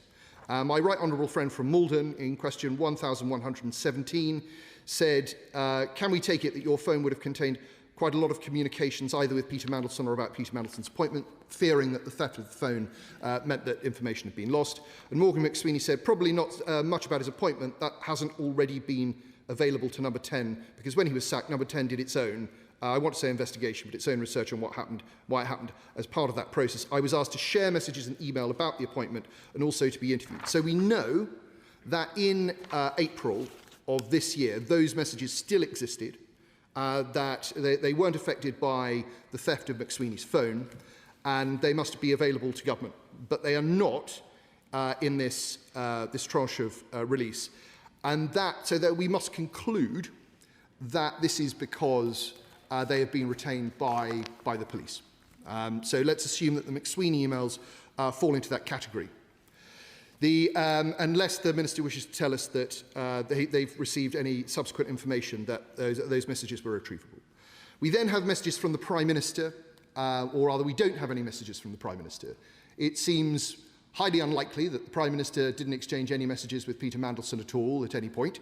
In fact, we must strongly suspect that he did, because there was a report in April in The Spectator by Tim Shipman which quoted from some of those messages. Now, we might think that those messages themselves might end up having been retained by the police. But when we look at the quotes that Tim Shipman had, they're incredibly anodyne. It's very unlikely that these messages would have been kept on grounds of national security or because they would be useful to a police investigation. I quote Shipman, says, "There is a text message which Starmer sent the night before he made the announcement, Mandelson's appointment. Quote, 'You'll be brilliant in challenging circumstances,' he told Mandelson. And after many years of our discussions, we get to work together side by side. I really look forward to that." Didn't age well. I'll happily give way. Can I just take him back briefly to the Morgan McSweeney messages? So on page 173 of the third volume, the third part of this, there are some messages that Morgan McSweeney's managed to provide from a group chat that have been published, but not individual messages between himself and Peter Mandelson. If his phone was stolen, which I have no reason to doubt that it was, how did he manage to provide these messages but not those other messages, unless, as the Shadow Minister says, they do exist, but why have they been held back? I can't imagine they could have been national security. Well, the Honourable Lady makes a very good point. It may be because it was on a group message and somebody else had retained their phone. So yes, so he provided it. So we have to assume that that Morgan McSweeney's messages, in some part, have been retained by the police. We won't know why, I suspect, for some time. But with the Prime Minister's messages, it's very hard to understand in this case why the police or the government would block the publication of simple messages of praise, of interaction, even though they fall within the scope of the humble address. And so I think we really will need further reassurances from the government about their approach to disclosure. Happily give way to the Honourable Lady. Thank the Honourable Gentleman. I suppose he gives me an opportunity to say that in the documents, those that may have had disappearing messages or deleted their messages are listed almost as nil returns, as those of us, and I was a person who was asked for my messages, who had an actual nil return. I suppose that a bit of transparency about those where those messages are lost, and those of us who had very clearly never spoken to Peter Mandelson was made clearer. I suppose he also gives me the opportunity to say that if there was a gender split of ministers who had never had contact with Peter Mandelson, I imagine it skews one way. Hear you. Well, I congratulate the Honourable Lady for taking the opportunity to put that on the record. But yes, this is the information that the House, I think, deserves to have. In what cases are we dealing with messages which never existed because no messages were sent in the Honourable Lady's case? In what case is it because there was auto-delete, which we know the Prime Minister had because it was disclosed to the lobby briefing for journalists yesterday? And in what case is it that phones have gone missing, backups weren't done, everything? What case is it that's been held by the police? You know, it really ought to be possible to do it. And I know that both the police and the government are, to a certain extent, understandably being sensitive about the police investigation. However, it really ought to be possible to say to the House, X number of messages from the Prime Minister are being held by the police. Y number of emails. You know, Z number of text messages. There's no way that any of that could possibly interfere with any police investigation. knowing roughly what the police had. We started to move in the right direction on that yesterday, on Monday, when the Chief Secretary to the Prime Minister told us the categories of document we have.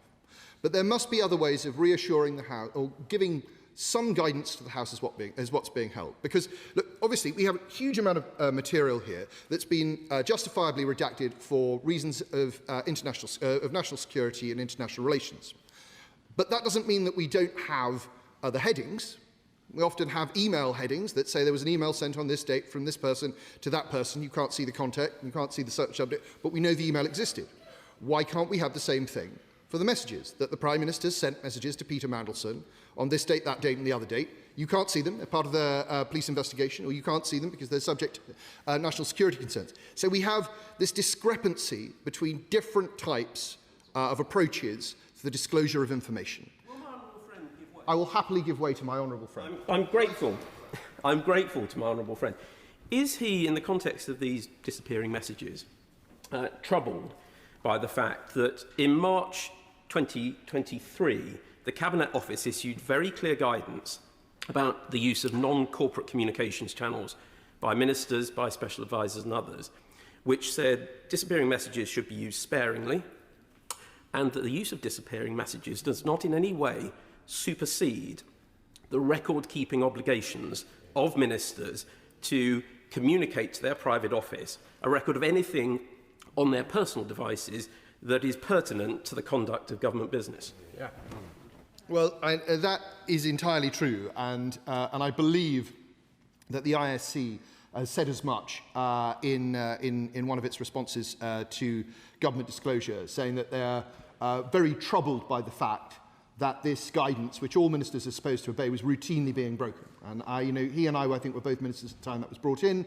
It was brought in for very good reason. It was brought in to reflect the fact that there are new communications channels, and of course ministers will want to use them. Some of them are very useful for ministers, but that shouldn't get in the way of the fact that the system needs to retain a record of how decisions were made and what the decisions were. And that's clearly not being done in many cases here, not least, as the Father of the House pointed out, no, sorry, it wasn't the Father of the House, my right honourable friend from the New Forest pointed out that we have a lot of empty boxes and no record of the Prime Minister really assenting to the appointment of Peter Mandelson, even though we know that he did. I give way. My right honourable friend is right. That was highlighted in the ISC's statement on these matters, and it's an issue to which the committee may return. Not for me to prejudge that, but it is a matter of considerable concern. It was raised during the period of the last government, actually. It's not unique to this government. We had issues with previous Secretaries of State and ministers. I will say no more than that in this regard. And he's right that it is entirely unsuitable that ministers are using insecure means of communicating very sensitive information. But can I press him to challenge a little further, in particular respect of Peter Mandelson, because we understand that his own messages haven't been disclosed, and I wonder if he might press the government on at what point they became aware, was it prior to his appointment, during his appointment, or subsequently, that he was withholding information of the electronic kind that my right honourable friend draws the House's attention to, particularly given the humble address specifically deals with the issue of electronic communications. My right honourable friend is right, and the Chief Secretary to the Prime Minister will have heard his remarks. I'd say further to, and I hope that the Chief Secretary to the Prime Minister will respond to that. What I would say further to what he said is that, obviously the humble address was in February, but it wasn't until March that the government asked Peter Mandelson for his phone. Peter Mandelson then refused, as was raised by myself and I think other members on Monday. The government should really seek to go after Peter Mandelson's exit payment if Peter Mandelson is going to deny cooperation with the humble address. It's totally unacceptable that the House should be denied this critical information. So we have some information that is retained, some information that appears to have been destroyed, and some information that appears to have gone missing. I wish to turn to some remarks that the Chief Secretary to the Prime Minister made on Monday about his own messages, just because he himself brought it up, because I think it's a useful case study. The Chief Secretary of the Prime Minister said, I do recall having some limited exchanges with Peter Mandelson over WhatsApp, including those I've already discussed, but these conversations did not involve transacting government business and were in line with official guidance on the use of non-corporate communication channels at the time. All well and good. But who decided that those messages fell into that category? Did the Right Honourable Gentleman decide that himself? Did he show it to officials who then decided? Did he show it to the police? Who made the decision? And again, we must ask this question of all ministers who are asked to disclose information. Where is it that people have self-edited? Where is it that people have had auto-deletion on their phones? And where is it that they have refused to hand things over? We deserve to know.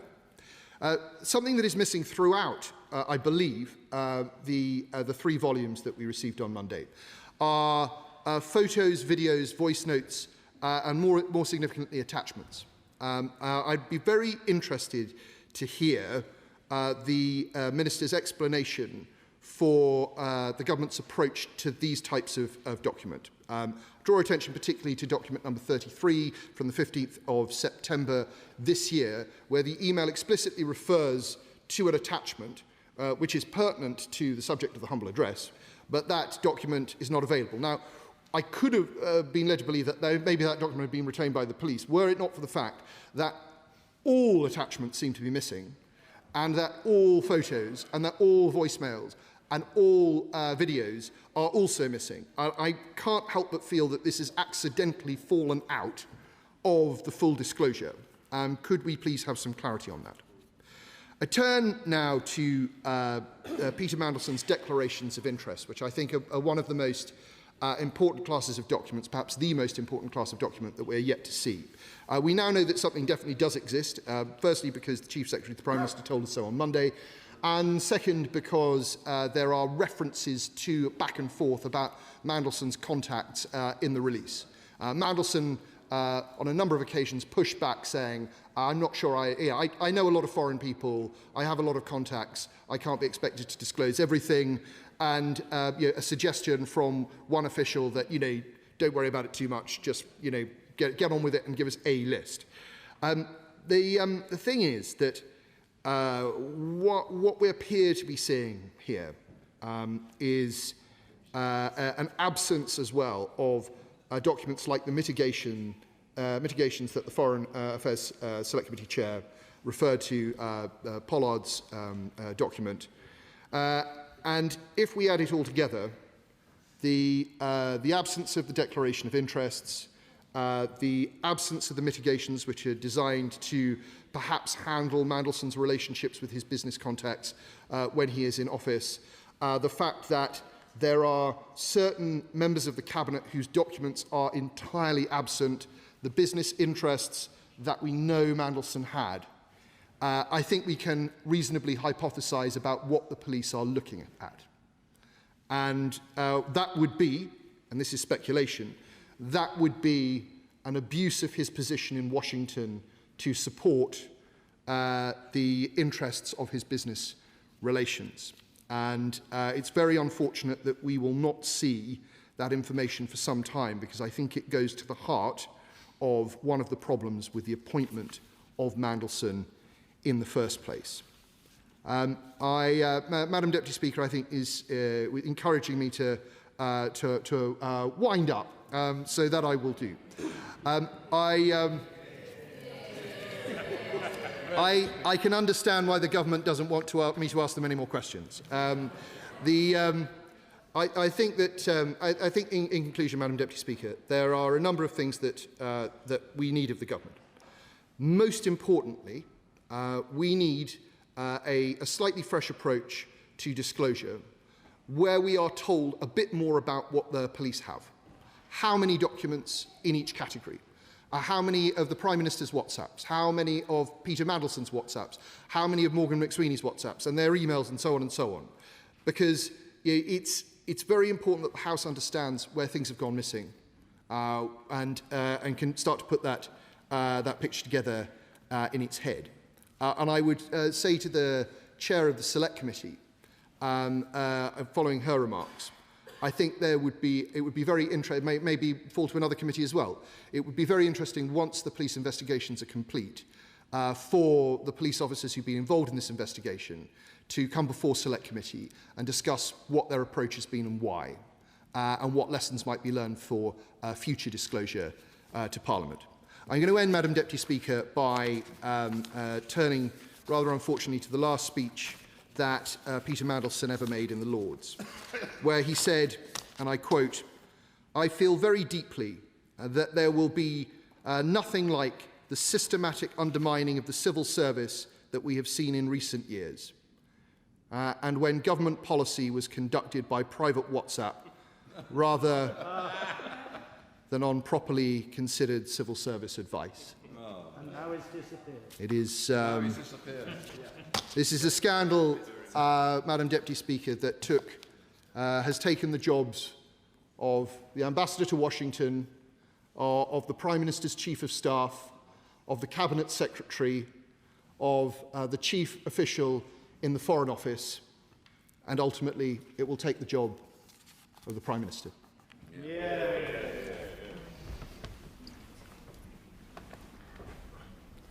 Order, order. I will now announce the result of today's deferred division on the draft Agriculture Delinked Payments Reductions England Regulations 2026. The ayes were 302, the noes were 153, so the ayes have it. The ayes have it.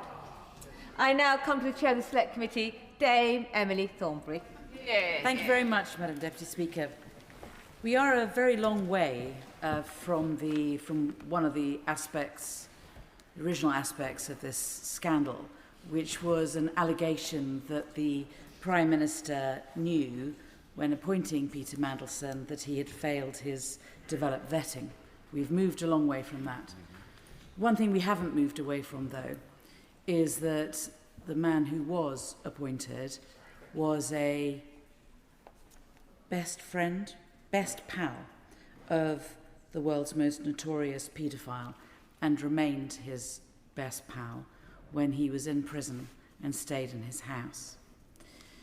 I have to say, personally, I found that so profoundly shocking when I heard that that is what had happened. I think it is a matter of character, good character, to stand by friends when they're in trouble. But when they are convicted of a terrible crime like that, you don't stand with them, you don't stay in their house, and they should not be your best pal. Not just that, we've learnt that Peter Mandelson was friends with Russian oligarchs, Chinese finance ministers, former Israeli security chiefs. He had a loan of £1 million from an unknown source, which he used to buy shares in a secretive Israeli company. There are so many, and then of course there are all of the issues in relation to his business dealings. And the Foreign Affairs Committee has tried to remain focused because it is our job to try to ensure that the Foreign Office is as good as it possibly can be. But why it was that a man like that, who when it came to the developed vetting, it was decided a case of high concern and that his clearance for vetting should be denied, was nevertheless appointed. And that seems to me, there's a lot of gossip, there's a lot of other stuff, there's tittle-tattle, there's things that obviously the Westminster Village loves. But it seems to me that the serious point is, how could we have got it so wrong? And how did this happen? Of course I will. Very grateful to the Chair of the Foreign Affairs Select Committee.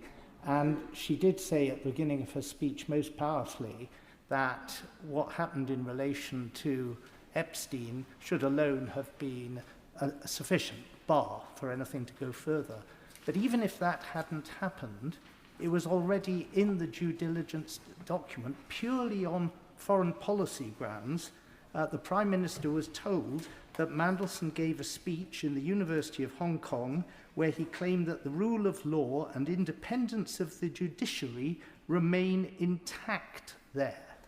And in November 2024, I personally challenged the proposed appointment on the grounds that Mandelson had said in a radio interview that the basis for a settlement with Ukraine would be that Ukraine should give up to Russia all the land that Russia had so far occupied, and that Ukraine should give up any hope of ever belonging to the NATO alliance. These were political grounds which should have ruled him out. The Prime Minister knew about it, and nothing seemed to prevent him from following through on his intent to appoint such an unsuitable individual. I thank the honourable gentleman, and he tempts me down a path that I wasn't going to go down. I have gone down quite a lot of length in the hearings. It seems to me that actually all of these papers tend to show one thing, which is that the Prime Minister was not particularly interested in the appointment of the ambassador to the United States. He was certainly not a good friend of his. There's no correspondence between them. There's no chatty messages. There's no attempt to get him to vote for him for whatever, when he was standing for Chancellor of the University of Oxford. I mean, there isn't the friendship at all. So I think that the criticism which I make, and I make openly, is that I think that it was subcontracted as a decision to others who were close to Mandelson. And the mistake and the criticism that one can level at the Prime Minister is that he delegated and he didn't watch sufficiently what was going on, and essentially giving power to others who then abused it, I think is the central. And you know, that's not very flattering to the Prime Minister, and I don't, you know, but I think it's actually an honest assessment of the evidence that I've heard, and I think that it was being pushed, and I think that it was being pushed by his Chief of Staff. And his Chief of Staff, who has a style, which is, when I want to do something, I'll go for it hard, I'll go for it fast, I'll push everybody out of the way. And someone who should have been, and was, as I understand it, a marginal candidate just in November, once he had not been elected Chancellor in Oxford, suddenly, within 2 weeks, moved from a borderline candidate to being the main person in the frame. I will take the... Very grateful to the Right Honourable for giving way. And she persuades us, I think, that there is a very good hypothesis, as she's described, for how this has happened. We will never know, only the Prime Minister will know. But would she accept there's another, which is that the Prime Minister was convinced early that this was the right thing to do, and the system accepted that that was his judgment, and nobody sought sufficiently strongly to try and persuade him otherwise until the appointment was finally confirmed? I mean, we may be talking about the same thing. I mean, another way of putting it is that his Chief of Staff had taken responsibility for it on his behalf and was pushing it, and the power that the Chief of Staff had was the power that he was the Chief of Staff was because he was the Chief of Staff to the Prime Minister. I mean, this is borderline one way or the other. I'll take one more intervention, then let me make some more progress. I do disagree with her analysis, though, because the whole point of what we've been saying from these benches is the Prime Minister himself knew of these points. He knew what Mandelson had done in relation to Epstein. He knew what he had said in relation to justice in Hong Kong. He knew what Mandelson had said in that radio interview because I challenged him about it. And I must say, although it may not meet the high standards of court litigation, that when the Prime Minister brushed aside my challenge to him on the 21st of November, he sat down with a very notable and ingratiating grin. And I turned to the person sitting next to me and I said, he's definitely going to appoint Mandelson. It was his decision. Let me move on, but let me, before I do that, just say this, which I think is, again, I think any fair-minded person will know. That presumably the job of being a Prime Minister is that there is so much on one's desk. And if someone comes to you and says, don't worry about this, I'll take this and I can sort this, the temptation to go, okay, you do that because I have 7,000 other things that I have to deal with today. I don't know, I've never been Prime Minister, but I would assume that this is the reality of the situation. So the question is, how does somebody who is so manifestly inappropriate become appointed, and is it right that it may be that those behaving in this way did so because they felt they were under huge amounts of political pressure. But how was it that someone where they were a case of high concern, where clearance was recommended that it be denied, becomes interpreted as a borderline case leaning against? How do we bridge that gap? The only way that gap is bridged is by mitigations. And so I spend my time looking for mitigations, and I can't find any. I mean, I would have thought that we might find, and I mean, Ian Collard, who gave evidence to us, who was one of the security men who was speaking to Ollie Robbins, who was at the time the Permanent Under-Secretary, he talked in his evidence, his written evidence to us, 10 times about the importance of mitigations. And Ollie Robbins talked 6 times about the importance of mitigations. I mean, it's at the forefront of their evidence. And I've already referred to an aid memoir that Ian Collard made in September, looking again at this, where he says, you know, that he looked again at the summary. He appreciates that he accepts that the UK SV's statement was, this case presents as high concern with a recommendation of clearance denied or withdrawn. And then he noted, as well as the tick boxes, red tick boxes that were ticked, UK SV stated in the final case assessment, overall, I believe that this case is a borderline case. If a clearance was awarded to the individual by the department, it is recommended that a very robust risk management model is put in place. Now, I don't know if that is just in Collard's memory of what he may or may not have read. Well, no, I know that he didn't read it.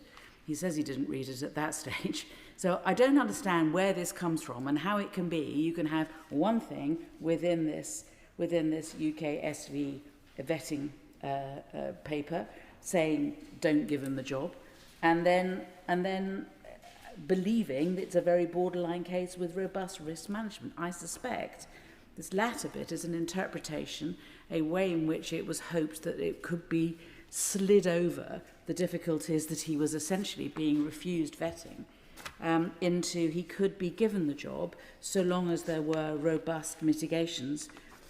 But where are they? I mean, when Sir Ollie gave evidence before our committee, I said to him, I don't really follow why you would know the contents, why you would not know the contents of the UK SV document and their concerns, or even that they said it was of high concern about Peter Mandelson. I don't understand how you could not know that if you were considering what the mitigations are. You cannot have the mitigations without knowing what the problem is. And he says, the risks were explained to me, but I have not seen the underlying documentation. That is what I am saying. That obviously strikes members of the committee as odd. Well, it certainly did. But in all my years as a civil servant, many of them relatively senior one, I've never seen a UK SV document other than the ones that I mean, it's ridiculous. If he's putting down mitigations in order to be able to deal with legitimate concerns and a security threat, he needs to know what the security threat is, and he needs to understand that UK SV is saying that it is very serious and that he shouldn't be given the job. And yet he says, I don't know. I just thought it was borderline leaning the other way. I mean, this is Alice in Wonderland. I'll give way. I thank the right honourable lady for giving way. She's making a very important series of points. Does she not also think that the fact that the vetting wasn't done, as we now know, before Mandelson arrived in Washington, means that there was somebody in post in Washington seeing highly classified information, but he was not fit to see it because there were no mitigations in place, even though the process subsequently threw up the fact that he would need them, although, as she is saying, he probably shouldn't have had the job given the mitigations were warranted. Well, I really don't know. I mean, I don't know. They got it on the. I think the Foreign Office got the UK SV on the 29th, and they say they did something about it, but we can't see what it is they did, and we can't really see when. I mean, there is an email which is referred to, which one can find if one wants to, at page 72, which is the nearest thing I've been able to find. which is and indeed Ian Collard refers to it in his evidence. This is an email he wrote on the 30th. So I think this is the mitigations, but I just don't think this is a robust set of mitigations to deal with very serious security concerns. It says this. As part of the usual clearance policy process, UKSV identified some areas in his application for ESND to review. That's the security man to review. And point 1, I understand that Lord Mandelson's private sector engagements are being managed by HRD, that's resources, I think, human resources, and the legal directorate through conflict of interest process. Well, who knows? With regard to personal conduct, and I think that is hanging out with oligarchs, being friends with the finance minister, who knows what else, borrowing money, who knows. With regard to personal conduct, I understand that Lord Mandelson has received a letter from Mervyn Thomas informing him of his responsibilities as an FCDO employee, including under the diplomatic service regulations. I mean, is that it? He got a letter from a man telling him to behave himself. I mean, we haven't seen the letter. I don't know what it is. And then there is, matter pertains to his overseas contacts will certainly be reviewed by STRAP. Well, STRAP is another issue. STRAP is another issue, and we should not be distracted by STRAP. He needed to follow the developed vetting before getting anywhere near the latest STRAP stuff. So, that I think is it's important that we kind of take this in order. So we have that email, which is about as pathetic as it can be, I have to say. There might be something, which is the 9-page summary that some members who are sitting in this chamber have seen. And it might be that the 9-page summary that shows the security concerns has a page or so at the end, a blank page, which might ask the Foreign Office for their response, because UKSV are giving a recommendation saying he shouldn't be given the job, he's a security risk, and as the process might be that the Foreign Office have to write something on that form saying, well, we've read this, we're not going to pay any, we don't agree with you, we think he should be appointed, and we're going to put in the following mitigations, and then list them on that. Or it might be that they didn't fill that in properly, and it might be that that bit of the form remains blank, and I don't know whether anybody is in a position to be able to enlighten me one way or the other, or whether we will have to wait for the police to give us the document. I don't think the Honourable Gentleman is one of the people I'm referring to, but yes, of course. But surely that would be precisely the sort of information that could be safely entrusted to the ISC, and they ought to have been entrusted with it. They didn't. I suspect they may have been. That's what I'm trying to say. Yeah. And I'm hoping that if it is blank, that they're not necessarily disclosing anything that is of particular security interest. It's just a process issue that the Foreign Office did not follow process as they ought to have, and at least have put into that form, yes, we've done these. Because honestly, I'm just looking for why it was that I'm just trying to do my job, holding the government to account. Why did Britain employ a man who was of security risk to this really important job? We did so because of the mitigations, but nobody will tell us the mitigations. After all these thousands of bits of paper and all these times, and the poor right honourable gentleman coming to the chamber 11 times, and we still can't get to the root of this. Yes. Really, for giving way, it would be entirely inappropriate for me or any other member of the ISC to say what we've received that's now been sent to the police, but it wouldn't be unreasonable for a diligent member of this House like her to conclude, given the fact that I challenged the Chief Secretary at the urgent question just before the recess on the issue of mitigations and asked him whether there were mitigations in place and whether they would be made known to us, it wouldn't be unreasonable to assume that I wouldn't have asked that question if I knew the answer to it. Yeah. Well, that's very helpful. Thank you very much. Wink, wink. So moving on. Is there a record of the decision? I mean, when the Foreign Office appeared in front of us, when Sir Ollie Robbins appeared in front of us, and indeed when other people appeared in front, I did keep coming back to the question, which is, where is the record of your decision? What was the process you went through before doing this? Why are there no notes? Why is there no record? How can we hold you to account if genuinely you're not making any notes at all?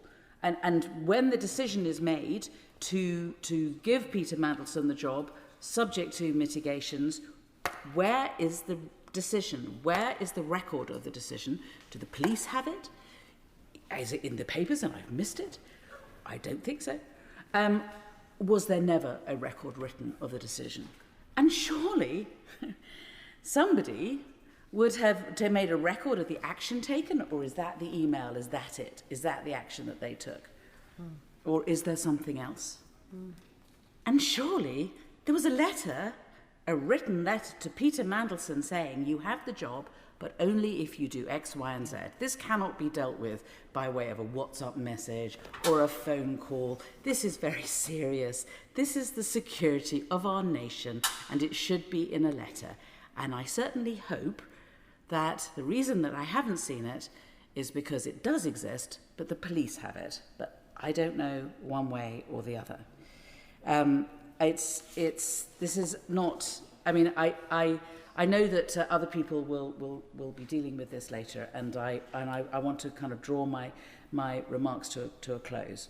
But the Foreign Affairs Committee has been trying to do its job to the best of its ability to try to make sure that a mistake like this doesn't happen again. We have been doing it in good faith.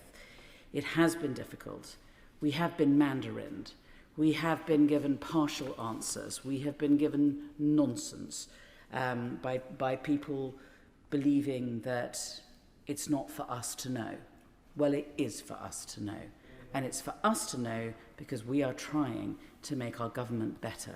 And that is our job as backbenchers to do that. Thank you very much. I call the Liberal Democrat spokesperson, Ian Salmon. Thank you very much, Madam Deputy Speaker. The Chief Secretary reminded the House on Monday that he's now made 10 updates on the Mandelson affair to Parliament. It will be 11 today, as the Minister General reminded us. Over 1,500 pages of documents in this release alone, the largest government response to a humble address in parliamentary history. And still, there is one account we have not received. In April, I said in this chamber that when the Prime Minister simply says he should not have appointed Peter Mandelson to the UK's most important diplomatic posting, that it was, in his words, an error of judgment. He gives a description of an outcome, not an account of his judgment. I use the analogy of a driver saying, I should not have crashed the car, without ever accounting for the actions that led to the crash. That matters if we are to properly understand what went wrong. It matters for preventing it from happening again. And it matters for judging whether the driver should still be behind the wheel. And if the House will indulge me in extending the analogy, these 1,500 pages give us the crash scene in more detail than Parliament has ever received on any comparable matter. We have the vehicle's full mechanical history. We have the account of every passenger. We have what the bystanders observed from the pavement, what the recovery team found when they arrived. But what we still do not have, after all of that, is the driver's account. What did the Prime Minister weigh in his decision? What did he conclude? And where does he now think he went wrong in his reasoning? Madam Deputy Speaker, when the Prime Minister received the due diligence in December 2024, it documented Mandelson's association with Epstein, that he had stayed in Epstein's home while Epstein was serving a prison sentence for sexual offences against a minor. The document described that as a reputational risk. A reputational risk. Not a moral question about what it means to appoint someone who maintained a friendship Not a question about what message it sends to the victims and survivors of Epstein's crimes, just a reputational risk to be managed. Did the Prime Minister consider any of those questions? We don't know. All we know is that he proceeded anyway. As my honourable friend, the member for Eastbourne, said on Monday, in these 1,500 pages, Epstein's victims are not mentioned once in any document dated before Mandelson's appointment. The only reference to them seems to be in an email written after he was sacked. They were not just an afterthought. They were given no thought at all. And the published documents also highlight failures once Mandelson was in post. The due diligence was explicit. Global council interests would have to cease on appointment. During Mandelson's 7 months as ambassador from February to September 2025, he retained a substantial shareholding in Global Council. In February 2025, weeks into his ambassadorial role with that shareholding intact, he accompanied the Prime Minister on a visit to Palantir's Washington headquarters. No formal minutes of that meeting were taken. And in July 2025, he wrote to Number 10 suggesting the Prime Minister should meet Palantir co-founder Peter Thiel while in London. Palantir was a Global Council client. So how was an ambassador who retained a commercial stake in a lobbying firm permitted to accompany the Prime Minister to a meeting with one of that firm's clients with no formal record of what was discussed, and then suggest a further meeting with the firm's founder? The due diligence said those interests should cease. They had not. Nothing in the published documents suggests anyone asked why. The documents also reveal that in February 2025, Mandelson advised the then Technology Secretary to include, in his words, more positive language about AI in a speech to the Munich Security Conference. The Secretary of State replied that it was all the good advice which I'll action. Text speak, obviously. This again while Mandelson retained his shareholding. A firm that represented both OpenAI and Palantir, and while Mandelson himself described OpenAI's chief executive as his chief AI buddy. My honourable friend, the member for Hazel Grove, has today written to the independent advisor on ministers' interests, calling for an investigation into that, and she's right to do so. And those are only some of the conflicts Parliament can currently see.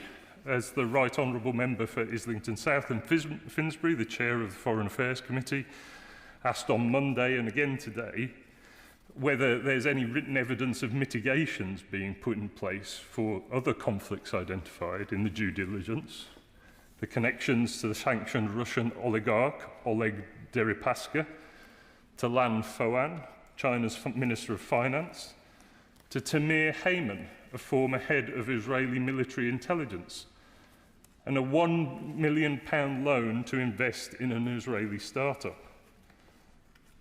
The Chief Secretary's response was that those documents are with the Metropolitan Police, I believe. Parliament cannot yet see whether those warnings were taken seriously or set to one side. Madam Deputy Speaker, the Liberal Democrats have consistently called for the reforms this affair has made unavoidable. Government by WhatsApp must end. These documents show exactly what happens when significant business is conducted through channels that are imperfectly preserved and impossible to scrutinise. One senior minister told Mandelson in writing that a sensitive matter was a convo for the phone and warned there is a pattern we must get out of. The review of non-corporate communications must produce enforceable rules, not just guidance. The lobbying register also needs root and branch reform. An ambassador retained a commercial stake in a lobbying firm throughout his tenure, arranging meetings between the Prime Minister and clients of that firm, and the system had no mechanism to prevent it, it seems. And the ministerial code must be placed in statute. A code the Prime Minister can choose whether to enforce is not accountability, but is appearance, which is more corrosive. But ultimately, those reforms only address the system around the decision. The Right Honourable Member for Gainsborough, the Father of the House, observed on Monday that the Prime Minister has almost no presence in the 1,500 pages, comparing him to the man who never was. The Chief Secretary's response was, Prime Ministers do not sit at computers sending emails from Outlook. They have officials who action their decisions on their behalf. And that may be true. Officials action decisions, they do not make them. The decision to appoint Peter Mandelson was the Prime Minister's. His judgment, his decision, his error, as he acknowledges. But it is his account of that decision that this House has never received. After 10 updates and 1,500 pages, the House might begin to wonder about the reasons for that absence. And I think there are three possibilities. Perhaps the Prime Minister genuinely does not know why he made the decision. He cannot reconstruct the reasoning that led him, having read the due diligence, to proceed. If so, that is alarming.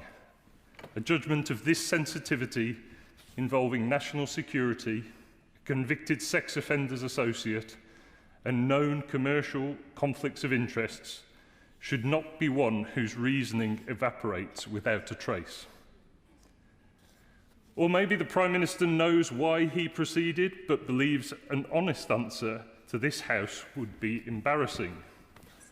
That explaining his reasoning would require him to acknowledge something he would prefer left unexamined. If so, that is a choice to protect himself at the expense of Parliament's right to hold him to account. Or the Prime Minister might genuinely believe that saying, I made an error of judgment, repeatedly constitutes an adequate account of his judgment. If so, it reflects a fundamental misunderstanding of what accountability to Parliament actually requires. Three possibilities, and none reflects well on a Prime Minister who promised that integrity and accountability would define his government. Before taking up his post, Peter Mandelson wrote to the then Foreign Secretary, the Right Honourable Member for Tottenham, that if appointed, he would make sure the Prime Minister never regretted it. The Prime Minister has now expressed regret. But regret without explanation is not accountability. This House and Epstein's victims deserve more than that. They deserve an answer. Thank you. Alex Davis-Jones. I think what has struck me most about this whole affair is not what has been said, but what has been missing. Over the past week, we have seen endless coverage of private messages, political embarrassment, and Westminster intrigue. We have heard discussions about powerful people, powerful networks, and powerful reputations. But amidst all of this, we have heard far too little about the victims.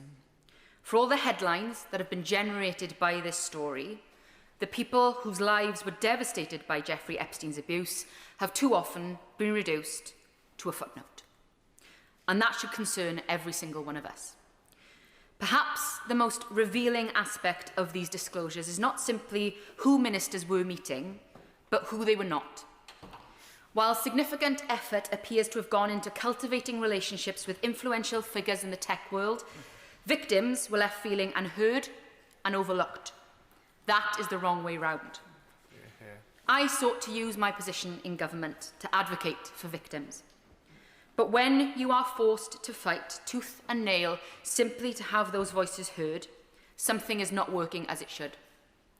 That is why I took the difficult but necessary decision to resign. But stepping down does not mean stepping back. And that is why, Madam Deputy Speaker, I will now voice Lisa's words. My name is Lisa Phillips. I am a survivor of Jeffrey Epstein and Ghislaine Maxwell's global paedophile trafficking and abuse network. I respectfully ask that MP Alex Davis-Jones be permitted to speak on my behalf and be my voice in Parliament today, when so many survivors' voices still go unheard.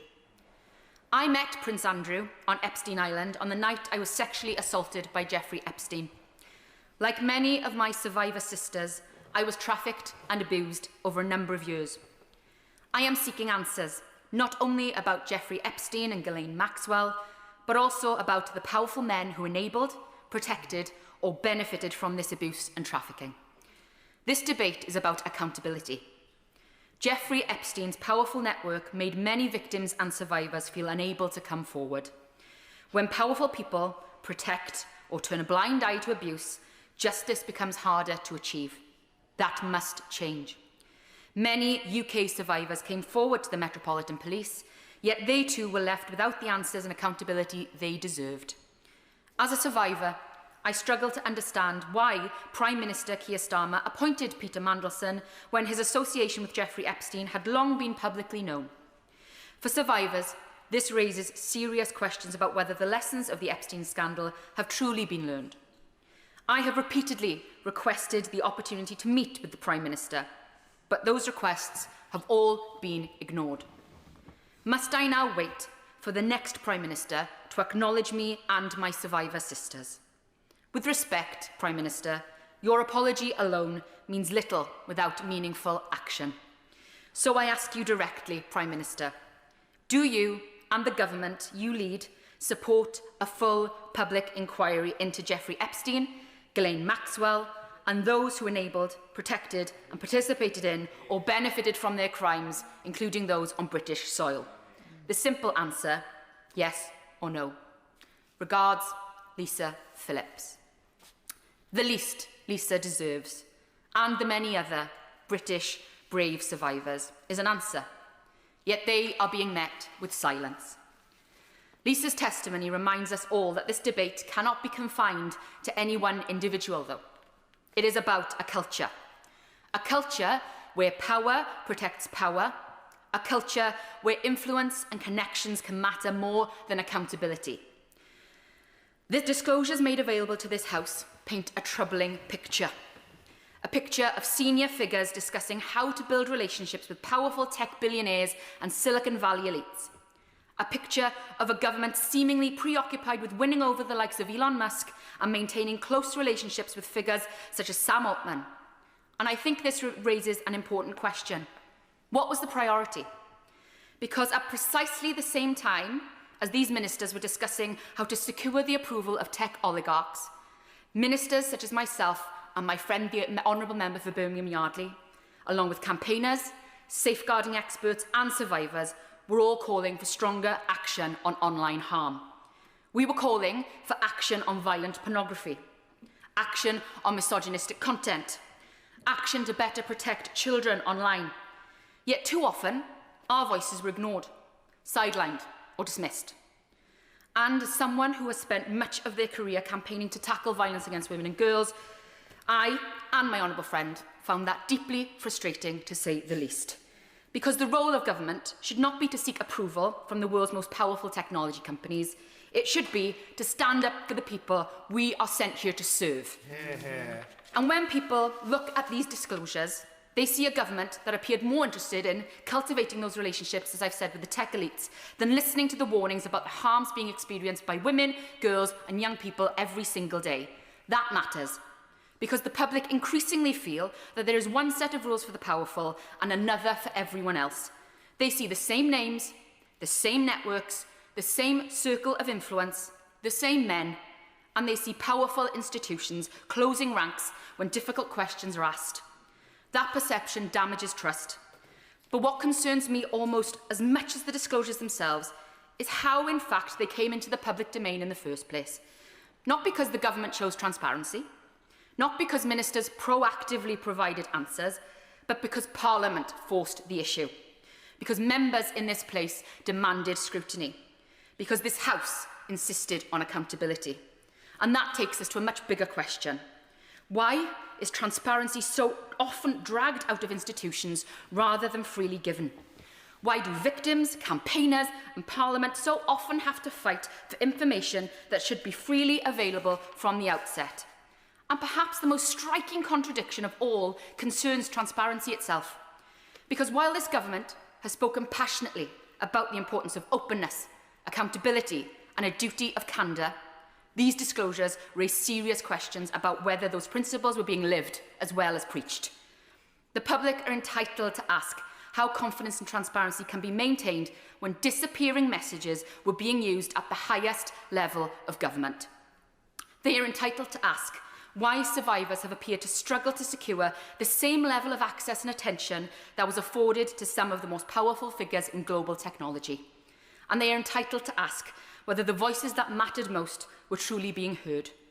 Because when victims and survivors feel ignored, while those with wealth, influence and power are actively courted, something has gone badly wrong. That is not the culture the public expect from government, and it is certainly not the culture that victims deserve.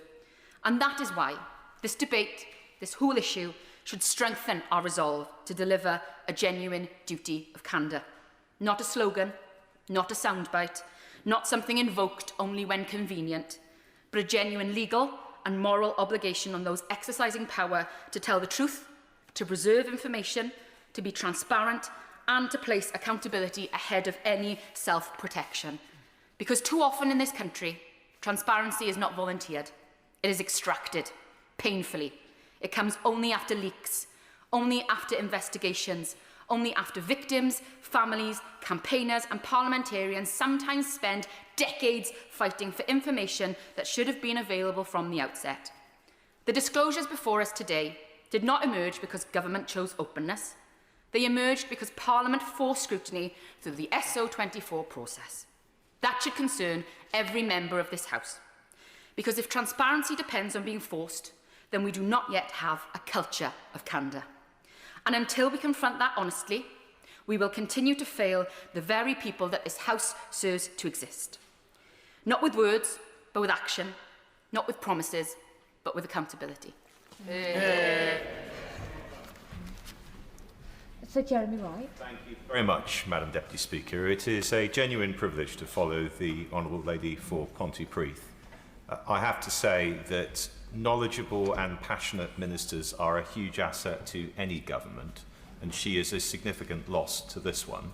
And if I may say so, exactly the same can be said of the Honourable Lady for Birmingham Yardley, who sits next to her. She makes important points about the victims of Epstein, which I will not repeat, but I think she's added considerably to this debate. Madam Deputy Speaker, if I may, I also want to take the opportunity to join the tributes that have been made earlier to Alan Hazelhurst, who occupied your chair with immense dignity and considerable rigour, I might add, but also did so with very deep warmth and kindness, and I know that he will be missed in both chambers of this place. But turning to the motion, Madam Deputy Speaker, I want to say something about the process that has led to the publication of the documents we are now considering, and then something about their contents. On the process, I should start by offering my thanks to not just the officials of the Cabinet Office, but also to the staff of the Intelligence and Security Committee. The whole House will be now conscious of the sheer scale of the task that lay before both those groups of people and the immense work they all had to put in to turn the process around as quickly as they did. And the House will also now appreciate that, given the nature of the documents that we have before us, it was inevitable that there were a large number of those documents that raised questions of either national security or international relations. And I want to make it very clear, as I have before on behalf of the Intelligence and Security Committee, first that we are very grateful for the words of the Paymaster General and indeed the Chief Secretary on previous occasions for the work that we have done, but to offer reassurance to the House that throughout the process we were rigorous in our view that government embarrassment was not sufficient cause for redaction of these documents. I hope the House can now see that is so, because there's plenty of government embarrassment left unredacted. But also to say that the prejudice that we sought to establish in relation to international relations or national security needed to be real prejudice and not the vague possibility of that prejudice, and that's the way in which we approached the task. And I am confident in the redactions that we have agreed to make, and indeed in the decisions we took not to support those redactions which we refused to consent to. But in the process we undertook, as I've spoken about before, two issues of process have arisen. The first is who checks proposed redactions for reasons other than national security or international relations. And I'm very glad that the government has agreed that my honourable friend for North Dorset should fulfil that role, as he has now done. And the other is grounds for redaction beyond the protection of national security or international relations. Now, as many who've heard these conversations before know, I have been and remain critical of the way the government has maintained the unilateral right to redact for other reasons. I don't propose to go through all of those arguments again. But my position is not because I do not think the government has, I will in a moment, a good case to do that, but because I think it's wrong for the government to assume Parliament's consent to that case. I'm happy to give way. Could it be clear, is the redaction done in Downing Street in government and then sent to your committee, to the members' committee, or is the redaction done by the committee on grounds of national security and international relations? Yes. I'm happy to give him that clarity. The documents that we received were unredacted documents, but marked on them were proposed redactions the government sought to make for reasons either of protecting national security or international relations. Where we agreed with the government, we agreed that those redactions should be made. Where we disagreed, then those redactions were not made. So we saw all those documents unredacted. We decided whether to accept the government's proposals for redaction or not. And as the House had made clear it wanted, the final word on those redactions, yes or no, was ours as a committee and not the government's. I hope that's of assistance to the right honourable gentleman. Happy to give way to my right honourable friend. Just for the sake of completeness, will my right honourable and learned friend explain, with regard to the third category of documents redacted or withheld because of the police inquiry, did the committee see those, or does the committee labour under the same degree of ignorance as the rest of us? Well, I think we may have to wait for the Chief Secretary to explain the position from the government's perspective. I can only say that what was put in front of us were not, I think, the documents that the police had sought to have withheld. I cannot say that that is the case in every instance, but we do not believe that there has been complete disclosure yet. We think there will be further documents to be put before us, which the police currently have in their possession. So it may well be the case that there is further work for the committee to do. But I know he recognises from his long experience that we will apply the same degree of rigour and the same degree of impartiality to any further documents put before us that we have with the documents we have already seen. Happy to give way. To ask one more question of clarity, because this is incredibly useful.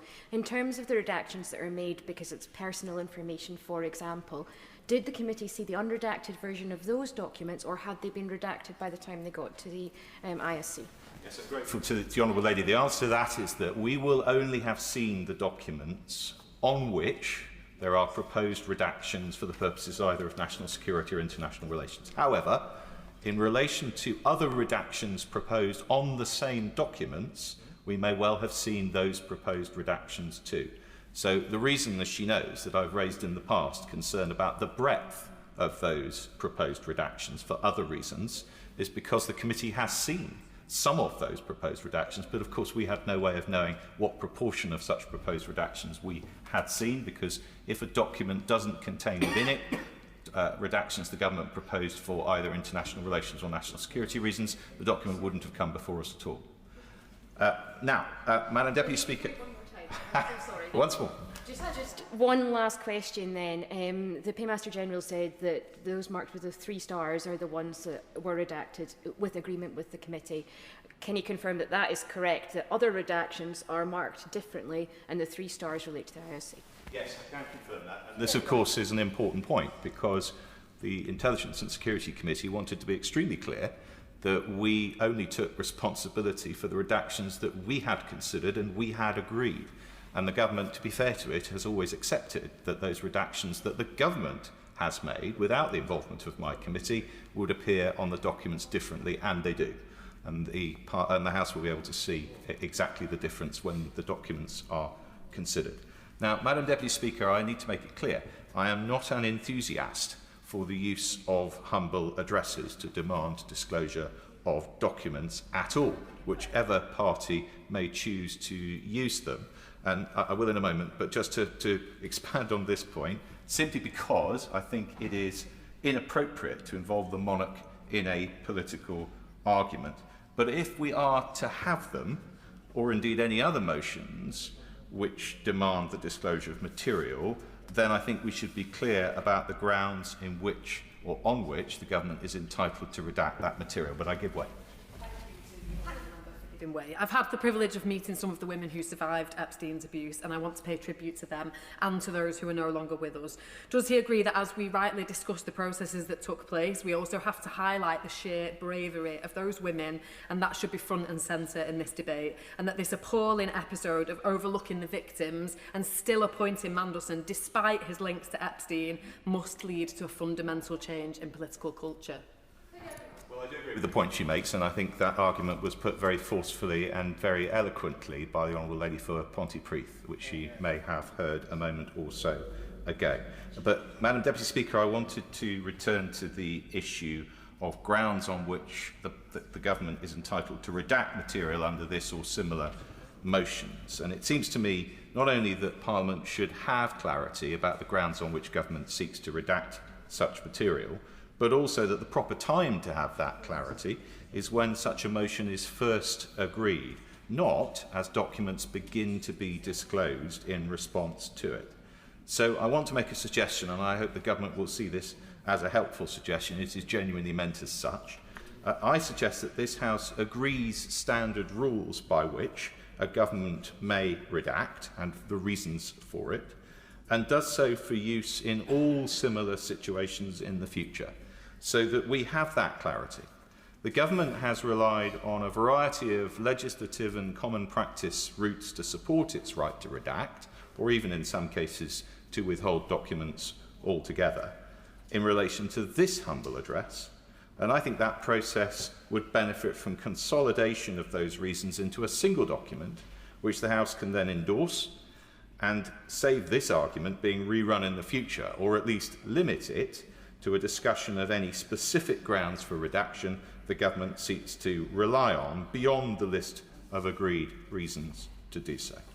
But, Madam Deputy Speaker, I want to turn to the content of these documents and what they tell us, and on which I've said very little in order to, I hope, preserve the integrity of the process the ISC has been conducting at the House's instruction. There is, of course, lots of interest in these documents. How, for example, the ambassador to the United States steadfastly refused to stay in his lane as a diplomat and instead offer his advice on almost every aspect of the government's activity. The fact that he was held in such high regard, not to say awe, by so many members of the government. The slapdash approach to secure communications, to which the government, I know, and perhaps also my committee will return. But I think it is important to remember that this whole exercise, as I think the chair of the Foreign Affairs Select Committee said, was supposed to be about interrogating how Lord Mandelson's appointment as US ambassador came to be made. Now, I think it would be churlish not to accept that Lord Mandelson had successes in this role, and that indicates that he had merits as a candidate for the job that the Prime Minister was entitled to consider. But considering someone for a role is very different to appointing them to it, especially someone who had such obvious and well-known risks, and especially to an appointment of such evident importance and sensitivity. And that is why I find the process of making this appointment so concerning and so surprising. Now, Madam Deputy Speaker, I accept it is unfashionable or even heretical to say it these days, but I have a soft spot for the Prime Minister. I don't think it's just because I like the idea of lawyers with knighthoods being in charge, though I do. It's really because I am an enthusiast for good government. And I think the question of whether you support a government's policies or not is one thing, but we should all be in favour of good government nonetheless. I want to see responsible decision-making, considered judgments, a preference for evidence over instinct, and flashy ideas properly tested to ensure that they will actually work. That is good government to me. And I thought in this Prime Minister's administration I would see it. But good government requires that where a sensitive appointment carries considerable risk, extra work is done to understand that risk and to mitigate it. And these documents don't show that. Peter Mandelson's letter to the then Foreign Secretary, now Deputy Prime Minister, has become famous for Lord Mandelson's assurance that the government would not regret his appointment, ranking up there, I think, with Peace in Our Time and Michael Fisher's pre-hurricane weather forecast in the pantheon of poor predictions. But there is something else interesting about it, and that is its date, the 18th of November 2024, making it clear that Lord Mandelson was at the very least under serious consideration for the ambassador position in mid-November of that year. And yet the vetting process did not begin until late December, with everyone then being told, and this is very clear, that it should be completed in time for Mandelson to begin work in January. And there are several mentions in the documents of the urgency of this from officials. We know already that the National Security Advisor considered that the process was strangely rushed, and in the latest drop of documents, for example, in the Part 1 volume, page 21, and I quote, "The SPAD work has shown just how slick this can be when needed," or at page 66, "We've had quite a bit of senior interest in the processing of this case, not the details, merely that it goes smoothly." And if officials had been asked to start that work earlier, then they could have taken longer over it. And surely more time and consideration would have been beneficial in this complex and controversial case. Indeed, the haste with which things were being done was apparent elsewhere. In another document, an official points out that the Prime Minister had announced his choice for ambassador before agrément has been granted. In other words, the United States had not agreed to accept Lord Mandelson as ambassador at that point, and that, the official says, should not have happened. Now, it is and was clear to everyone that this was a controversial appointment, perhaps high reward, but definitely high risk. There were substantial reasons to worry about it. We've heard already several of them. And those were almost all very public knowledge. Now, that should have given everyone, perhaps especially the FCDO as appointing department, pause for thought. And yet we know from Part 3 of these volumes, page 106, that UK security vetting informed the FCDO of their recommendation in the last week of January 2025. And the FCDO granted developed vetting certificate on 29th of January 2025. Not much pause for thought there. Worse still, as others have pointed out, mitigations which were clearly agreed to be necessary, we have seen not evidenced anywhere. Madam Deputy Speaker, good government this was not. It has been said by many on the government's behalf that mistakes can be made, and that is of course true. But the Prime Minister pointed out in opposition more than once that Prime Ministers are accountable for the tone and character of the governments they lead and how those governments transact their business. And he was right. These documents show that in the making of this very important and sensitive decision, there is much wrong with the tone and character of this government? Thank you, Madam Deputy Speaker. The latest Peter Mandelson scandal epitomises everything my constituents in Liverpool West Derby detest about the political establishment and why so many are losing faith in this place. Here was a man who brought government into disrepute on multiple occasions, a man who repeatedly placed personal interest and profit ahead of public service. Yet instead of being consigned to political history, he was rehabilitated by senior figures in my own party and elevated to a position of extraordinary, unelected influence. Why? Because his value to the political establishment was never rooted in principle or public service. It was rooted in his history of brutal factional manoeuvring, his network of powerful contacts and his ability to pull strings behind the scenes. Even his association with one of the world's most notorious paedophiles was seemingly outweighed by the usefulness of those connections, and shamefully for those responsible for his appointments, with no apparent regard for the victims of Jeffrey Epstein. And I'd like to thank my honourable friend from Pontypridd for her speech, which outlined that so powerfully. The latest documents, while revealing moments of embarrassing sycophancy, tell us little that we did not already know. Mandelson's fingerprints are all over this government. His involvement stretched from ministers and advisers to the very centre of power. Just yesterday evening, we learned that the Chancellor asked Mandelson to visit her in the Treasury to advise on trade matters while he was chair of the private lobbying firm Global Counsel. No record of the meeting was disclosed. His influence, exercised through figures such as the Prime Minister's former Chief of Staff, Morgan McSweeney, was vast, unaccountable and entirely undemocratic. And based on the great lengths McSweeney and others went to ensuring Mandelson was given a job as US Ambassador, including applying pressure on civil servants, it's very reasonable to conclude that Mandelson's influential position was reward for support of the Labour Together faction.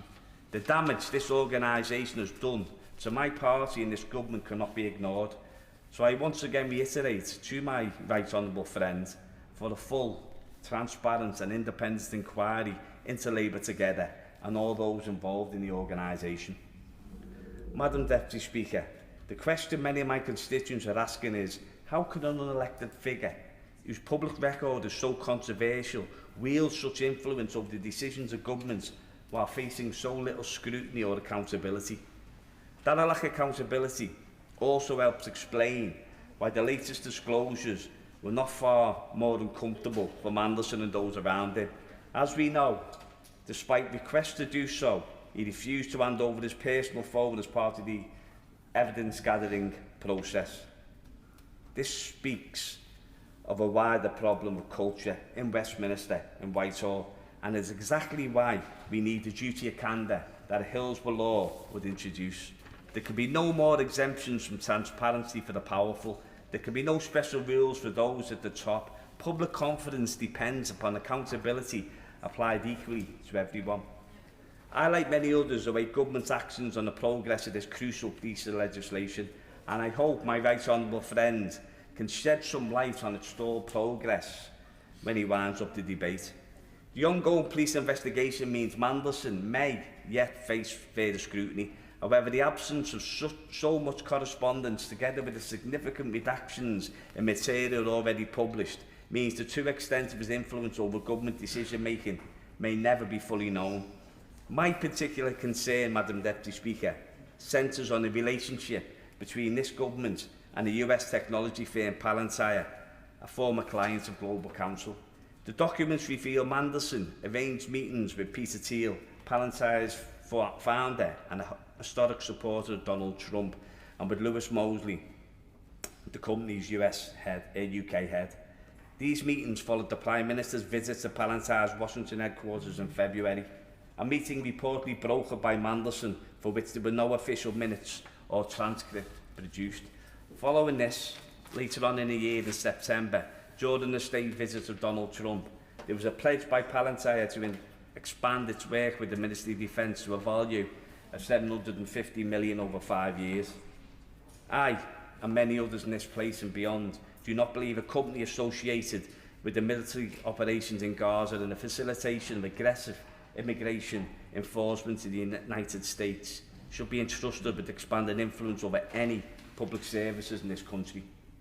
But my greatest concern is Palantir's growing role within our National Health Service, a matter which the Science, Innovation and Technology Committee today described as an unacceptable point of weakness, which could leave our data at the mercy of hostile actors. I first raised concerns about this company in 2023 when the Federated Data Platform contract was awarded. Since then, I have repeatedly called on this government and the last government to exercise the 2027 break clause and end this relationship. Yet despite widespread concerns from parliamentarians, healthcare professionals and members of the public, for some reason, Palantir's presence within our NHS and access to patient data has only continued to grow. That expansion comes despite significant concerns being raised elsewhere. New York City Health and Hospitals withdrew from its contract with Palantir earlier this year, while a proposed Metropolitan Police contract was blocked last month. Those decisions reflected principled leadership and a recognition that public trust must come before corporate influence. And I thank Mayor Khan for showing that desperately needed leadership, a real example to others. The concerns they acted upon are shared by many NHS staff and many of my constituents who are deeply uneasy about the growing role of Palantir in managing sensitive personal data. That's why I was particularly concerned when the former Health Secretary ruled out ending Palantir's contract early this year, citing efficiency gains, despite evidence that many NHS trusts using the platform had not reported clear benefits of the software. And here, that the missing documents for me become extremely significant. Just months after Mandelson sought a meeting with Palantir's UK Lewis Mosley, the former Health Secretary, who we know was in regular contact with Mandelson, held a private meeting with Mosley himself, as reported by The Guardian, amongst others. So a legitimate question arises: did Mandelson facilitate that meeting in the same way he appeared to broker discussions between Palantir and the Prime Minister? While many in Westminster are preoccupied with the gossip, personal exchanges and political intrigue contained within these documents, I'm far more concerned by what is absent: the gaps, the redactions, the missing correspondence that may never come to light because relevant material was withheld or phones were stolen. Because those missing pieces would not simply demonstrate that Peter Mandelson was embedded within the machinery of the government, they would reveal the consequences of that influence. They would show how decisions affecting our public services, our NHS and our democracy may have been shaped by unelected power, corporate interests and private relationships operating beyond public scrutiny. Until there is full transparency and genuine accountability for how decisions of national importance are made, public trust in this place will continue to erode, and that, Madam Deputy Speaker, is a very, very dangerous place to be going. That principle should have applied to Peter Mandelson, but it clearly didn't. And what a catastrophic mistake that was and continue to be.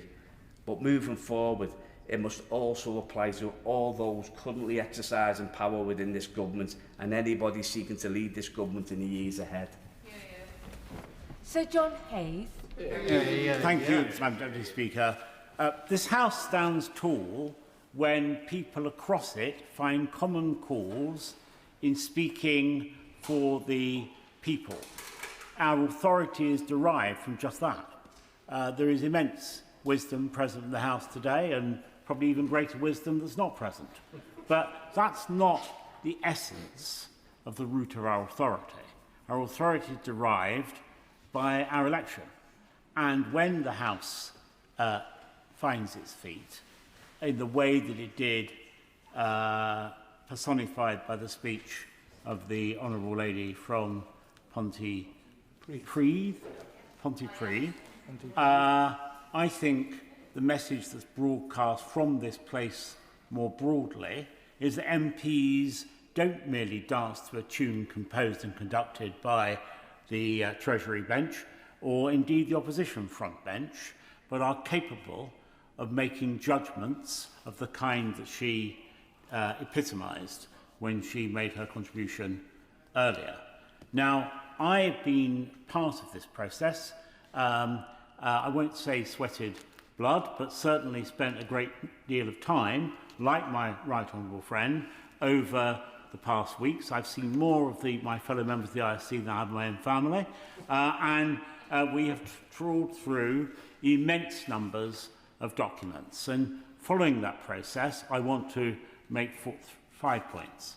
The first is that the humble address, and there is a debate to be had about the appropriateness of humble addresses. We've rehearsed bits of that debate today. But the humble address was absolutely explicit in its instructions to the ISC.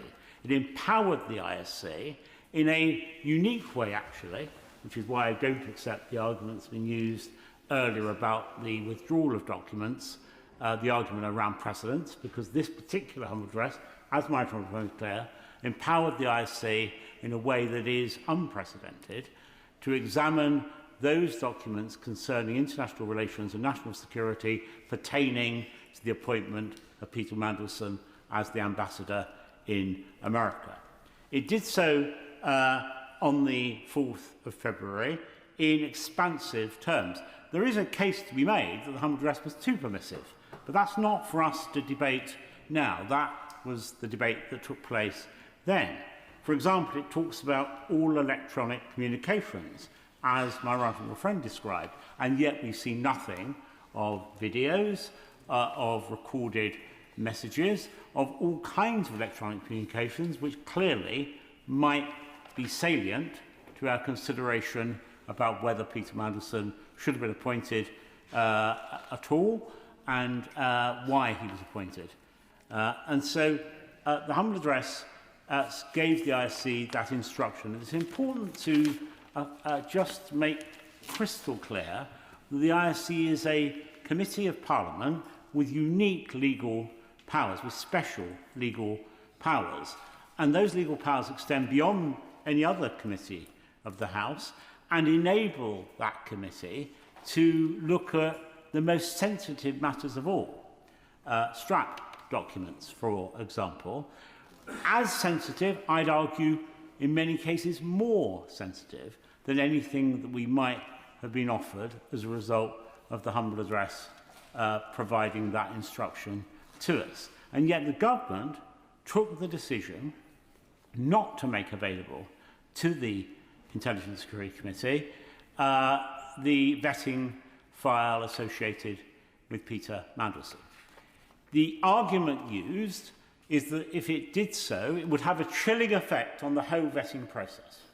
I regard that as a specious argument because it confuses scrutiny with disclosure. The ISC was never going to disclose any of that material, a point made by my right honourable friend, its former chairman.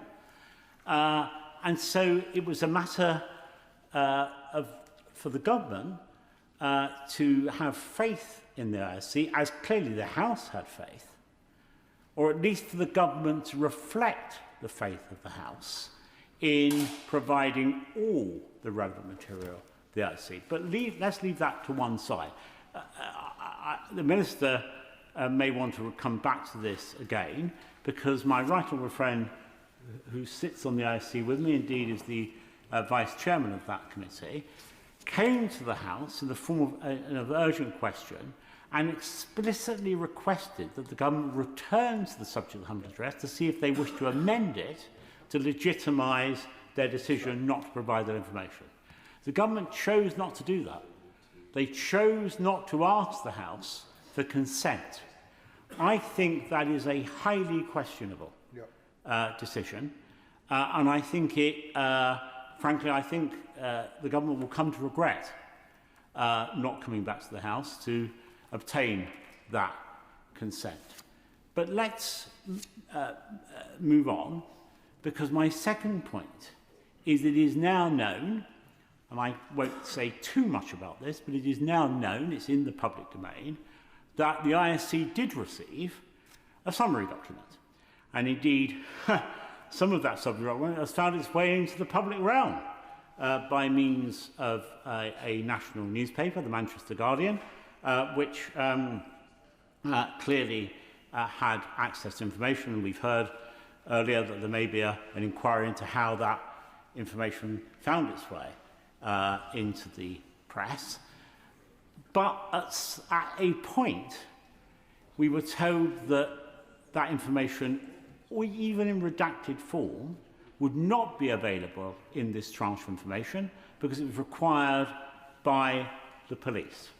But we don't know when the police made that inquiry, when they decided that this was vital to their investigations, and we've been given no rationale as to why they might have come to that decision so late on in the process.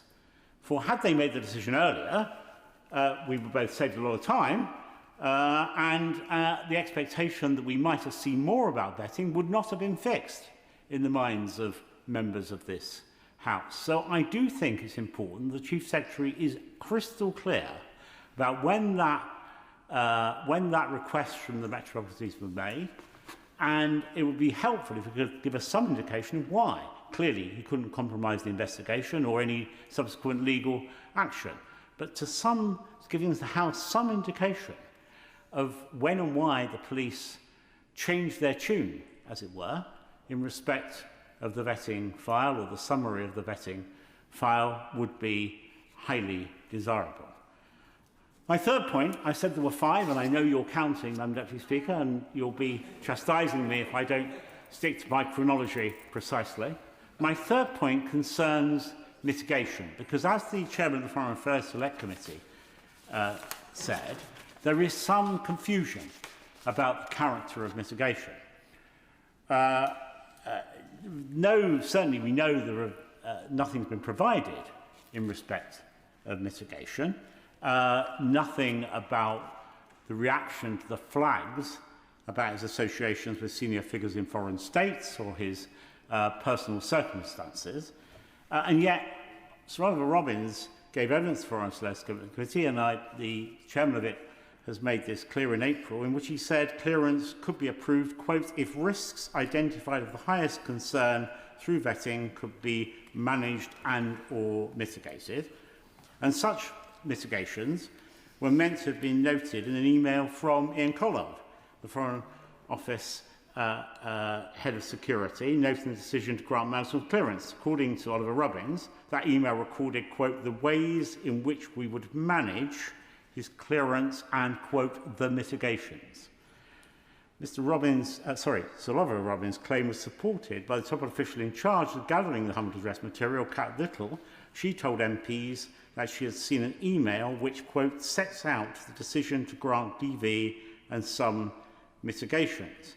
So there was certainly a stated need to manage the risks associated with Peter Mandelson's appointment, and an acknowledgement that that might be done through some process of mitigation. But we've heard no more. Now, maybe that no detailed mitigation plan was drawn up. Perfectly possible that might have happened, for the very reason that these risks were so great they couldn't have been mitigated.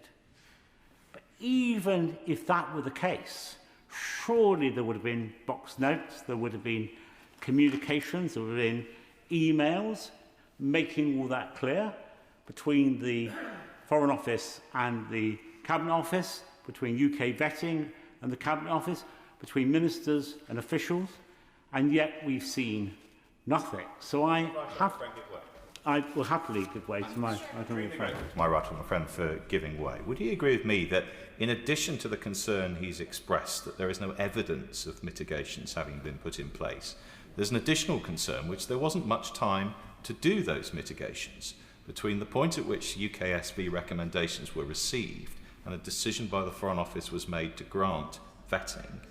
Then there really wasn't much time for mitigations, as well as very little evidence that they were provided. That's true, and that indeed might have been reflected in some of the messages that I have suggested to the government, that they might, even at this late stage, make it available either to our committee, perhaps that's the most sensible thing given the terms of the humble address, or if and subsequently in a redacted form more widely. So even if it were true that because of the pace of the appointment, that a full plan couldn't be drawn up.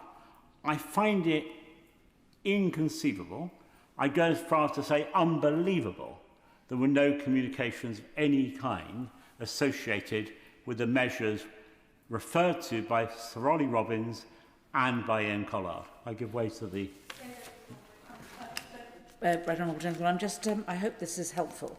In the evidence, in the written evidence that Collard gave to us, he said at point 6, when was the in answer to this question, when was the report received by the department? So that's they received an email from UKSV at 1:52 on the 29th of January, informing PSD that the report was ready for the FCDO to review. So that's the date you heard about the developed vetting. And then the email with which is the nearest thing we have to anything that has any mitigations, is dated the 30th of January at 10:12 in the morning. The Right Honourable Lady will know, furthermore, that Ian Collard, through a letter sent on behalf to the Foreign Office, told MPs he had sent an email, quote, recording the fact of the decision, but not any of the underlying discussions or reasons for doing so, and mitigations. So she's absolutely right. And when she said earlier she was unknowing of why this had occurred, I think the whole House would share her view. None of us quite know why on earth that material doesn't exist, or if it does exist, why it's not being made available. My fourth point, I'm coming to my exciting conclusion in a moment, so I know you'll be pleased to hear that, Mr. Speaker. My fourth point concerns the declaration of interest form. Now, we know from the first tranche of documents that were relayed to the House that a blank template on declaration of interest for Peter Mandelson to complete was made available. But the completed declaration of interest, from which presumably detailed actions could be derived, has never been made known. I understand this is another document that may have found its way into the hands of Metropolitan Police. If so, when did that occur? When did they request it? And again, why did they request it? Greater clarity from the government on the declaration of interest would be most welcome. Finally, Madam Deputy Speaker, I'd say this, thanks to the learning of the Paymaster General, we were able to speak a little earlier of Gladstone and Disraeli. And Benjamin Disraeli, whose picture I carry with me at all times. Many people carry pictures of their children, their grandchildren. I carry a picture of Disraeli. Benjamin Disraeli, I'd be happy. Should I carry a picture of Gladstone? Well, I would recommend not. Before the honourable member responds, regardless of whichever picture Mr Martin would wish to carry, it's always decent to make sure you're in the chamber long enough to intervene on someone that's giving a speech. Sir John Hayes. Madam Deputy Speaker, I'll say no more, but Come on, John, show us you're dizzy. Except this. Disraeli said that circumstances are beyond our control, but we all have control of our conduct. And, of course, it's true. The context in which the appointment of Peter Mandelson was made was beyond the control of the gentleman who's responding to this debate tonight. But the conduct of the government, as described by my right honourable friend, is a matter for which he and other members of the Treasury bench are answerable. And the conduct of this affair seems to me to be, at best, highly questionable, and at worst, something much more serious. So I simply say to the Minister winding up, there is still a chance to right some of these wrongs in what happens next. Some of the questions posed from across this House as it found its feet earlier today can and still should be answered. We won't get the full detail until the Metropolitan Police have conducted their own inquiries, I understand. But there's much that can be done to provide further explanation as to about the things we haven't seen and why. Flo Anderson. Thank you, Madam Deputy Speaker. Thank you for the opportunity to speak in this debate. And let me start, as we must, with the victims of Jeffrey Epstein. And I'd like to thank the Honourable Member for Pontypridd for raising the testimony of Lisa Phillips, of naming one of those of those victims, because they do have names. They are people who will be listening to this, who find this whole process re-traumatising and painful again and again and again. And the fact that this all seemed to happen from the ultimate boys' club situation of a boys' club which surrounded Epstein, a boys' club that surrounded Mandelson, a boys' club that was in number 10, that led to all of this happen. I think we've been just drawn here, even today, into this vortex that happened. And I don't like the fact that we are still having to be part of it, still saying his name when he did such dreadful things to so many people. But I'd like to also pay tribute to the women and girls who were abused and exploited by him and his associates, and that they do deserve truth, accountability, and to know that public institutions have learned lessons. Their bravery in speaking out is why this House keeps returning to question of standards, of judgment and transparency. And I want to ask the House to stand back a bit in my speech and look at the whole humble address process. As a member of the Foreign Affairs Committee, we've been following this very, very closely indeed. And I would join with the member for Kenilworth and Southam in saying that I am not an enthusiast of the humble address process. I think that it should be used, but I do have questions about it. I have been very critical of the appointment of Peter Mandelson from the moment it was even thought about appointing him, that it should never have gone further than that. Through the due diligence process, the vetting process and the final decision. My constituents expect ministers to be held to the highest standards, and when those standards fall short, they do expect answers. Some areas I've got particular concerns about have already been raised by members during this debate.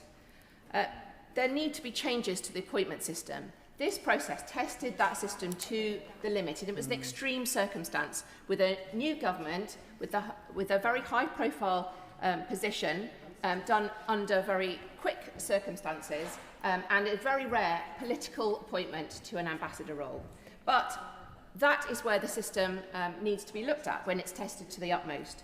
And I hope that in future the Foreign Affairs Committee will be given the opportunity to meet with political appointments in the future. There may be never another political appointment after this one, but if there are, it needs to be done differently, and we need to hear that that will be.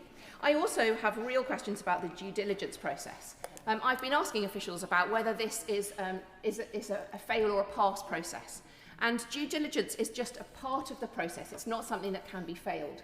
But I think that that should be looked at. If there are enough red flags in the due diligence, would you even go ahead into vetting? Why did we even?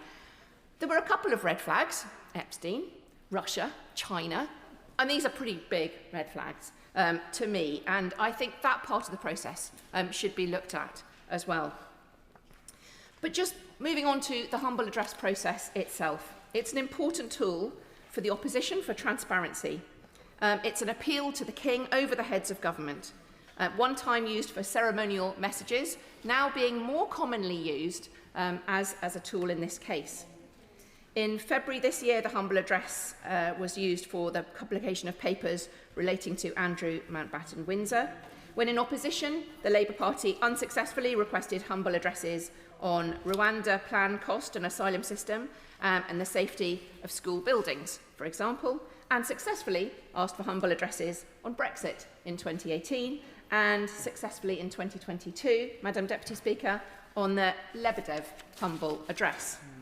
It is useful, but seeking answers is not the same as backing any process, regardless of cost or consequence. And there's been no mention of the cost so far, the financial cost and the time cost of civil servants in the debate so far.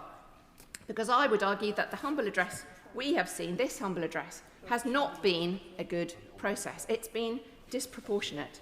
This humble address was drafted so widely that it's become a catch-all, not a focused request for information. And that's why many of us, I think, are finding this very frustrating. One consequence is clear. Certainly will. Extremely grateful for giving way, and I agree with the case she's making. But would she agree with me that although she's right, wide humble addresses are deleterious both because there is an opportunity cost, while civil servants are looking at that, they're not looking at something else, and a real financial cost, the right moment to push back on an excessively broad humble address is when it's being decided upon. And the government has a majority. It's there so that the government can get its way. Would it not have been better on the 4th of February for the government to have said, this is too broad, I will only agree something narrower? I will include that, indeed, in my argument. And I think that I'm hoping that my speech today will be something we can learn for future humble address requests and to try and make them better, learning from this one.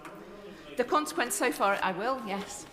And rapidly from that point, or later, because my honourable friend's right, they could have done it at the outset, but they were provoked, encouraged, several times later to look again.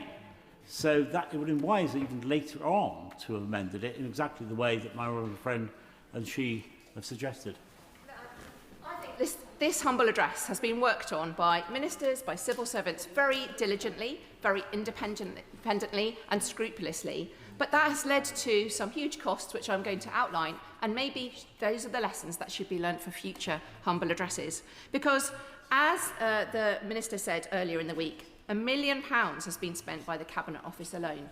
There's a further £1 million spent by the Foreign and Development Office as well, and then further costs. There have been the costs of the independent KC and the 16 to 20 civil servants entirely dedicated to this role, the Intelligence and Security Committee time, many other civil servants involved in all the departments of government in this as well. These are huge costs.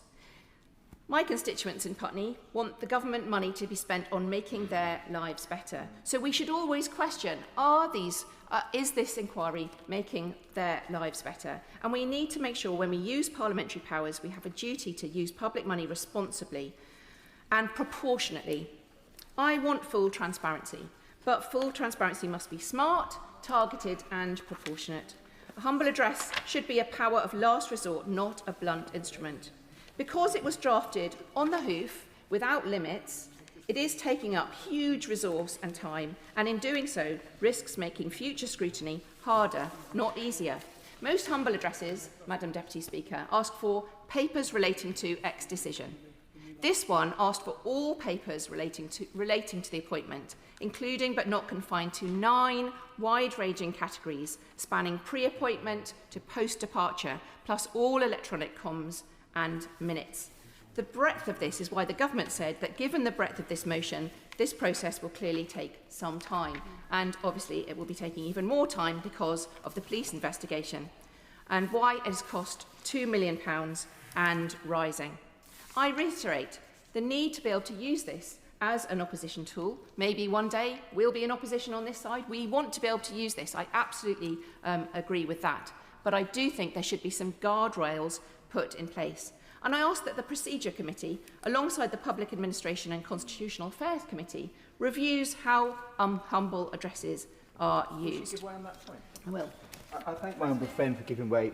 She's making a really important and really thought-out speech. I wonder when she talks about those guardrails, because my constituency Harlow would feel the same as her constituencies about the time this is taking and the amount of government resources that's being used. But it's also really important we get that transparency piece. But would you agree that one of those guardrails should be to protect those minor officials, which is what the redactions that, of course, some discussion are seeking to do, because actually what this humble address what should happen in this process is those that are guilty should be punished, but those that are innocent should not.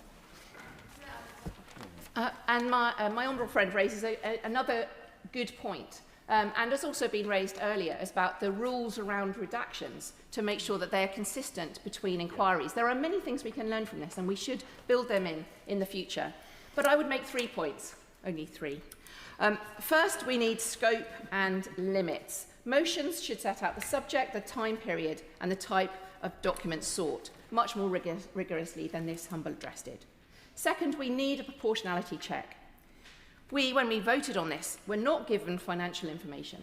Before the House votes, we should have an estimate from the government of the likely cost, staff time, how long compliance will take. That should be part of our measured judgment. We can weigh that against the public interest and use this information in our vote.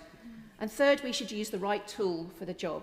There are select committees, as we very well know in the Foreign Affairs Select Committee, we have been rigorously looking at this, written questions, FOI requests, police investigations, as there is in this, evidence under oath. There are other routes to transparency as well. And I'm not saying we should have used that in this case, this is the right thing for this time, but we should be prepared to check ourselves for future humble addresses that those other routes should not be used. Before she sits down, may I just may I intervene? Because I wanted to congratulate her on her thoughtful and really important contribution, because I do think this is a moment where we need to make sure that if we use a humble address, again, we use it as effectively as we possibly can. But I'd also like to just ask her to highlight a little bit more, because we talked about the amount of money, but also the opportunity costs.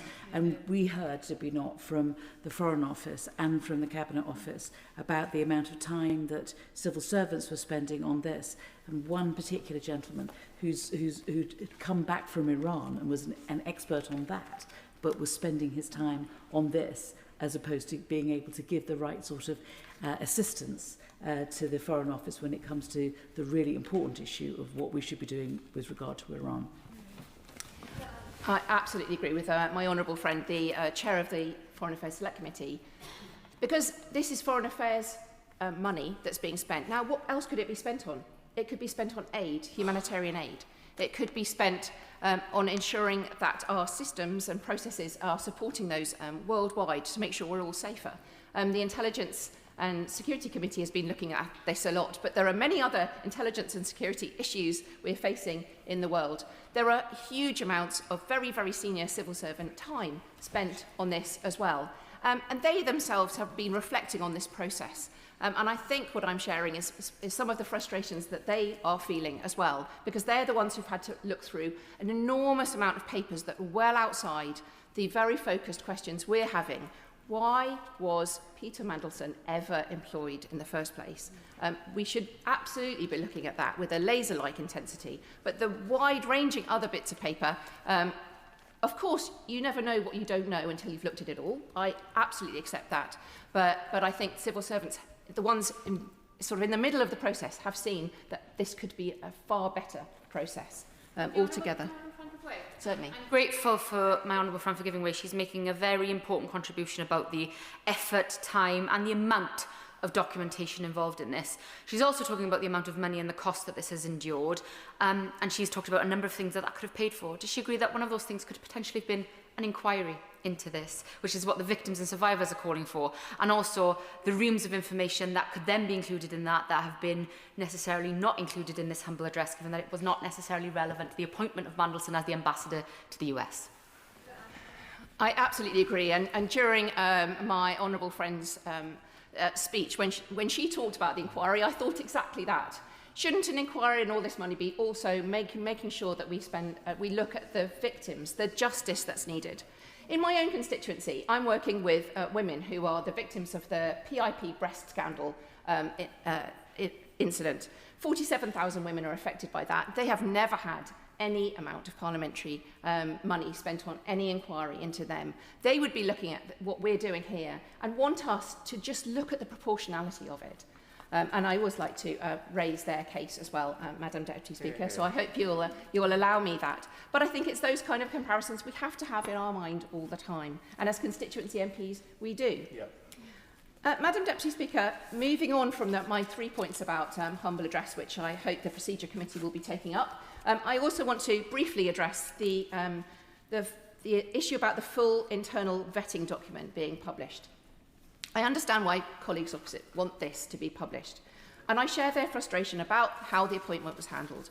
But I cannot support publishing the raw vetting documents because it would do lasting damage to our vetting process, and I want to underline that. Vetting only works. Yes. wants to publish that document. The point was that it was a document that could have been made available to the ISC, not for publication, not for disclosure, for scrutiny, because it might have informed our understanding of the whole process. Thank you, and I thank the honourable member for that pushback. But having spoken to those who do the vetting process, even understanding that anything you say may be disclosed to a parliamentary committee is itself an hugely chilling factor. Vetting only works if civil servants can give the most frank, professional advice without fear that anything they say will be published, shared with committees, and we may need to make sure. Again, but I'm sorry, she could still develop her case if she talked about parliamentary committees in general. But I chaired the ISC for 4 years, and the ISC has been in existence, as I said in an earlier intervention, since 1994. The ISC never leaks. If it leaked, the person who leaked anything would be criminally prosecuted.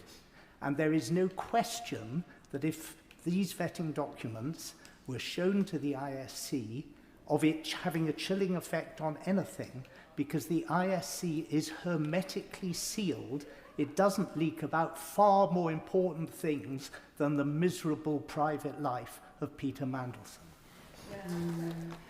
I thank the honourable member for that comment about the ISC. And I would just continue to take advice from that vetting process, that it needs to be more hermetically sealed even than this. We need to take real care over this. Anyone oversharing of this will have an effect on everyone that's asked to sit down and give the most frank information, the most private information, and we need to make sure that they're doing that so that their potential risk to our security as a country is very, very well known. We can't allow self-censoring because of this process here. We do not need to have those far-reaching unintended consequences of this process. Would the Honourable Lady keep away? But is there not another argument, which is also that there are certain people who are thinking again about applying for jobs where they may need to have developed vetting, and those people may well be women, people from ethnic minorities, people who are gay, for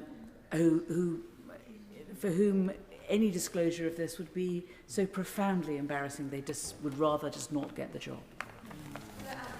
My honourable friend makes the point very, very well. There are minority groups. There are people who don't know whether what they are worried about in their past may or may not be an issue, and they will not share that. They will not even go for the developed vetting, which means that they can't rise up within the Foreign Office. They won't even go for the job, potentially, for fear of that. We cannot have that as the unintended consequence of this process here today. We cannot hear about that in 10 years' time. There have been other issues that have compromised our national security, maybe because they haven't been shared, or that have robbed us of very serious talent and opportunity from across the country because they have not joined the ranks of our civil servants because of the things that we are sharing or not sharing within this process. It's not about more transparency, it's less. It potentially could leave ministers with less honest advice. It potentially could weaken accountability and put unfair pressure on civil servants who serve governments of all colours with impartiality. What the public need is the outcome of the vetting, however. I'd just like to say I agree with the Honourable Lady. As someone who has been through the vetting process repeatedly in the past, you are told when you go to a vetting interview that this information that you are going to give me is between me and you, the vetting officer, and the subject of the interview. And to even, of course, the ISC is hermetically sealed, but as a person going through that process, if you know that even if it is going to be given to anyone else other than the vetting officer, that makes you think, shall I be giving this information? And that compromises the entire vetting system. I thank the honourable member for that very helpful intervention and understanding the inside of it. It's got to be between you and the vetting officer and not to think that this can be shared further. That is absolutely at the heart of it. The last time I will give way. I'm extremely grateful. She's being very generous. I just want to develop this point from a slightly different angle. It could be, couldn't it, that what we're really interested in here is the conclusions of the vetting process, not in the material that led to the conclusions.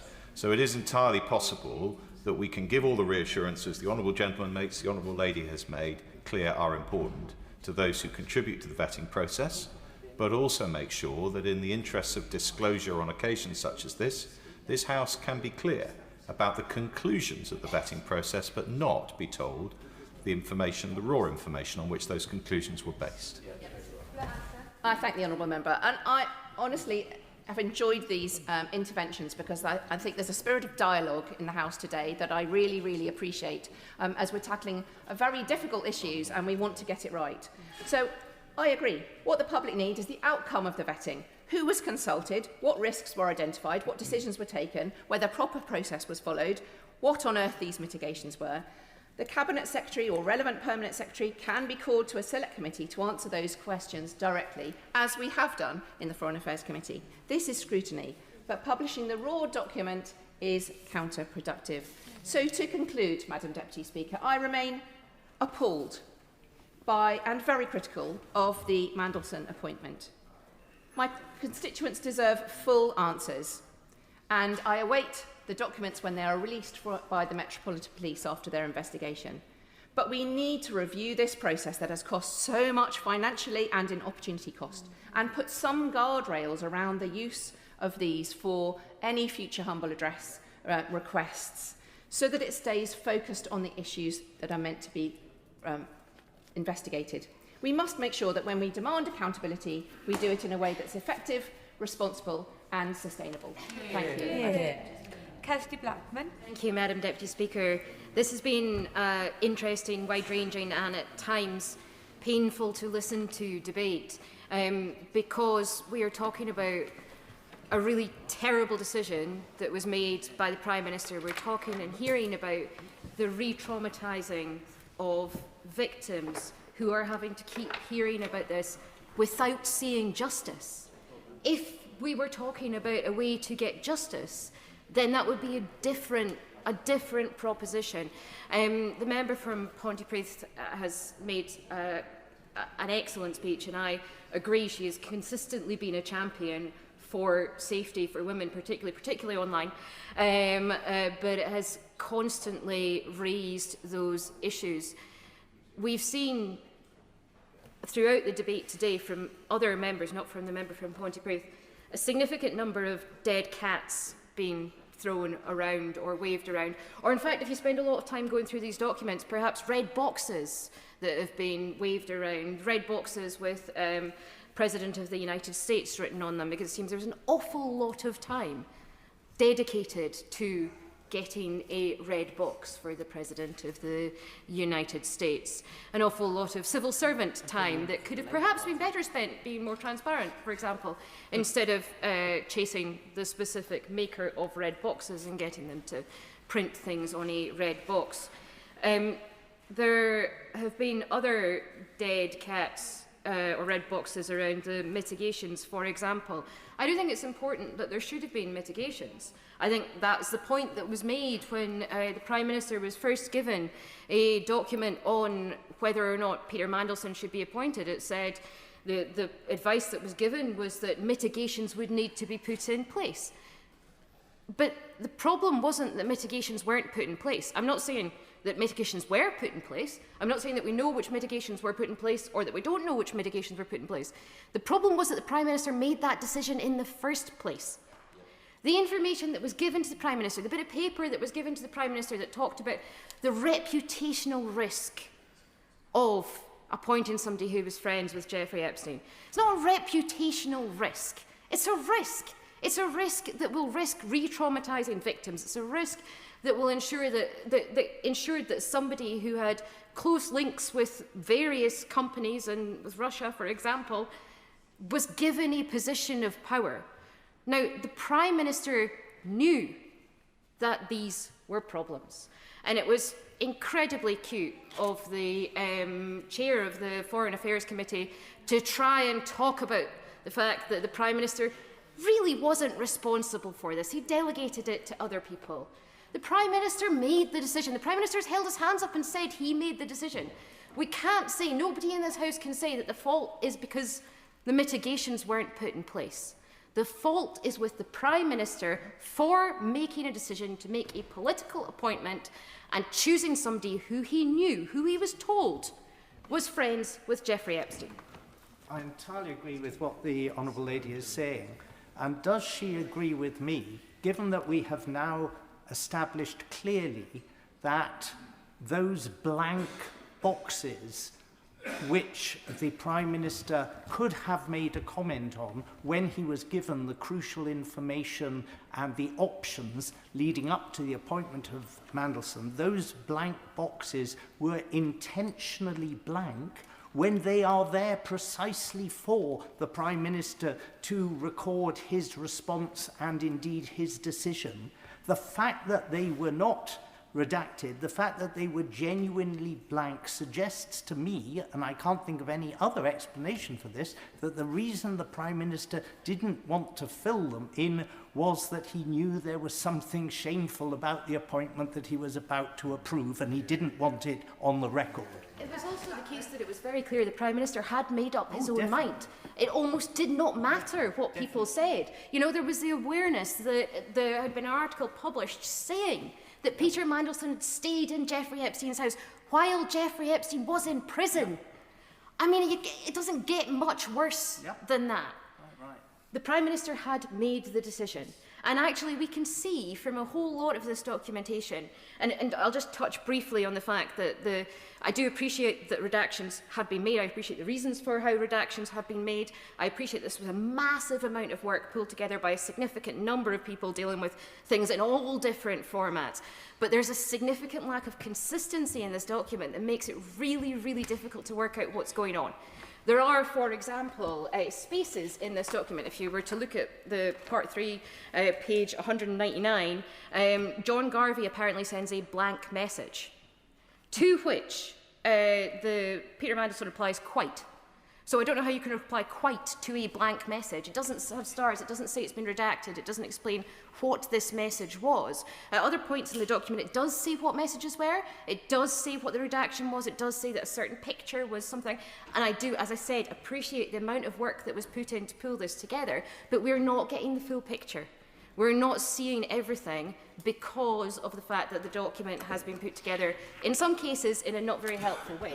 I want to touch as well on the Morgan McSweeney messages and the fact that I mentioned already that Morgan McSweeney's lost his phone and therefore cannot provide WhatsApp messages.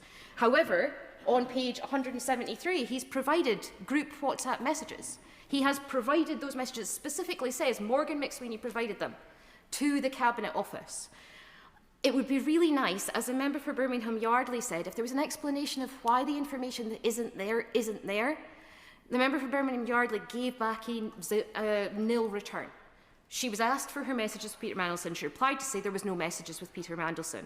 It would be helpful if on the Morgan McSweeney stuff, for example, we got these group chat messages and then it said he could only access these group chat messages through another method. He could not access his own personal messages, which is why we don't see them. Or he had disappearing messages on, and that's why we can't see them. We don't know the reason for it. We don't know if it's because there was nothing or if it's because there was something but it's now gone. And I think that's deeply unhelpful in the level of transparency that we're getting here. In terms of the speech that was just made in relation to the member from Putney, sorry, I was trying to find her constituency there, the member from Putney, I've never had a constituent say that they would like less transparency. I've never had one say that they would like to know less about why the Prime Minister appointed Peter Mandelson. They want to know why the Prime Minister has appointed Peter Mandelson. I think that today's maybe the wrong day to make a call for there to be less information. I think absolutely discuss this later. Today we should be centring on talking about this decision. We should be centring on thinking about the victims and the fact that the Prime Minister made these decisions knowing about the victims, knowing about the fact that Peter Mandelson was friends with Epstein and continued to be friends with Epstein. It didn't matter what red flags were shown up by the processes. It did not matter. The political decision had been made. We know that. We know that the appointment was announced in advance of these things taking place. We know the decision was made. We know that for some reason that I'm still not totally clear about, the Prime Minister thought that Peter Mandelson was the best person for the job, was the best person for being in that role, was going to do the best thing for national security or for the people of these islands or for the Labour government. That was the decision-making process that the Prime Minister must have gone through. The member from the Liberal Democrats talked about the fact that we don't know what was in the driver's head. We do not have that piece, that really key piece of information. We can have the driver apologise and say, I'm sorry, I shouldn't have done it. But until they explain why they did it, we are not all going to understand it. And the apology sounds hollower than I think the Prime Minister would like it to. We do know that in terms of the transparency, that even though there's a significant amount of work, significant amount of documents, that we don't have everything. We don't have some things because they've been held back because of the police investigation or because of national security. I completely understand and accept that that is the case. However, there are other things that we don't have. So on the 4th of February, the day that the humble address went through, I submitted a number of Freedom of Information requests to the Cabinet Office. I received an acknowledgement for those Freedom of Information requests. On the 9th of March, I received an email telling me there was a delay in responding to my Freedom of Information requests. I have received nothing since. Despite submitting a Freedom of Information request on the 4th of February, I have received nothing but one update, an acknowledgement, then one update from the Cabinet Office telling me we're very sorry there's a delay on the 9th of March. It would be very helpful if the government front bench could ensure that I get a response to my Freedom of Information request, because it's a legal requirement for governments and the Cabinet Office to provide responses to these things and to make clear if there's a delay, why there's a delay, or if they're not going to provide a response, why they're not going to provide a response to a Freedom of Information request. I'd be interested to know as well how many members of the public have submitted Freedom of Information requests that relate to the decision-making process, perhaps, or messages around Peter Mandelson, and have not received adequate responses from the Cabinet Office. I don't know why the Cabinet Office have not responded to me, but I'd be concerned if they were doing exactly the same thing with members of the public who don't have the ability to stand here and criticise the Cabinet Office. The last thing I want to talk about is where things are with the Prime Minister and his currency at the moment. The Prime Minister's not standing here defending himself. The Honourable Gentleman is once again, and I do not envy him, having to fill this role. We've heard a defence from very few members of any side of this House for the Prime Minister's decision. I don't think anybody is trying to defend the Prime Minister's decision, which brings us back to the Prime Minister's judgment and the fact that he made this decision. He made this decision.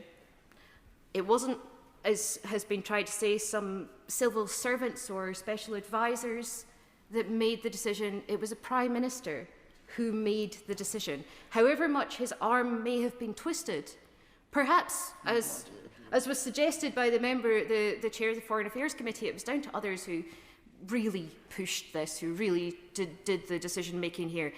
Maybe it was down to others, in which case, why would you have a Prime Minister who could be so easily led by others that they would be willing to appoint somebody who's friends with a convicted paedophile to the role, the most senior role in the ambassadorial service? So we must assume that the Prime Minister is not that easily led. We must assume that the Prime Minister cannot have his arm twisted by officials, in which case, or by special advisors, in which case he made the decision. And he's not here, standing here, explaining why he made that decision. He's not meeting with the victims, which is, I think, the worst thing that we have heard today, the worst thing that has been uncovered today is the fact that he's had requests from those victims and not met with them, despite the fact that in these massive documents we can see the people that he did meet with, who are people that my constituents would be much less keen on him meeting with than actual victims of Epstein. I think the Prime Minister has got a significant number of questions to answer. This is not the change that he promised when he stood in his manifesto in 2024. This is not a parliament that is working for the benefit of people. This is a parliament that is continuing to hide things from people, that is continuing to duck away from having those difficult conversations and from listening to the people that it really needs to listen to the most. And I think that the government needs to take a long, hard look at itself and change its priorities and actually listen to the requests that are being made from those people that have been harmed the most by this whole complete shambles. Jeremy Corbyn. Thank you, Madam Deputy Speaker. This is a debate that I originally thought there would be a very large number of members wanting to attend, because it goes to the heart of so much about the political system of this country and indeed the power and influence of very wealthy people around the world. But I'm sure this isn't the only time we're going to be debating this, and I hope there will be a more thorough public inquiry into this whole issue at some point later down the line. I think we should also put a particular note of thanks to the member for Pontypridd for what she said in her speech, the way she put it, and the way she put centre stage the victims, some of whom are nameless, victims of the depravity of Jeffrey Epstein, the depravity of the whole golden circle surrounding Epstein, and the fact that one took her own life and died as a result of that. These were young women that were trafficked and exploited by very wealthy men who felt they could get away with it. And even after Epstein's initial conviction, they carried on gravitating towards the golden light of Epstein and the money that he exuded, the influence he exuded, and the way he had made his money, which was actually all about helping the super rich in the United States to avoid paying tax by relocating them and their resources to the US Virgin Islands. The millions that he made and the millions that were not paid in tax by those very rich people are millions not spent on health, housing, education, and all the other things that working class communities need. And so somewhere along the line, he was sort of apparently almost forgiven for those crimes, and then comes back much later on. And we then now begin to see the whole horrible story unravelling. So surely there's an object lesson to us here of unaccountable power, unbelievable levels of arrogance, supreme levels of wealth, and the way in which politicians, probably less wealthy than Epstein and some of his mates, were seduced into that line of the super yacht, the private island, the private jet, the big dinner, etc. All of that is a corruption of our political system, and unless we do something about the influence of big business, super wealth and money in politics, then everything that Bernie Sanders says about the USA, that it's got the best democracy that money could buy, will soon be applying to this country as well. We've got to be much stronger about needing a much more pure form of democracy and accountability within our society. This debate is labelled about Peter Mandelson, and I remember when Mandelson first appeared in this building as the media director for the Labour Party. I remember discussing him with Tony Benn in the tea room, and Tony had met him at the National Executive meeting where he was introduced to the Labour Party, and I saw Tony that evening and said, what was it like? And he said, well, this guy Mandelson's going to give us all a lot of trouble. And he then wrote in his diaries that evening, I find Mandelson a threatening figure for the future of the party. And what Tony recognised was that Mandelson's whole objective was a political one. It was a political one to take the Labour Party away from its roots, to take it away from its trade union connections, to take it away from the working class communities and turn it into a party of business. As the member of West Derby was pointing out earlier, and others. That then eventually ends up with Labour together, and there are huge amounts of money that they spent trying again to subvert the whole principles behind the Labour Party. And the results of all this are being paid for day in, day out, in hospitals spending 15% of their expenditure on private finance initiative, schools having to pay the debts of building schools for the future, and so on. The whole idea that the state should become an arm of business rather than the state providing services that are necessary for the people of our society. Mandelson was successful in many ways in turning things away from what their original purpose was. And so all the contracts that are now being agreed upon, I'll come back to this in a moment, are a consequence of that sort of philosophy and that sort of dealings that went on, political dealings that went on. When we had an early debate on this, I said there has to be a serious, open, public inquiry into the influence of business, money, and corruption on our political system. I understand the limitations of a security committee and the work you have to do. I understand the limitations of it, which is why I did the intervention on the chair earlier on. And I'm sure he may well agree with me that this will not be done and dusted by his committee. It will actually go on for a very long time because it goes to the heart of democracy within our society. And so I hope at the end of this, we do have an open public debate about money and politics. We do have a serious open inquiry which will get to the heart of everything that's going on. Because if we don't, then we're all the weaker for it. And as the member for Pontypridd pointed out, the victims of this at the moment are known to be those young women who had such terrible experience and terrible time at the hands of the rich and the powerful. And if we don't, then there will be other victims of the rich and the powerful further down the line. I want to just talk briefly, if I may, because I realise that time is of the essence, about Palantir. On the 22nd of July 2025, that's less than a year ago, Peter Mandelson sent an email to Morgan McSweeney. The subject was a name, Peter Thiel. Mandelson wrote, "This celebrated techie is in London until August the 9th. I don't know whether you have been approached already, but it would be good for the PM to meet him." So the ambassador for Washington starts trying to set up meetings with a tech entrepreneur who happens to be a friend and supporter of Donald Trump. And then in the second tranche of the so-called Mandelson files laid before Parliament, the email is one of a series of moments in which Mandelson personally connected the UK government to Palantir, the data analytics and surveillance firm co-founded by Thiel, and to the wider network of investors around it, at a time when his own consultancy, Global Counsel, still counted Palantir among its clients. Is that corrupt or what? That the ambassador to Washington owns a company in which he is trying to introduce them to the head of the British government by a series of private emails using his connections that he obviously obtained as through the Labour Party over a very long time.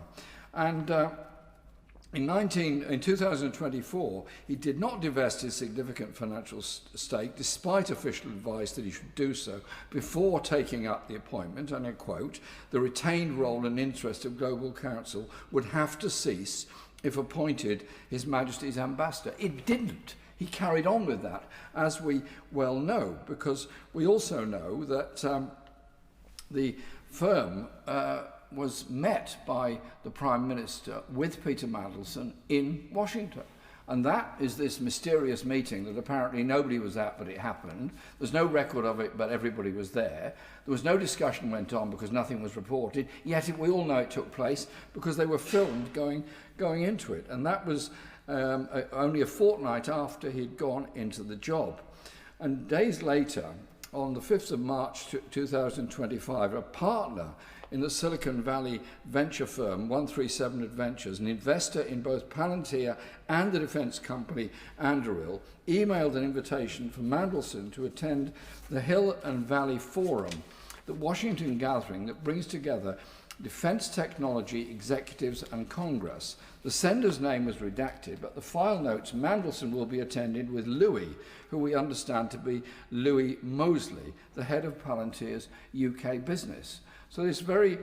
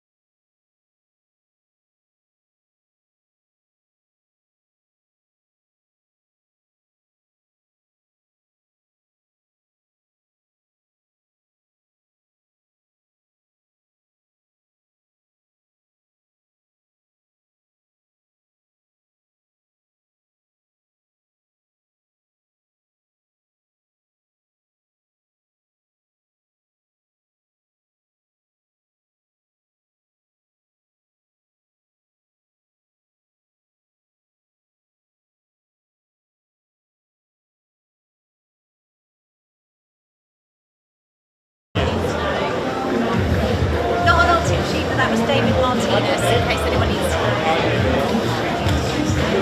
You just stand there.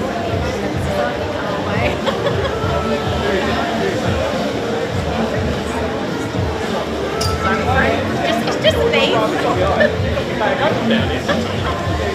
Sorry, I'm just like, I'm going to throw leaves over. You don't do that at home. You have the carpet behind the door.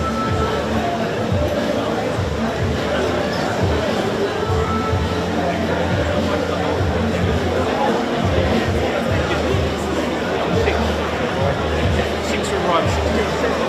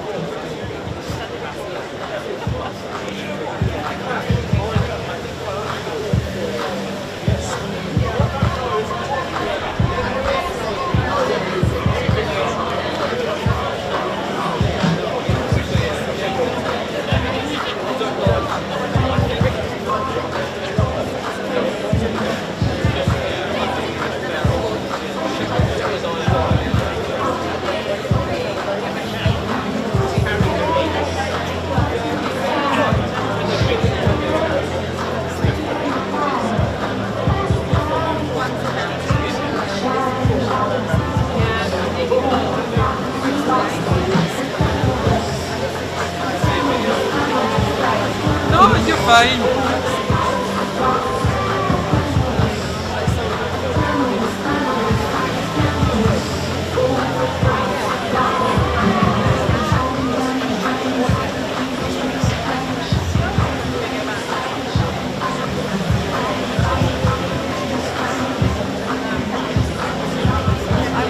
Where I have to worry about the positioning of the plant.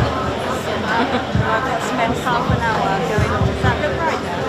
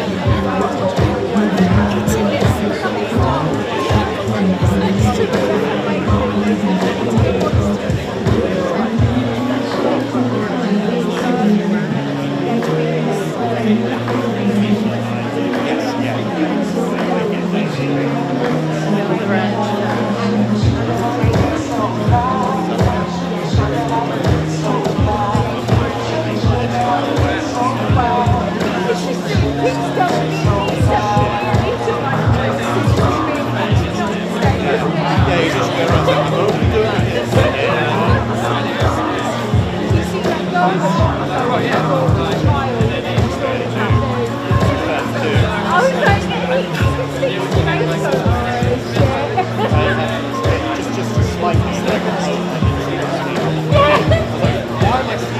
blocked out.